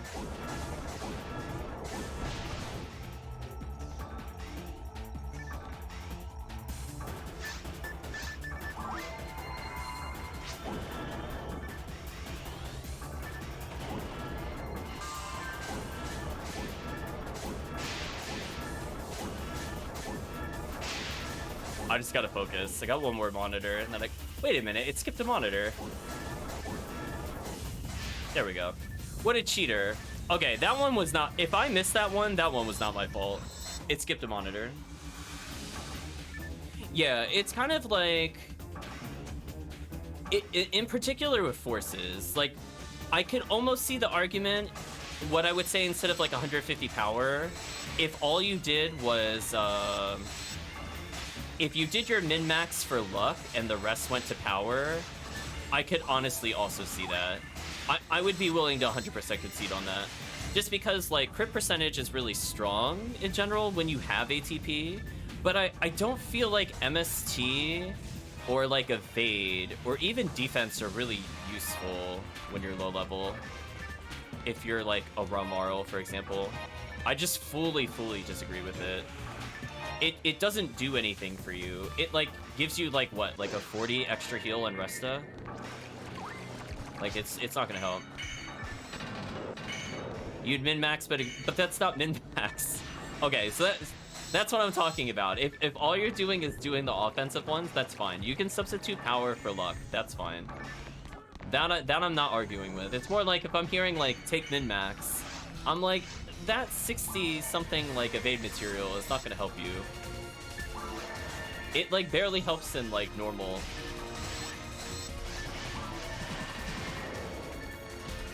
But yeah, that's fine. If you substitute power for luck, no, I get that for sure. get that crit percentage. It's pretty sick.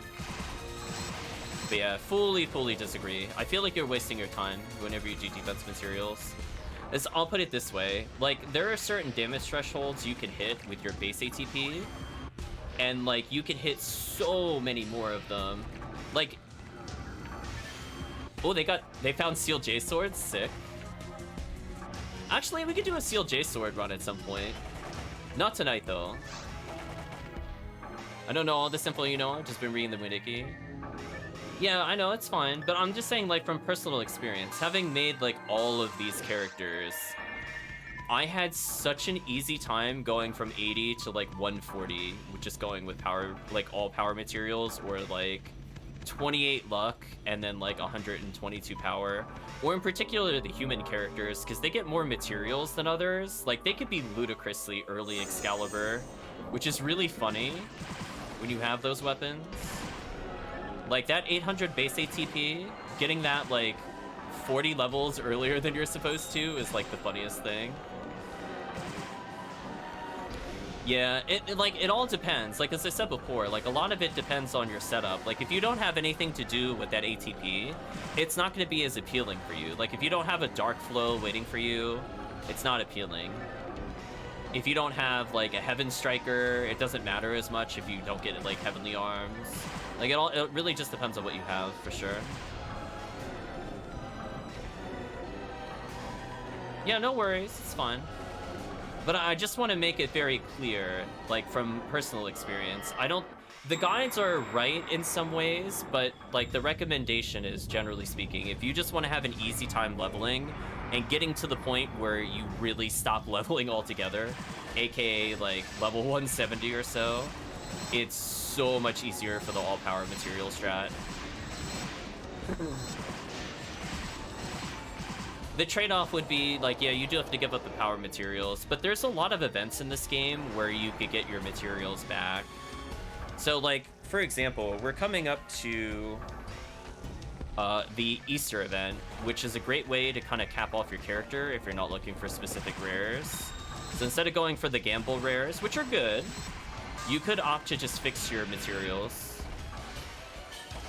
Like, there's a lot of options to get materials. Ooh. Even just doing, like, episode 4 runs for Massive Attack as a Force is kind of sick. Yeah, Mags is kind of like, if you're willing to put in the time, I would say go for it, but it is very boring. I think it does help you understand a little bit in terms of, like, what things they can offer. Because when you go to learn how to feed them, you learn about things like maybe the mag invincibility triggers and things of that nature. So it can be informative. I think when I first played, I didn't trade anything until I was like 160 plus. I got every item on my own, and then when I wanted duplicates, I started trading. So I was like, yeah, I did it once, I'm done. So I made like 11 or so of my own mags, and I'm like, yeah, I'm not gonna do that again. And keep in mind, that was without auto-feeding and stuff like that, so it was very boring.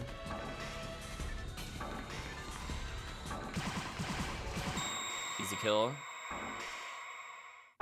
Do something while sewing or drawing, something like that. Yeah, like there's things where it's like you'll learn more about the game even if itself is not super efficient. I think it's definitely fine to look into stuff like that. If nothing else, you could end up feeding multiple mags at once if you get it set up, and you can actually make quite a profit if you wanted to. Escape doll. No red ring for the team.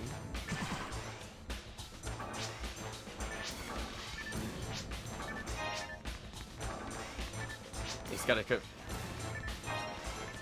Yeah, exactly. So people will do scripts for it. There's a lot of tools that will auto-feed, by the way, Link. I'm not sure if you looked into those. They are allowed. They're on, like, the top threads of the Ephinea forums most of the time. They're kind of janky a little bit. You gotta put in the formula to some extent. So when you know, like, at least to the point where you no longer are worrying about what stage the mag is in, and you know all you're gonna do is feed it die mates or something, or whatever the equivalency is on the 3rd stage, yeah, you gotta baby them a little bit. But then after that, when you just want to take it from like that 120 beyond, and you know it's gonna be like the same 3 items over and over again, probably better at minimum at least to do that. I can't speak to the efficiency of like the other portions, but I could see with the thing where you set it up with money, you stand in front of a shop, and it just constantly feeds on a timer. Like that's as efficient as possible, and it lets you just do other things.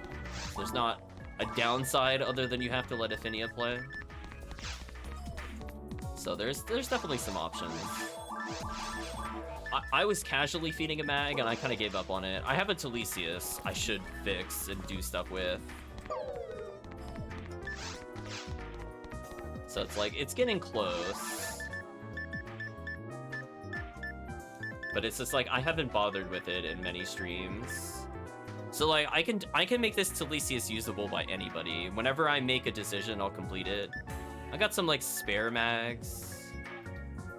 Savitri, I think, first for my Rockcast. And then I learned I didn't like shifted D-band on mags, and I felt really sad. I was like, I wasted all that time making Savitri. Rip. Stupid mag. I learned the hard way. I did not feel it was worth it. I would rather have the invincibility almost every time.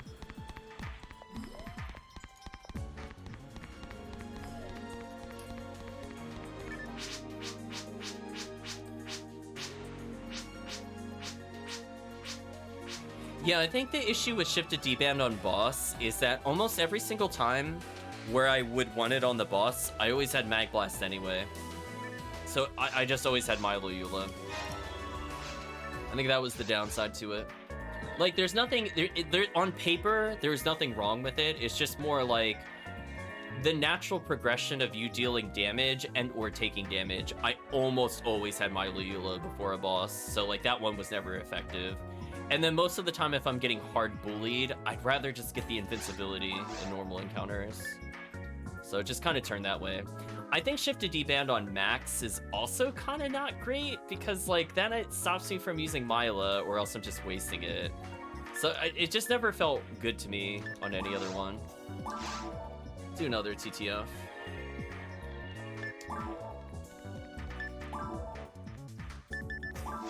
So it's like I can see why people might use it. I just didn't find it, with the quests that I do, useful. I wish it was. But you should have twins before Vault Op or Boss. Exactly. Fully, yeah, that's a great example. So like, where's the boss where I'm gonna lose time? It's not gonna be on Dragon. It's not gonna be on Worm Boss. It's gonna be on Vault Op and Falls, and the problem is I always have shifted D-band on both of those bosses, so I can decide which one I'm going to use it on. But yeah, you hit it there. Unlike Dragon is like, I might lose like 3 seconds, 4 seconds. Worm Boss, I should be able to kill it 1 cycle regardless. Oh yeah, no. It's also super bad, but specifically for the casts. Like even on Hugh cast, I was like, oh no. I need an extra combo to kill the dragon, exactly. It's like, whatever.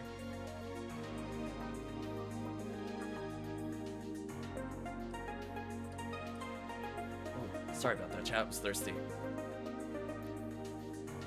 Yeah, like there are bosses that are big problems. Like Falls solo is really hard as Rock to Seal.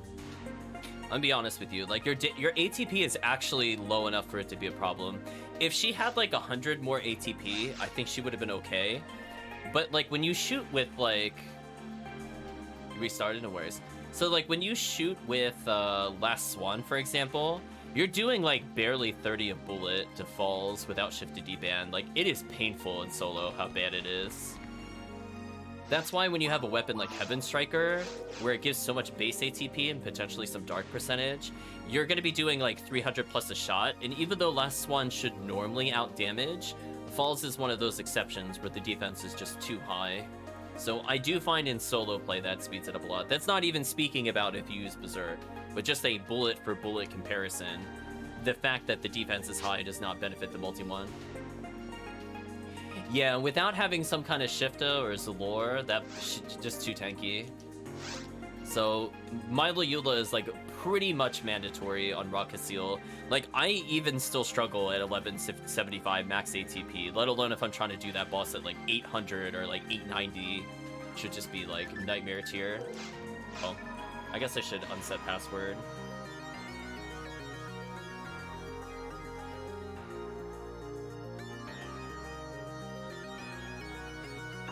So yeah, I just find like, if you group with people, it's not like terribly hard to get materials. So I just find like in general, you'll end up with them eventually. And the way I kind of see it is that like, if you pace yourself with making multiple characters, if all you did was play a few times a week for like 3 or 4 months, more often than not, you're probably going to end up with like 60 something power materials. And then you're really not that far off from making a new character. Willing to spend 10 PDs to save 10 hours? Oh, you mean like if you bought the materials? I just mean just playing the game. You get like a really high number. I think in one, like just this week, I've only played 3 different days. I've gotten 20. Like it's not like generally hard. There's generally a difference between min-max and versus leveling. A little bit. Yeah, I feel like evasion, you could just honestly skip it. I feel like that stat is actually just a bait stat.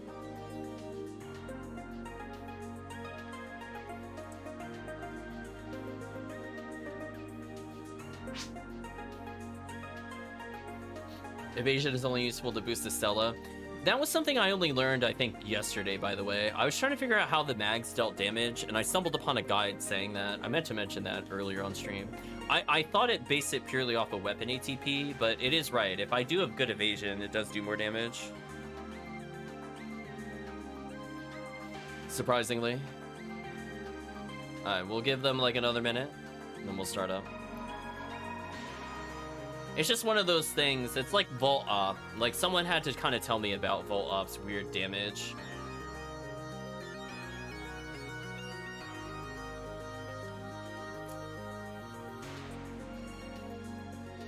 Okay. I don't think another person's coming. I'm just gonna start the quest. I think I'm good. This will probably be the last quest. Yeah, it's just like, if you play... I would say what you would do if you're trying to make an ult character is you pick a very easy quest that you can clear based off your character, and you play whenever drop rate is up. Because drop rate means you're going to get more overall tool chances, right? And tools can be replaced with material equivalencies, right? Like, you don't care about the rare item. The thing you're just looking for are random drops. And then if you're not sure what areas to go to for power materials, there are guides on where to go. Because you cannot get certain materials in certain areas, which I think is also confusing to people. So if you're wondering why you're getting a lot of the same material and not a lot of another, it's probably because of the dungeon you're playing.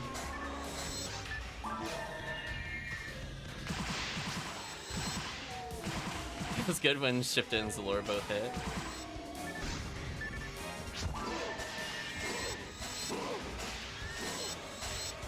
Yeah. It's not as hard as you think it would be, but I think it's a good idea to always be gearing up for Star Amplifier. Nice. It's always good to be gearing up for a secondary character for sure. Like, even when I'm playing now, I mean, chat helped me a little bit with the materials, but honestly, like, I got 100 my material by myself in about a month and a half, and I'm not like gaming intensely with it. I'm playing for maybe, I don't know, maybe less than 14 hours a week. Like, this is more like a secondary game for me. It seems like I play it a lot, but I actually really don't most of the time. So I play it very heavily on Sunday, and then I join other streams, and that might bump it up there. Otherwise, maybe not even 12 hours a week.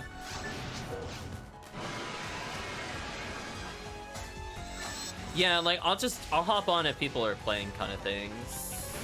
And just like 1 or 2 runs will net me on average at least 3 materials, one of which is probably going to be the material I need. So I either run 100 quests, or I just pick quests more suited for it. So for example, I could fight a lot of quests that have rappies. So episode 4 is really good for that, because if they run away, or at least if they try to do anything, they give guaranteed items. So more often than not, they end up being like the scape doll slash material slash text. So from that standpoint, doing any quest with a lot of rappies tends to overflow you in materials. As seen when I was messing around with my share bank earlier, and I had to deposit 99 mine materials, and I still have 60 in the share bank. And speaking of which, I have to figure out what to do with some of that. So chat helped me with, I think, 30 power materials, but I picked up, I think, about 50 so far, and I gave away down to 0. I'm pretty sure at one point I was at 0. So I've gotten a lot even in just like 2 weeks. But again, it just comes down to like how easy it is to get materials, and that's where it's like I'm just gonna go back to like, if you focus on one character, it will make every other character easier. Like even if it's just joining other runs, it's pretty good. The flip side is if you end up doing a lot of stuff where you can't really handle the material, like, I don't know, you're playing like episode 2 as like a level 130 character as a force with no hellgun. Like, there are certain things that are just not suited for the character class, then I would say that would not be worth it for you. But yeah, it's kind of like where I started making stat ups for the hunters, and then I was like, you know what? I really don't care about evasion, and I just focused on defense and power. And I had a pretty good time, at least because I played solo. Because defense mattered a little more for solo. Oh, I wanted to kill a slime. Rest in peace, slime. Fine, I'll go kill the other guy. Goodbye, Volmer. Sure, I'll telepipe. Hold still, regen some HP. Make sure I have the right gun equipped this time. There we go. So, I mean, it's like, it's all very dependent, I would say. The only reason I made an ult character early is because I literally just felt like I couldn't make progress with my character. Like, my first character was Ramar, and I was like, man, I can't do anything in Ultimate, and I'm playing solo. So, like, what do I do? And my answer was, I have all this Ranger gear. Why don't I just make a Ramar ult? Because I already have everything I need. So, like, that was kind of like a...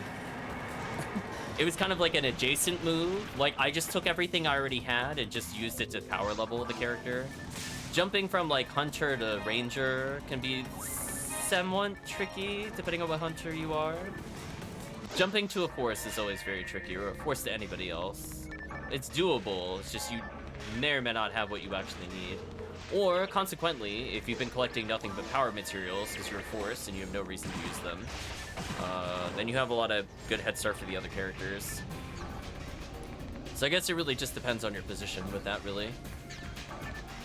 But yeah, I think the big thing for new players, and that's why I'm hoping, like, when I put up that video, it helps people decide. Your first character is, like, so crucial for not only enjoyment, but just making sure you're able to actually do some of the content. Like, there's a lot of characters I consider more like luxury characters, like your Hugh Neural or your Fomar, where they need, like, so many items to get started. And, like, they can be really good, but, like, the skill floor and the item floor to make them useful is just insane. Like, I'm starting to see, like, the power of Dark Flow to make Hugh Neural a lot better, but, like, it's such a annoying item to get outside of trading. So it's like, I don't know.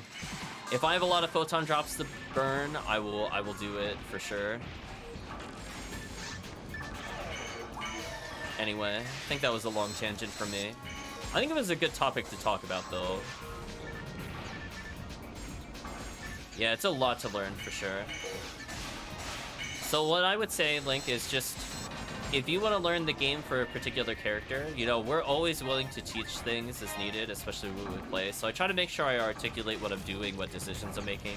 Like here, for example, I know Chris already has a freeze trap there, and that's the perfect position for Baran's because it's past the pink line, and that's my visual cue. But those things are very hard to articulate in a game of random people because they will not necessarily explain stuff that they already know.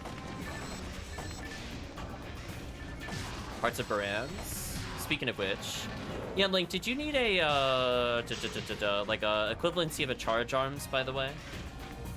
I have that spare item that was just picked up. That it's a monster part that turns into a 4-shot shotgun. Let me make sure I'm on the right weapon. Sorry. I was concentrating on my menu. I got distracted again. So it's like fairly solid for TTF. I see a lot of people do it since there's only 4 enemies in most common squads. It's not my favorite weapon, but the high ATP is very helpful for characters like the Rocket Seal, for example, who do not have a good way of boosting their own damage and might need that for their damage thresholds. Oh yeah, chat, I did it. I paid attention this time. I stun locked. So I'm showcasing the power of Spread Needle here. Normal is one of the most unfair things in the game. Look at that perfect boss stun lock. The boss cannot move unless I mess up the timing. And look at that. I don't have to deal with any other phase. Spread Needle, so good. It's not as good for like just brute force killing things, but if you want to play super safe, Spread Needle is like some of the best you can ever get for a PD. It's even useful in Vault Op because it hits all the components of the boss. It shoots fairly quickly, so even though it doesn't have the highest like overall damage, it has really fast fire rate, and that leads to some big shenanigans. So like once you kind of have it set up, like I have my ideal setup of like Last Swan, Heaven Striker, Frozen Shooter. Ideally I would put Cannon Rouge in there. Those guns will carry you to the point that you could probably go for your luxury items. Like what I would say, for example, Adept and V101 are really great, but there's a special event where they are kind of easy to get, and it's in October-ish. It's the anniversary event for the server. The other time it's also easy to get them, I'm not sure if you knew about this, Link, you can actually gamble with Meseta for them. And that's how I got my first V101. It wasn't even doing any runs. It was paying money to the gamble gods. So if you learn how to set up turbo on your controller via whatever means you want to use... Oh, I mean to kill all of them, that's awkward. Oh, that's fine, I got through. So if you spend the 100k on the man that's outside the item shop before you start a quest, double check the day. I want to say it was Sunday. It's either Friday, Saturday, or Sunday. Those are usually the best days. The 100k gamble can net you V101 or V502, which is another really amazing item for rangers and hunters, and also to some extent forces if they're using guns. A little telepipe down, I guess. Not sure if he's brave in the wilds of the arms of the Indie Belrose or not. Oh, brave in the wilds. But yeah, like there's just Matt drop full inventory. Oof. No worries. But yeah, a lot of it is about feel. Like there's a lot of things that are like optimum or optimal, but you might not have fun with them. Like a lot of people use charge arms or they use mech guns, and I just found I just really never like mech guns. So characters that just kind of focus on that gun style, even though that is the correct play, I just don't like them. Fun is optimal. I'm like, as long as I can still kill it at a decent pace, I'm fine. I don't know if I really want to be wielding like berserk mech guns 24/7 on my character. Last Swan is kind of like my compromise gun, where it behaves like a mech gun, but it shoots with pistol, and it lets me get out of the attack animation so much faster. It's kind of my cheat weapon for it, and it's definitely worth it for me. I have a lot of fun with it. It's my boss kill, it's my low enemy kill. It's not quite as good on certain bosses, but phenomenal on others. You know what? We're gonna use the Heaven Striker. I didn't even use that last time. Normal, power, special. Look at the damage I'm doing to the boss. Insane. That damage is really hard to contend with. So, like, when you're able to take risks, or when you learn that you can get away with Berserk, there are some really good options. Some I only use in some scenarios. So there we go, I got pot shots because of the weapon I used. Had I had Last Swan, I don't think it would have reached.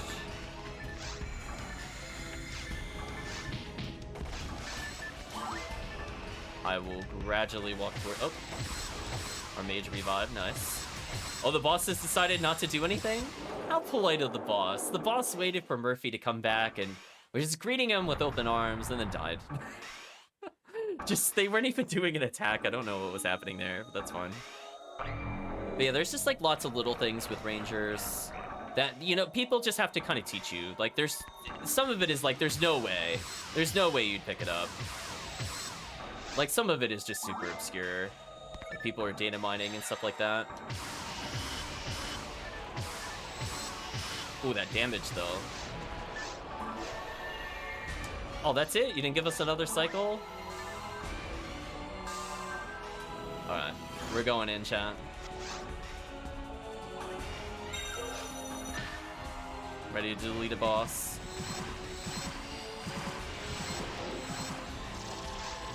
On the plus side, I shouldn't be able to kill anybody if I do this right. There we go. Another easy boss kill. Simple. Simple. So, like, you could do as much damage as I'm doing, even though I'm like 169, at like 120 with the other setup. So you could be the damage carry on the team so early, and it's so good. Unfortunately, defense... Oh, I was looking for the banner. Unfortunately, defense just, It helps for characters that don't have, like, Zalor or Jellin, or not Zalor, Jellin or D-Ban. There are characters I do feel have issues without good defense. Ramar is one of them. I feel like he really struggles to do some meta runs because he just can't get through certain enemies. Defense covers for mistakes. It's more like... There are just certain enemies where getting high damage from them, because you lack the crowd control options in solo, makes it like almost untenable to play without defense. Exactly what you're saying there. Some of them are just stat checks. Like those Sinnoh Blues and TTF are awful if you're playing Ramar. Like I'm at max defense and I still feel like I get hard bullied by them. But like I'll play Ramar and not care. Or if I'm playing a cast, I just use freeze traps and don't cares. Just want to be able to do some stuff without needing to spend photon drops all the time. Needs to absolutely run in circle and frozen shooter on. That TTF room is like insane. That's like one of the few times. Yeah, but like to clear the, like it's easy to at least kill the red Sinnoh and run, but to like actually kill all the Sinnohs every wave is just, it's garbage. It feels so bad to play it compared to the other characters. So being able to survive getting hit, or at least not getting knocked down. Exactly. It's just like so much effort just to do what other characters do effortlessly. And defense helps a little bit with that. But certain things, a little questionable. Unlocking a limiter, I know 20k enemies is a lot, but I wouldn't take that long to on my own. So the trick to that, Link, if you're familiar with Beyond the Horizons, is just play that on normal and laugh with Turbo Fire Gaboe. Your force has everything you need to do that quest. We'll do that on stream at some point when it's not a special event. And you just take like 3 or 4 of those bad boys and you just unlock them all at once. You can even unlock Excalibur at the same time. You could just be so efficient. Your friends will pay you to do it. That's the best part, Link, because nobody wants to do it. They'll be like, here's like 6 photon drops just to unlock it. And you're like, okay. Like, I'm gonna unlock my own anyway, right? Okay, this for real is the last one. I'm having a good time with the conversation. I didn't want to cut it short. I did want to end about 15 minutes ago, but that's fine. We'll do one more. But you know what, chat? Hold on. We're gonna do one more, but I'm gonna see what this quest is like on Anguish 1. I want to know, chat.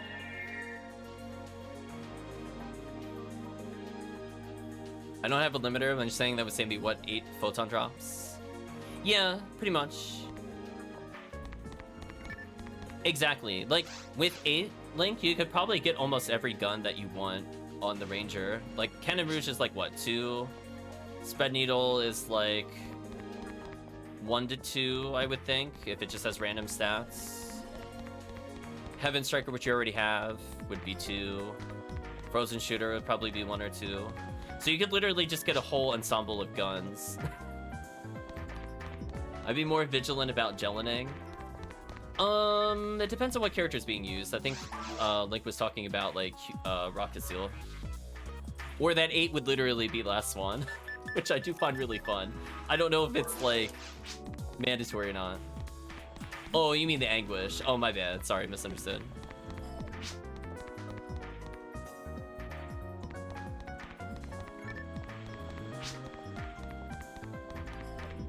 Are you joining us, by the way, Chris? I don't see you in here. Down to CR. My brain is processing. I'm so bad with acronyms. CR. Oh, Cannon Rouge. I was like Crimson Coat, what? Oh, yeah, my bad, Chris. I was originally gonna stop, to be fair. Yeah, I still haven't had one drop for me, literally ever. It's actually really sad, chat.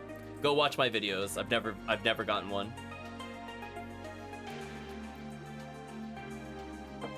Hellcleave gave me one with a trade. That was it. That's the only time I had a Cannon Rouge. And then I gave it to Chris.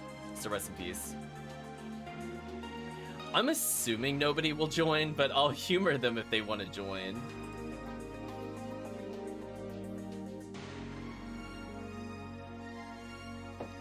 But from the standpoint of, yeah, with like Rangers and Forces, you just have a sport drop rate, something like that. But from the standpoint of like Rangers and Forces, I mean, it just depends on where you're able to go. So like, I forget what force you are. I think you're a Phonuman, question mark? So like, if I was trying to prepare my characters, depending on my ID, I'd probably do a lot of surface runs, just because, as I said before, Rappies give amazing amounts of materials, and also decent techs. If you're picking, like, Ramarl, how much did I say a Spread Needle was? Like, 1 to 2, depending on what stats it has. And again, I don't think the stats really matter, I'll be real with you. Like, your dream is to get one with 40 hit, but, like, do you ever need that much to do its normal combos? No. Somebody actually joined. Oh my gosh. I can't believe somebody joined Anguish 1. That blew... Wait, hold on, chat. Wait, are you telling me we couldn't get somebody in normal TTF, but I put it on Anguish 1? We got somebody? That blew my mind. You know what? That's fine. I'm not gonna question it. You know what, chat? If they drop out of the game, I don't blame them. Just whatever. 124% rare chance. That's pretty good Dark Falls odds, I'm just saying. Anchorage brings confidence. Something like that. I think Chris being 195 helped persuade them. They're like, yeah, I'll get carried. Or who knows, maybe they have some ridiculous gun. Oh, they're a Ranger. But for some reason I thought they were a Hunter. Oh, it's Ranger Party. Yeah, Ranger doesn't care what difficulty the game is on. Listen, there's like Hunter Hard, there's like Forces Advanced, then there's Easy Ranger. Life is so easy as Ranger. They have like 2 bad matchups, and people that only play Rangers complain about how annoying certain episodes are as Ranger, and I'm like, you could do every quest in the game, get out of here. They have so many good options. I'm like, get out of here. This character is so good.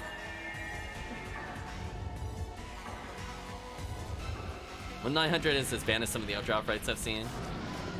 Yeah, it's not too bad, Link. So sometimes if you're lucky, HBR will line up with it. I want to say it's Endless Nightmare 4, I think was used in a couple of HBRs. And that's Episode 1 Ruins. And people would do that to potentially get Spread Needle from the Sharks. I'll just build meter, I don't really care. But yeah, it's not bad, Link. Like, if you really want to. The counter to Ranger is Satellite Lizards. Kind of. but not really. Yeah, I was like the counter. I was gonna say. Yeah, I was like, if they had no options for it. Yeah, Divine Punishment on Rambarl is heavenly. Take that pun. But yeah, or just using Excalibur, which beats everything.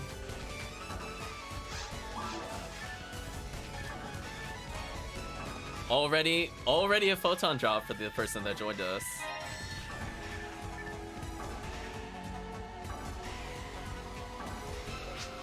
I'll just say nice PD.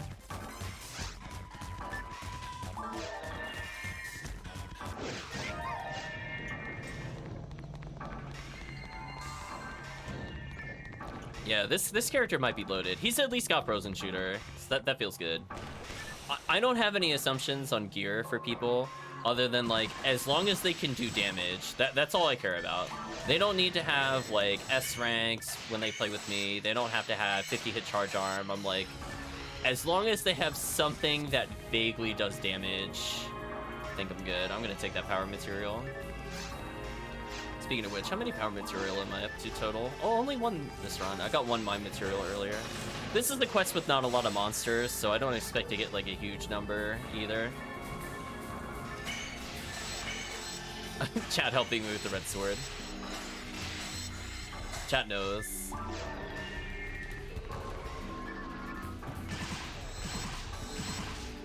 Easy kill. I love I have so much health that doesn't knock me down. Normally that would be a scary statement, but it's one of those times it doesn't matter.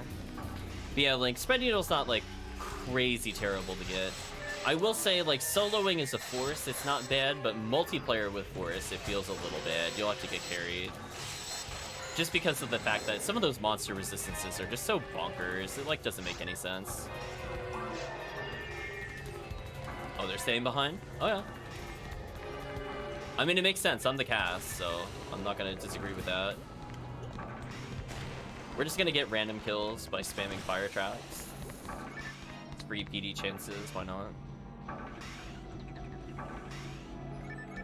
But yeah, I haven't done like a regular Ruins run in a long time. I probably should do that again. It's also not too bad, as I said before. Oh. I was just thinking about it. I don't think I've gotten you in a Halloween cookie game, right, Link? I want to make sure you get into one of those. The Halloween cookie quest is really great for Spread Needle as well. Oh, did I not get invincibility? I was like half paying attention. I'm like, wait a minute. The boss could kill me? Oh, joke's on you, boss. Somebody's resist spamming, and that's all I need to know. I don't have to care about anything. But yeah, I want to make sure I owe Murphy, I owe Chris, I owe... Well, I'm not going to say I owe Link, but it'd be nice to get Link on a Halloween cookie. But yeah, so far, you know, Chris has been carrying with the raw cast, and Murphy's been helping out with mags and new players and some of the communications and stuff.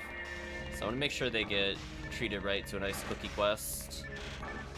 Yeah, there's some good stuff. Like, again, like, it seems very daunting at first, and then, like, when you actually play for those events, you'll go, that's why people have so many ults. Like, you'll play on, like, the anniversary event, you're like, how did I get 30 materials in one run? And you're like, oh, right, anniversary. That would check out. When drop rate is, like, 40% up all the time, you're like, oh. That checks out. So a lot of the things that you're going to be looking forward to, like your limiters, your V101s, I would say wait a little bit, at least until the anniversary event, and then you'll probably feel better about it. Or if you get unlucky, wait all the way to Christmas. Both are really, really good. Christmas Fiasco is so fantastic at limiter. It's so good. I'm sad I didn't get limiter when I played. I got a lot of other really good rares when I'm playing that, but unfortunately. I think there's like upwards of, I want to say 16 Gertabulus, which is fantastic for limiter. Most of the time you only get quests with like 3 to 4, and they're not like all that fun to run. But oh, I was playing Christmas Fiasco to death. I love that quest for episode 4. Not episodes 1 Christmas Fiasco. I did not like that quest that much, even though it is good. Just a little too many Barans. Just a little teeny tiny too many, chat. That room of 6 Barans was like, okay, PSO. I know you like Barans, but like, it's fine. I actually got Mag Blast? Wow. I don't think it's worth it because of how fast we're clearing, but it is kind of funny. So I'm gonna I'm gonna respectfully freeze the robot because we have so much ATP. But I got to the I'm of that sentence and then it was already done. So we have a crazy efficient team. Hold on. Let's not make the same mistake. We're gonna spread needle. Let's learn from our mistakes. So I'm gonna level in this quest, which is gonna be a good feeling. So this character is slowly catching back up to my Ramarl, who for a while was lower level than the Rocket Seal, but then I went on a crazy solo gameplay and leveled up like 3 times.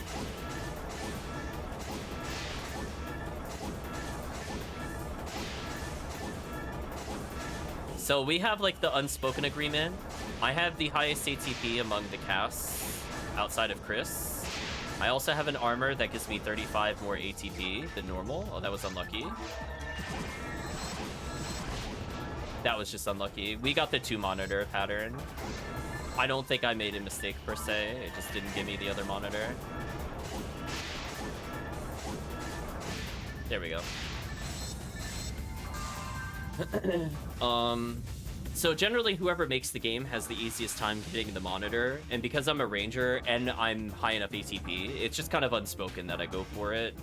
If you're wondering, Link, why like people just wait for me to get it, I'm just gonna free Chris. On my screen, Chris was already freed. He desynced so hard, he was about where I'm standing now. I'm sure Chris is like way over to the right somewhere. This game has very weird desync issues.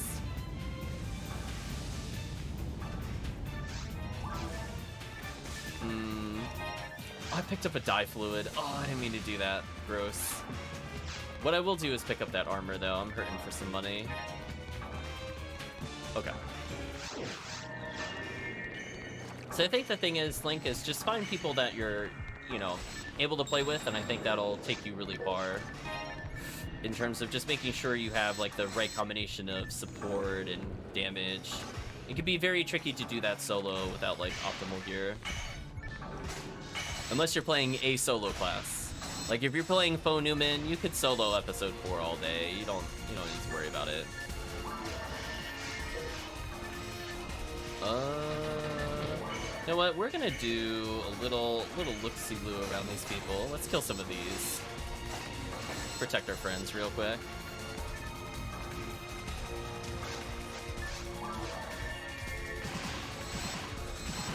Easy kill. I don't know if they're gonna take a telepipe or not. This is the one where I feel people don't usually telepipe. I see people put the telepipe, I will put the telepipe, but I don't usually see it. So I guess from the standpoint of it, teaching Link more about the game here, so I would recommend, you don't need Last Swan per se if you have Heaven Striker, it would serve the same purpose. So let's say I don't have Last Swan. We're gonna take this boss through how you would do falls with it. So you saw I use Spread Needle on Dragon, Worm, and Volt Op because it's the best choice. Like seriously, it's the best choice. But but from this standpoint, this gun gives you sniper range. So when you see a line of spinners like this, without moving much, if you have mag invincibility, if you get 3 in a row, and that's a big time save. Otherwise, you have a gun strong enough at max ATP that one normal shot is enough to kill them, and you can spend most of your time dodging. So knowing that you could do that is such a time save, I see people making the mistake of bringing in like a shotgun, because they're thinking there's a lot of targets, so like ideally you'd pick a gun that could hit this many targets. But what that ends up doing is rooting you in place, which is also why I don't like mech guns, because they root you in place. So unless you get really, really comfortable playing the class, it can be really hard to say when you should be rooting in your spot and dealing DPS. There's some very clear signs you could do so, like certain phases of falls, like this one, for example, where I know somebody will be managing the things that can actually hit me. So I could very easily berserk by just staying around the sides without needing to worry about anything. So like I don't have to worry about getting hit from here at all. Like, I don't have to say anything to my teammates, they're already there. Also, missing those sacrifices, though, is kind of painful. There we go. And then you could kind of take, like, you could do, like, little micro strategies that are good for you. So, like, people might want to heal because they're injured here, and that's actually a mistake. You want to take some pot shots while you can to speed up this boss fight, then you want to heal. Just doing little things like that can end up skipping you a cycle in case you get a bad pattern. Like there, I did a lot of damage. At this point, I'd revive a teammate if the teammate was dead. The goal, as I said before, deal damage, but don't try to kill the boss if somebody's dead. This is fine.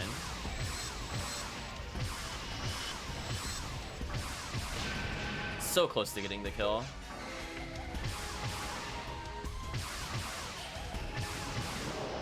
So here, I have to make a little bit of a judgment call. I think I will die to the swipe, but I'm not sure. It might do 920.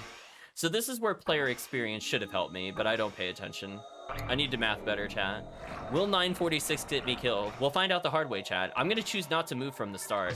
7 Striker is sniper range, so you don't need to move to actually hit the boss here. I'm going to regen some health in case it's not enough health. Oh, the boss politely came over to me, so I might as well Berserk Special it. Okay. Somebody rested me, because I ended up with more health than before. What a bad pattern. Wow. What an actually terrible pattern. I'm gonna sit here and regen health. That's my optimal action. Wait, that knocked me down. Oh, Anguish 1, that's right.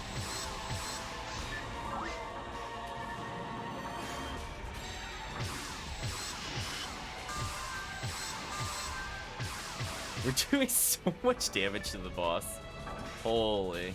Are you targeting me, Falls? I think you are. That's rude. Wow, that damage.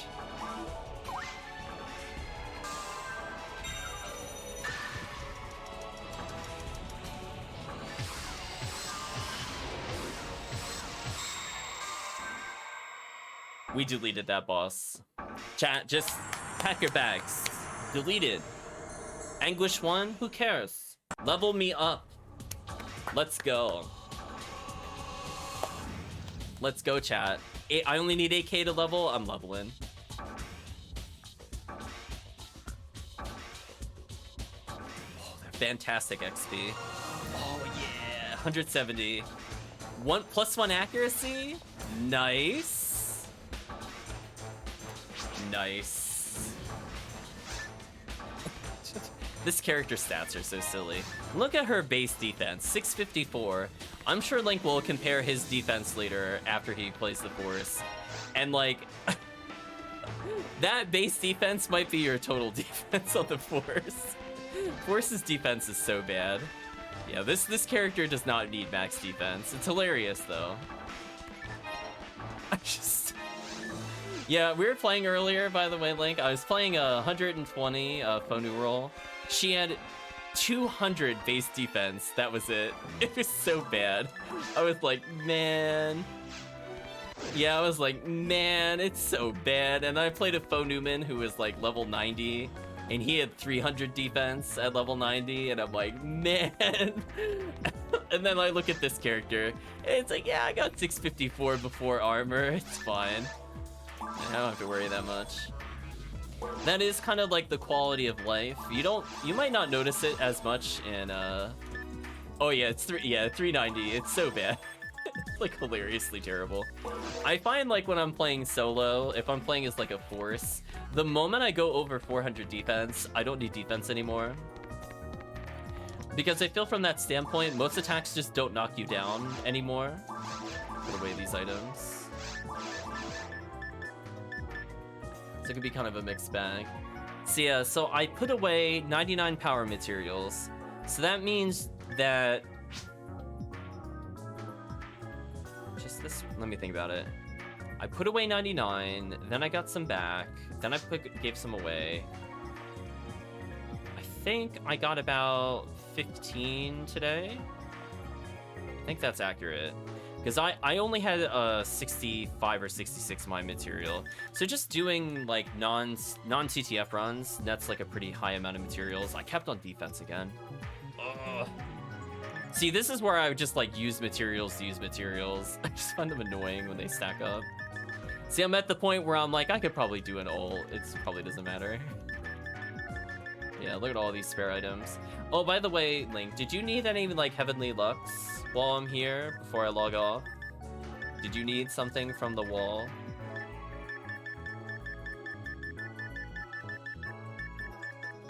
I mean, I'm not giving away V801 or Adept. Probably not the God ability. Like, do you have merges and stuff for your force? Just curious.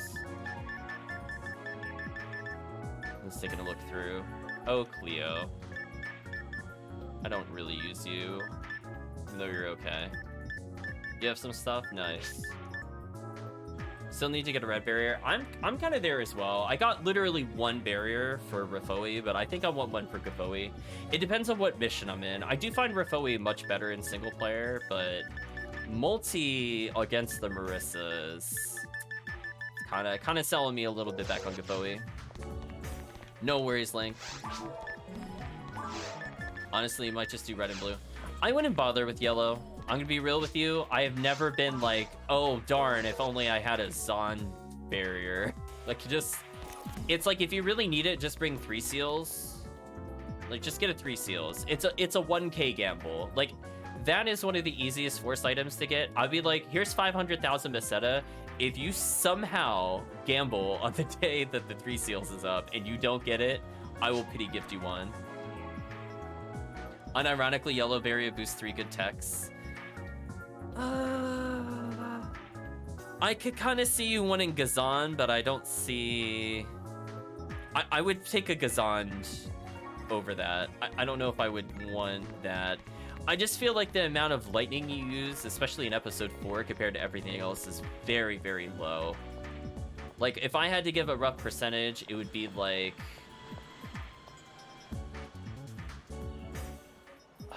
I don't know, at least 50% would be fire. Maybe 35% would be ice and 15% would be lightning. There are so few enemies in episode 4 that need lightning. The only time you would really need it, and this is where, again, this exact scenario you'd be talking about, would be like bosses. Yeah. Yeah, it's like, I would bring it, like, but that's the thing, like, I'll just bring a 3 seals in for episode 4 boss. I don't need like a yellow merge or anything like that. I'd rather just get the 30%. Because I find in most scenarios, it's like about the same damage even though it's slower. Oh yeah, no. Highly agree. Red barrier has been such a speed up on my clears. I wish I did that much earlier. Blue barrier is situational. If there's a lot of forces, I do like playing the Ice Mage. And Rabarda has been a lot of fun.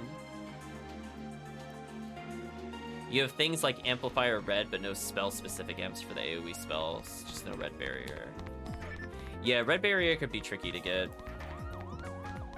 That might be worth it. Like, I'll put it this way. I started doing that with, like, the barriers are so good. I basically have played through as the Faux Newman with no armor of interest, no weapon of interest, just the barriers. The speed clear, bonkers in solo, like 5 or less spell casts to kill. In particular when Rafoi can stunlock zoos. Yeah, yellow and blue barriers. Yeah, like if you have those, but you, like, are you just missing amplifiers? Because yellow is probably the most situational. Again, I can very much see it for Gazan. Well, reds are kind of annoying to get, I'm not gonna lie. The barriers are annoying to get. Amplifiers were not as terrible. Getting the right amplifier is harder, though. But yeah, highly recommend Link. Oh, the Rabarda merge. When I'm playing certain episode 4 quests, I'm like, oh. When I'm playing single player, I'm like, oh. Astark dies in like 4 Rabardas. Oh, what a beautiful moment. I'm like, you only got 2k health? I'm doing like 500 Rabarda. Get wrecked. I'm like, yes, it's so good.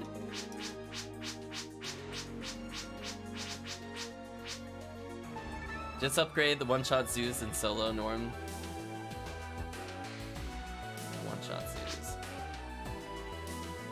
Yeah.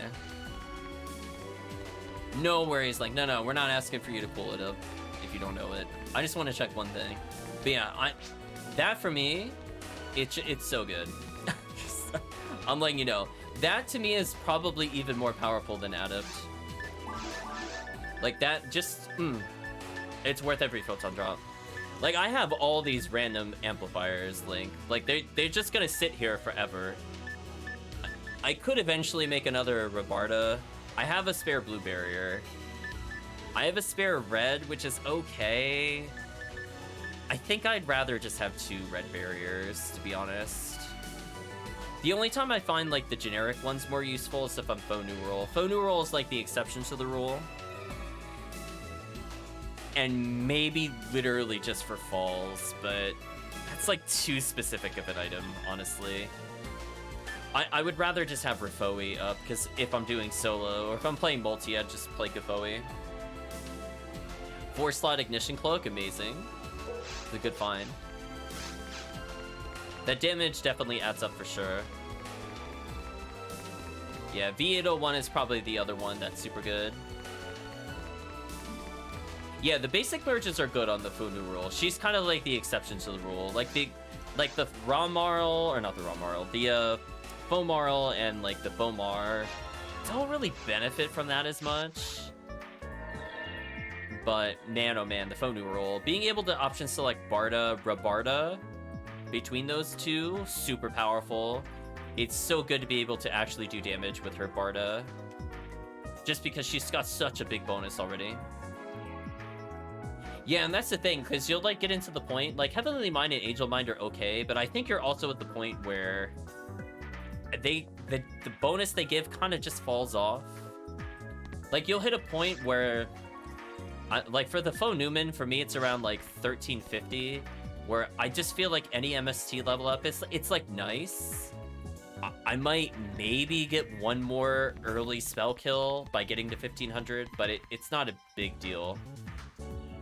It's just making sure I got at least like 1150. That's like my bare minimum to have fun. And then from there, I can enjoy everything else, which is such a shame because the Fomarl's MST doesn't hit that threshold easy. Yeah, it's like, it definitely, I love it. I love it for getting the techniques, but man, it just scales poorly in multiplayer. All your spells are 30s except light and dark. All of them? I would be very impressed if you mean that. I'm assuming you just mean your shifted D-band, Zalor. I'm assuming you don't mean your Gafoi grants. Oh, you already said grants. Your Gafoi, Rafoi, Barda, Zond. If you got that many level 30s, do you know how many PDs you'd be rolling in, Link? You mean all of them? Wait, you consume the level 30 like Foi and like legit level 30? Not with God Technique. Yeah, that would literally fund an entire character, Link. Those are really, really, really rare. Like really, really, really, really rare. It's not uncommon to have shifted D-band 30 or like Gel and Zalor 30. Yeah, people usually end up using God Technique to do it, or something that boosts Technique. But to like legit have 30s, I think I've gotten 2 total. One was gifted. Yeah, like I don't disbelieve you on Resta, Jellin, Zalor, Shifted D-band. Maybe if you're lucky you got one. They're all gifted. Wow. If somebody gifted you all those 30s, they should have told you how much it was worth, Link. You're like, I want to buy everything. You're like, here's 100 PD. Gibarda might actually be worth more than 1 PD. That's true. That's true. Yeah, they go for a lot per. If you had like a full set, that would have been crazy. Yeah, I only run with like 29s. Oh, that's fine. I was thinking like, I was like, wow, Link has the setup. I'm like, who gave you the 30s, Link? Can we have a talk? Like, are they just passing them out like candy? Can I just come by? But No, that's fine, that's fine. So let's chat.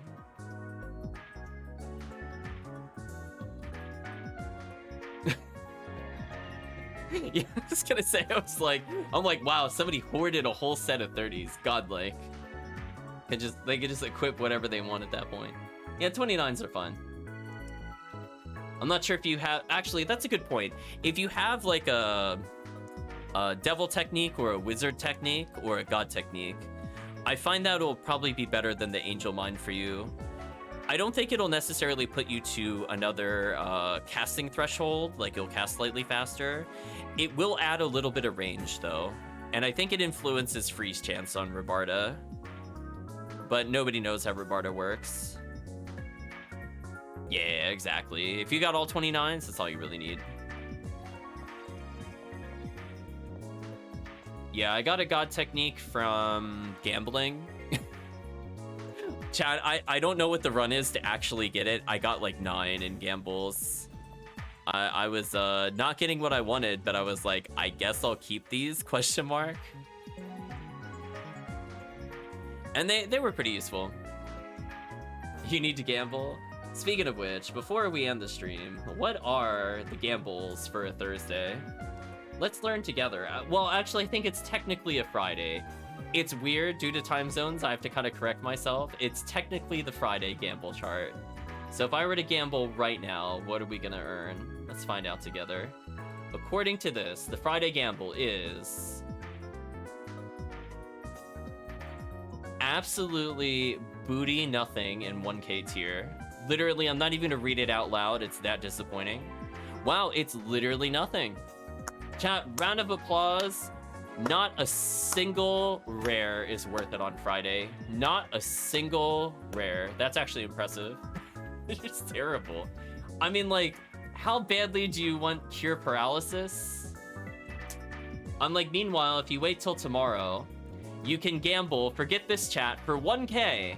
Keep this in mind, Link. For 1K, tomorrow, Saturday. Because keep in mind, at 7 p.m. Eastern Standard Time, or if you're in England, it'll be exactly midnight, on Friday leading into Saturday, you could, on Saturday, for 1K, get God Ability, or 3 Seals, or Cure Paralysis or Cure Freeze, all of which are amazing on every character, except for 3 Seals, that's for forces only. But still, really easy pickup. I will say to you, Link, if you don't have God abilities, or you're using Angel Mind. Angel Mind's like, what, only 15 mind? Give yourself God ability. Get 20 to all stats. Live the high life. Get a 3 Seals if you don't have it already, because that's a 30% bonus to Resond. And it gives you amazing across-the-board resistances, and it improves your ability to block, since it has an innate ability to block randomly. So even if you are lazy and don't want to switch the barrier, it's just infinitely better than anything else. It's just an easy pick. So you could do the 1K gambles for that. I could see there's some D parts for 10K, so if you're looking for some Rocket Seal stuff, it's not bad to gamble there. I just prefer to run it on hard mode like we did on the stream earlier. You'll try the 10K for Talesius. Oh, for the Dragon Scale? I mean, honestly, Murphy, I would say with that, I would just say just do Point of Disaster with us. Just join in for some of those. We'll get you one. Or if you really want it, Murphy, I do have a spare one. We can negotiate what you would like for a Dragon Scale, because I have some that I don't plan on using. But I'm going to let you know, chat, the ridiculous one is on Sunday. Again, keep in mind, it could be as early as Saturday at 7 o'clock the previous day, like it is for me. But the Sunday gambles are V101 for 100K. There's some okay items you get as a trade-off. You could get S parts. Oh no, that's the bad version of S parts, ignore me. You could get God Power, which is okay. Actually, most of the other gambles are not really worth it. But hey, V101 on Sunday. Where's the crazy one? Monday is V501, but that one's a trap. Don't do that one. The real one you're interested in is probably Tuesday. V502 for 100K. It's pretty sick, chat. That's when I'm probably gonna do some gambles. I want another V502 for somebody. I'll give it as a permanent gift. Yeah, I think I got God Technique on Thursday for 1k. Very, very easy pickup if you just want an easy upgrade for your Force Link. Just bring in like 300k. If you need money for it, Link, I will give it to you. Put it that way. You only need like 200, 300k maybe. You should probably realistically get it. Probably. But yeah, that's about it in terms of the gambles. I just remember there were some like crazy 1k gambles. Like crazy 1k. So I gotta remember to do it on Saturday. Yeah, the Saturday one's actually kind of sick. Like, not gonna lie, getting like 4 god abilities on a new character is actually fairly useful. Yeah, just the combination of luck and damage is nice. Unless you got like Heavenly Power, then I might do like 2 Heavenly Powers, a god ability, and then like a Heavenly Battle. Just to kind of round out my stats a little bit, give myself some crit and some damage. So much info to take in, no worries. But yeah, take a look at Corrin's prize wrist. I'm just gonna give you the link. Give the link to Link. Take a look at that later. The 1k gambles are sick, but only on some days. But anyway, chat, we've hit the end of the stream. It went on for quite a while. Quite a bit longer than I expected. He got over Arista? That sounds about right. So, unfortunately, there's just nothing. I'm not even gonna gamble today. Nothing's worth my time here. I'd rather get the Dragon Scale by gambling 100k or something. If I was gonna gamble that much. But anyway, from the standpoint of the stream, we've gotten about as far as we can go. Unfortunately, today was a really dry day, despite like the rare ups and the Valentine bonus and pretty much everything else. We got like only like 4 photon drops between like 9 or 10 runs with 4 people. That's pretty bad. So hopefully if we play again in the future, PSO behaves a bit more with some of its drops. I did get the D-Roll A shell, which will save me some time later. If I decide to equip my Ramarl, for example, who doesn't need Ranger Wall. If I'm playing only with Heaven Punisher, I'd prefer the defense. So I'll think about it. Having a spare one of those shields is useful. Is Ranger... I said it for a second, minus 400. That's about right. So I think from the standpoint of Rangers, I don't really need too much else to complete them other than Cannon Rouges and S ranks. So I have only 1 real common drop left to kind of get. Like, Cannon Rouge should not be that hard, but it is ever elusive. So maybe next time I'll focus on some red ID runs to try to get it. In particular, when it switches from rare enemy over, I think I'll be doing a lot more red ID. But from the standpoint of the stream, we're at the point that most people know about, and that is the send-off / the goodbye to YouTube. So if you got this far in the video or the VOD, I'd just like to say thank you for watching, and hope to see you again next time.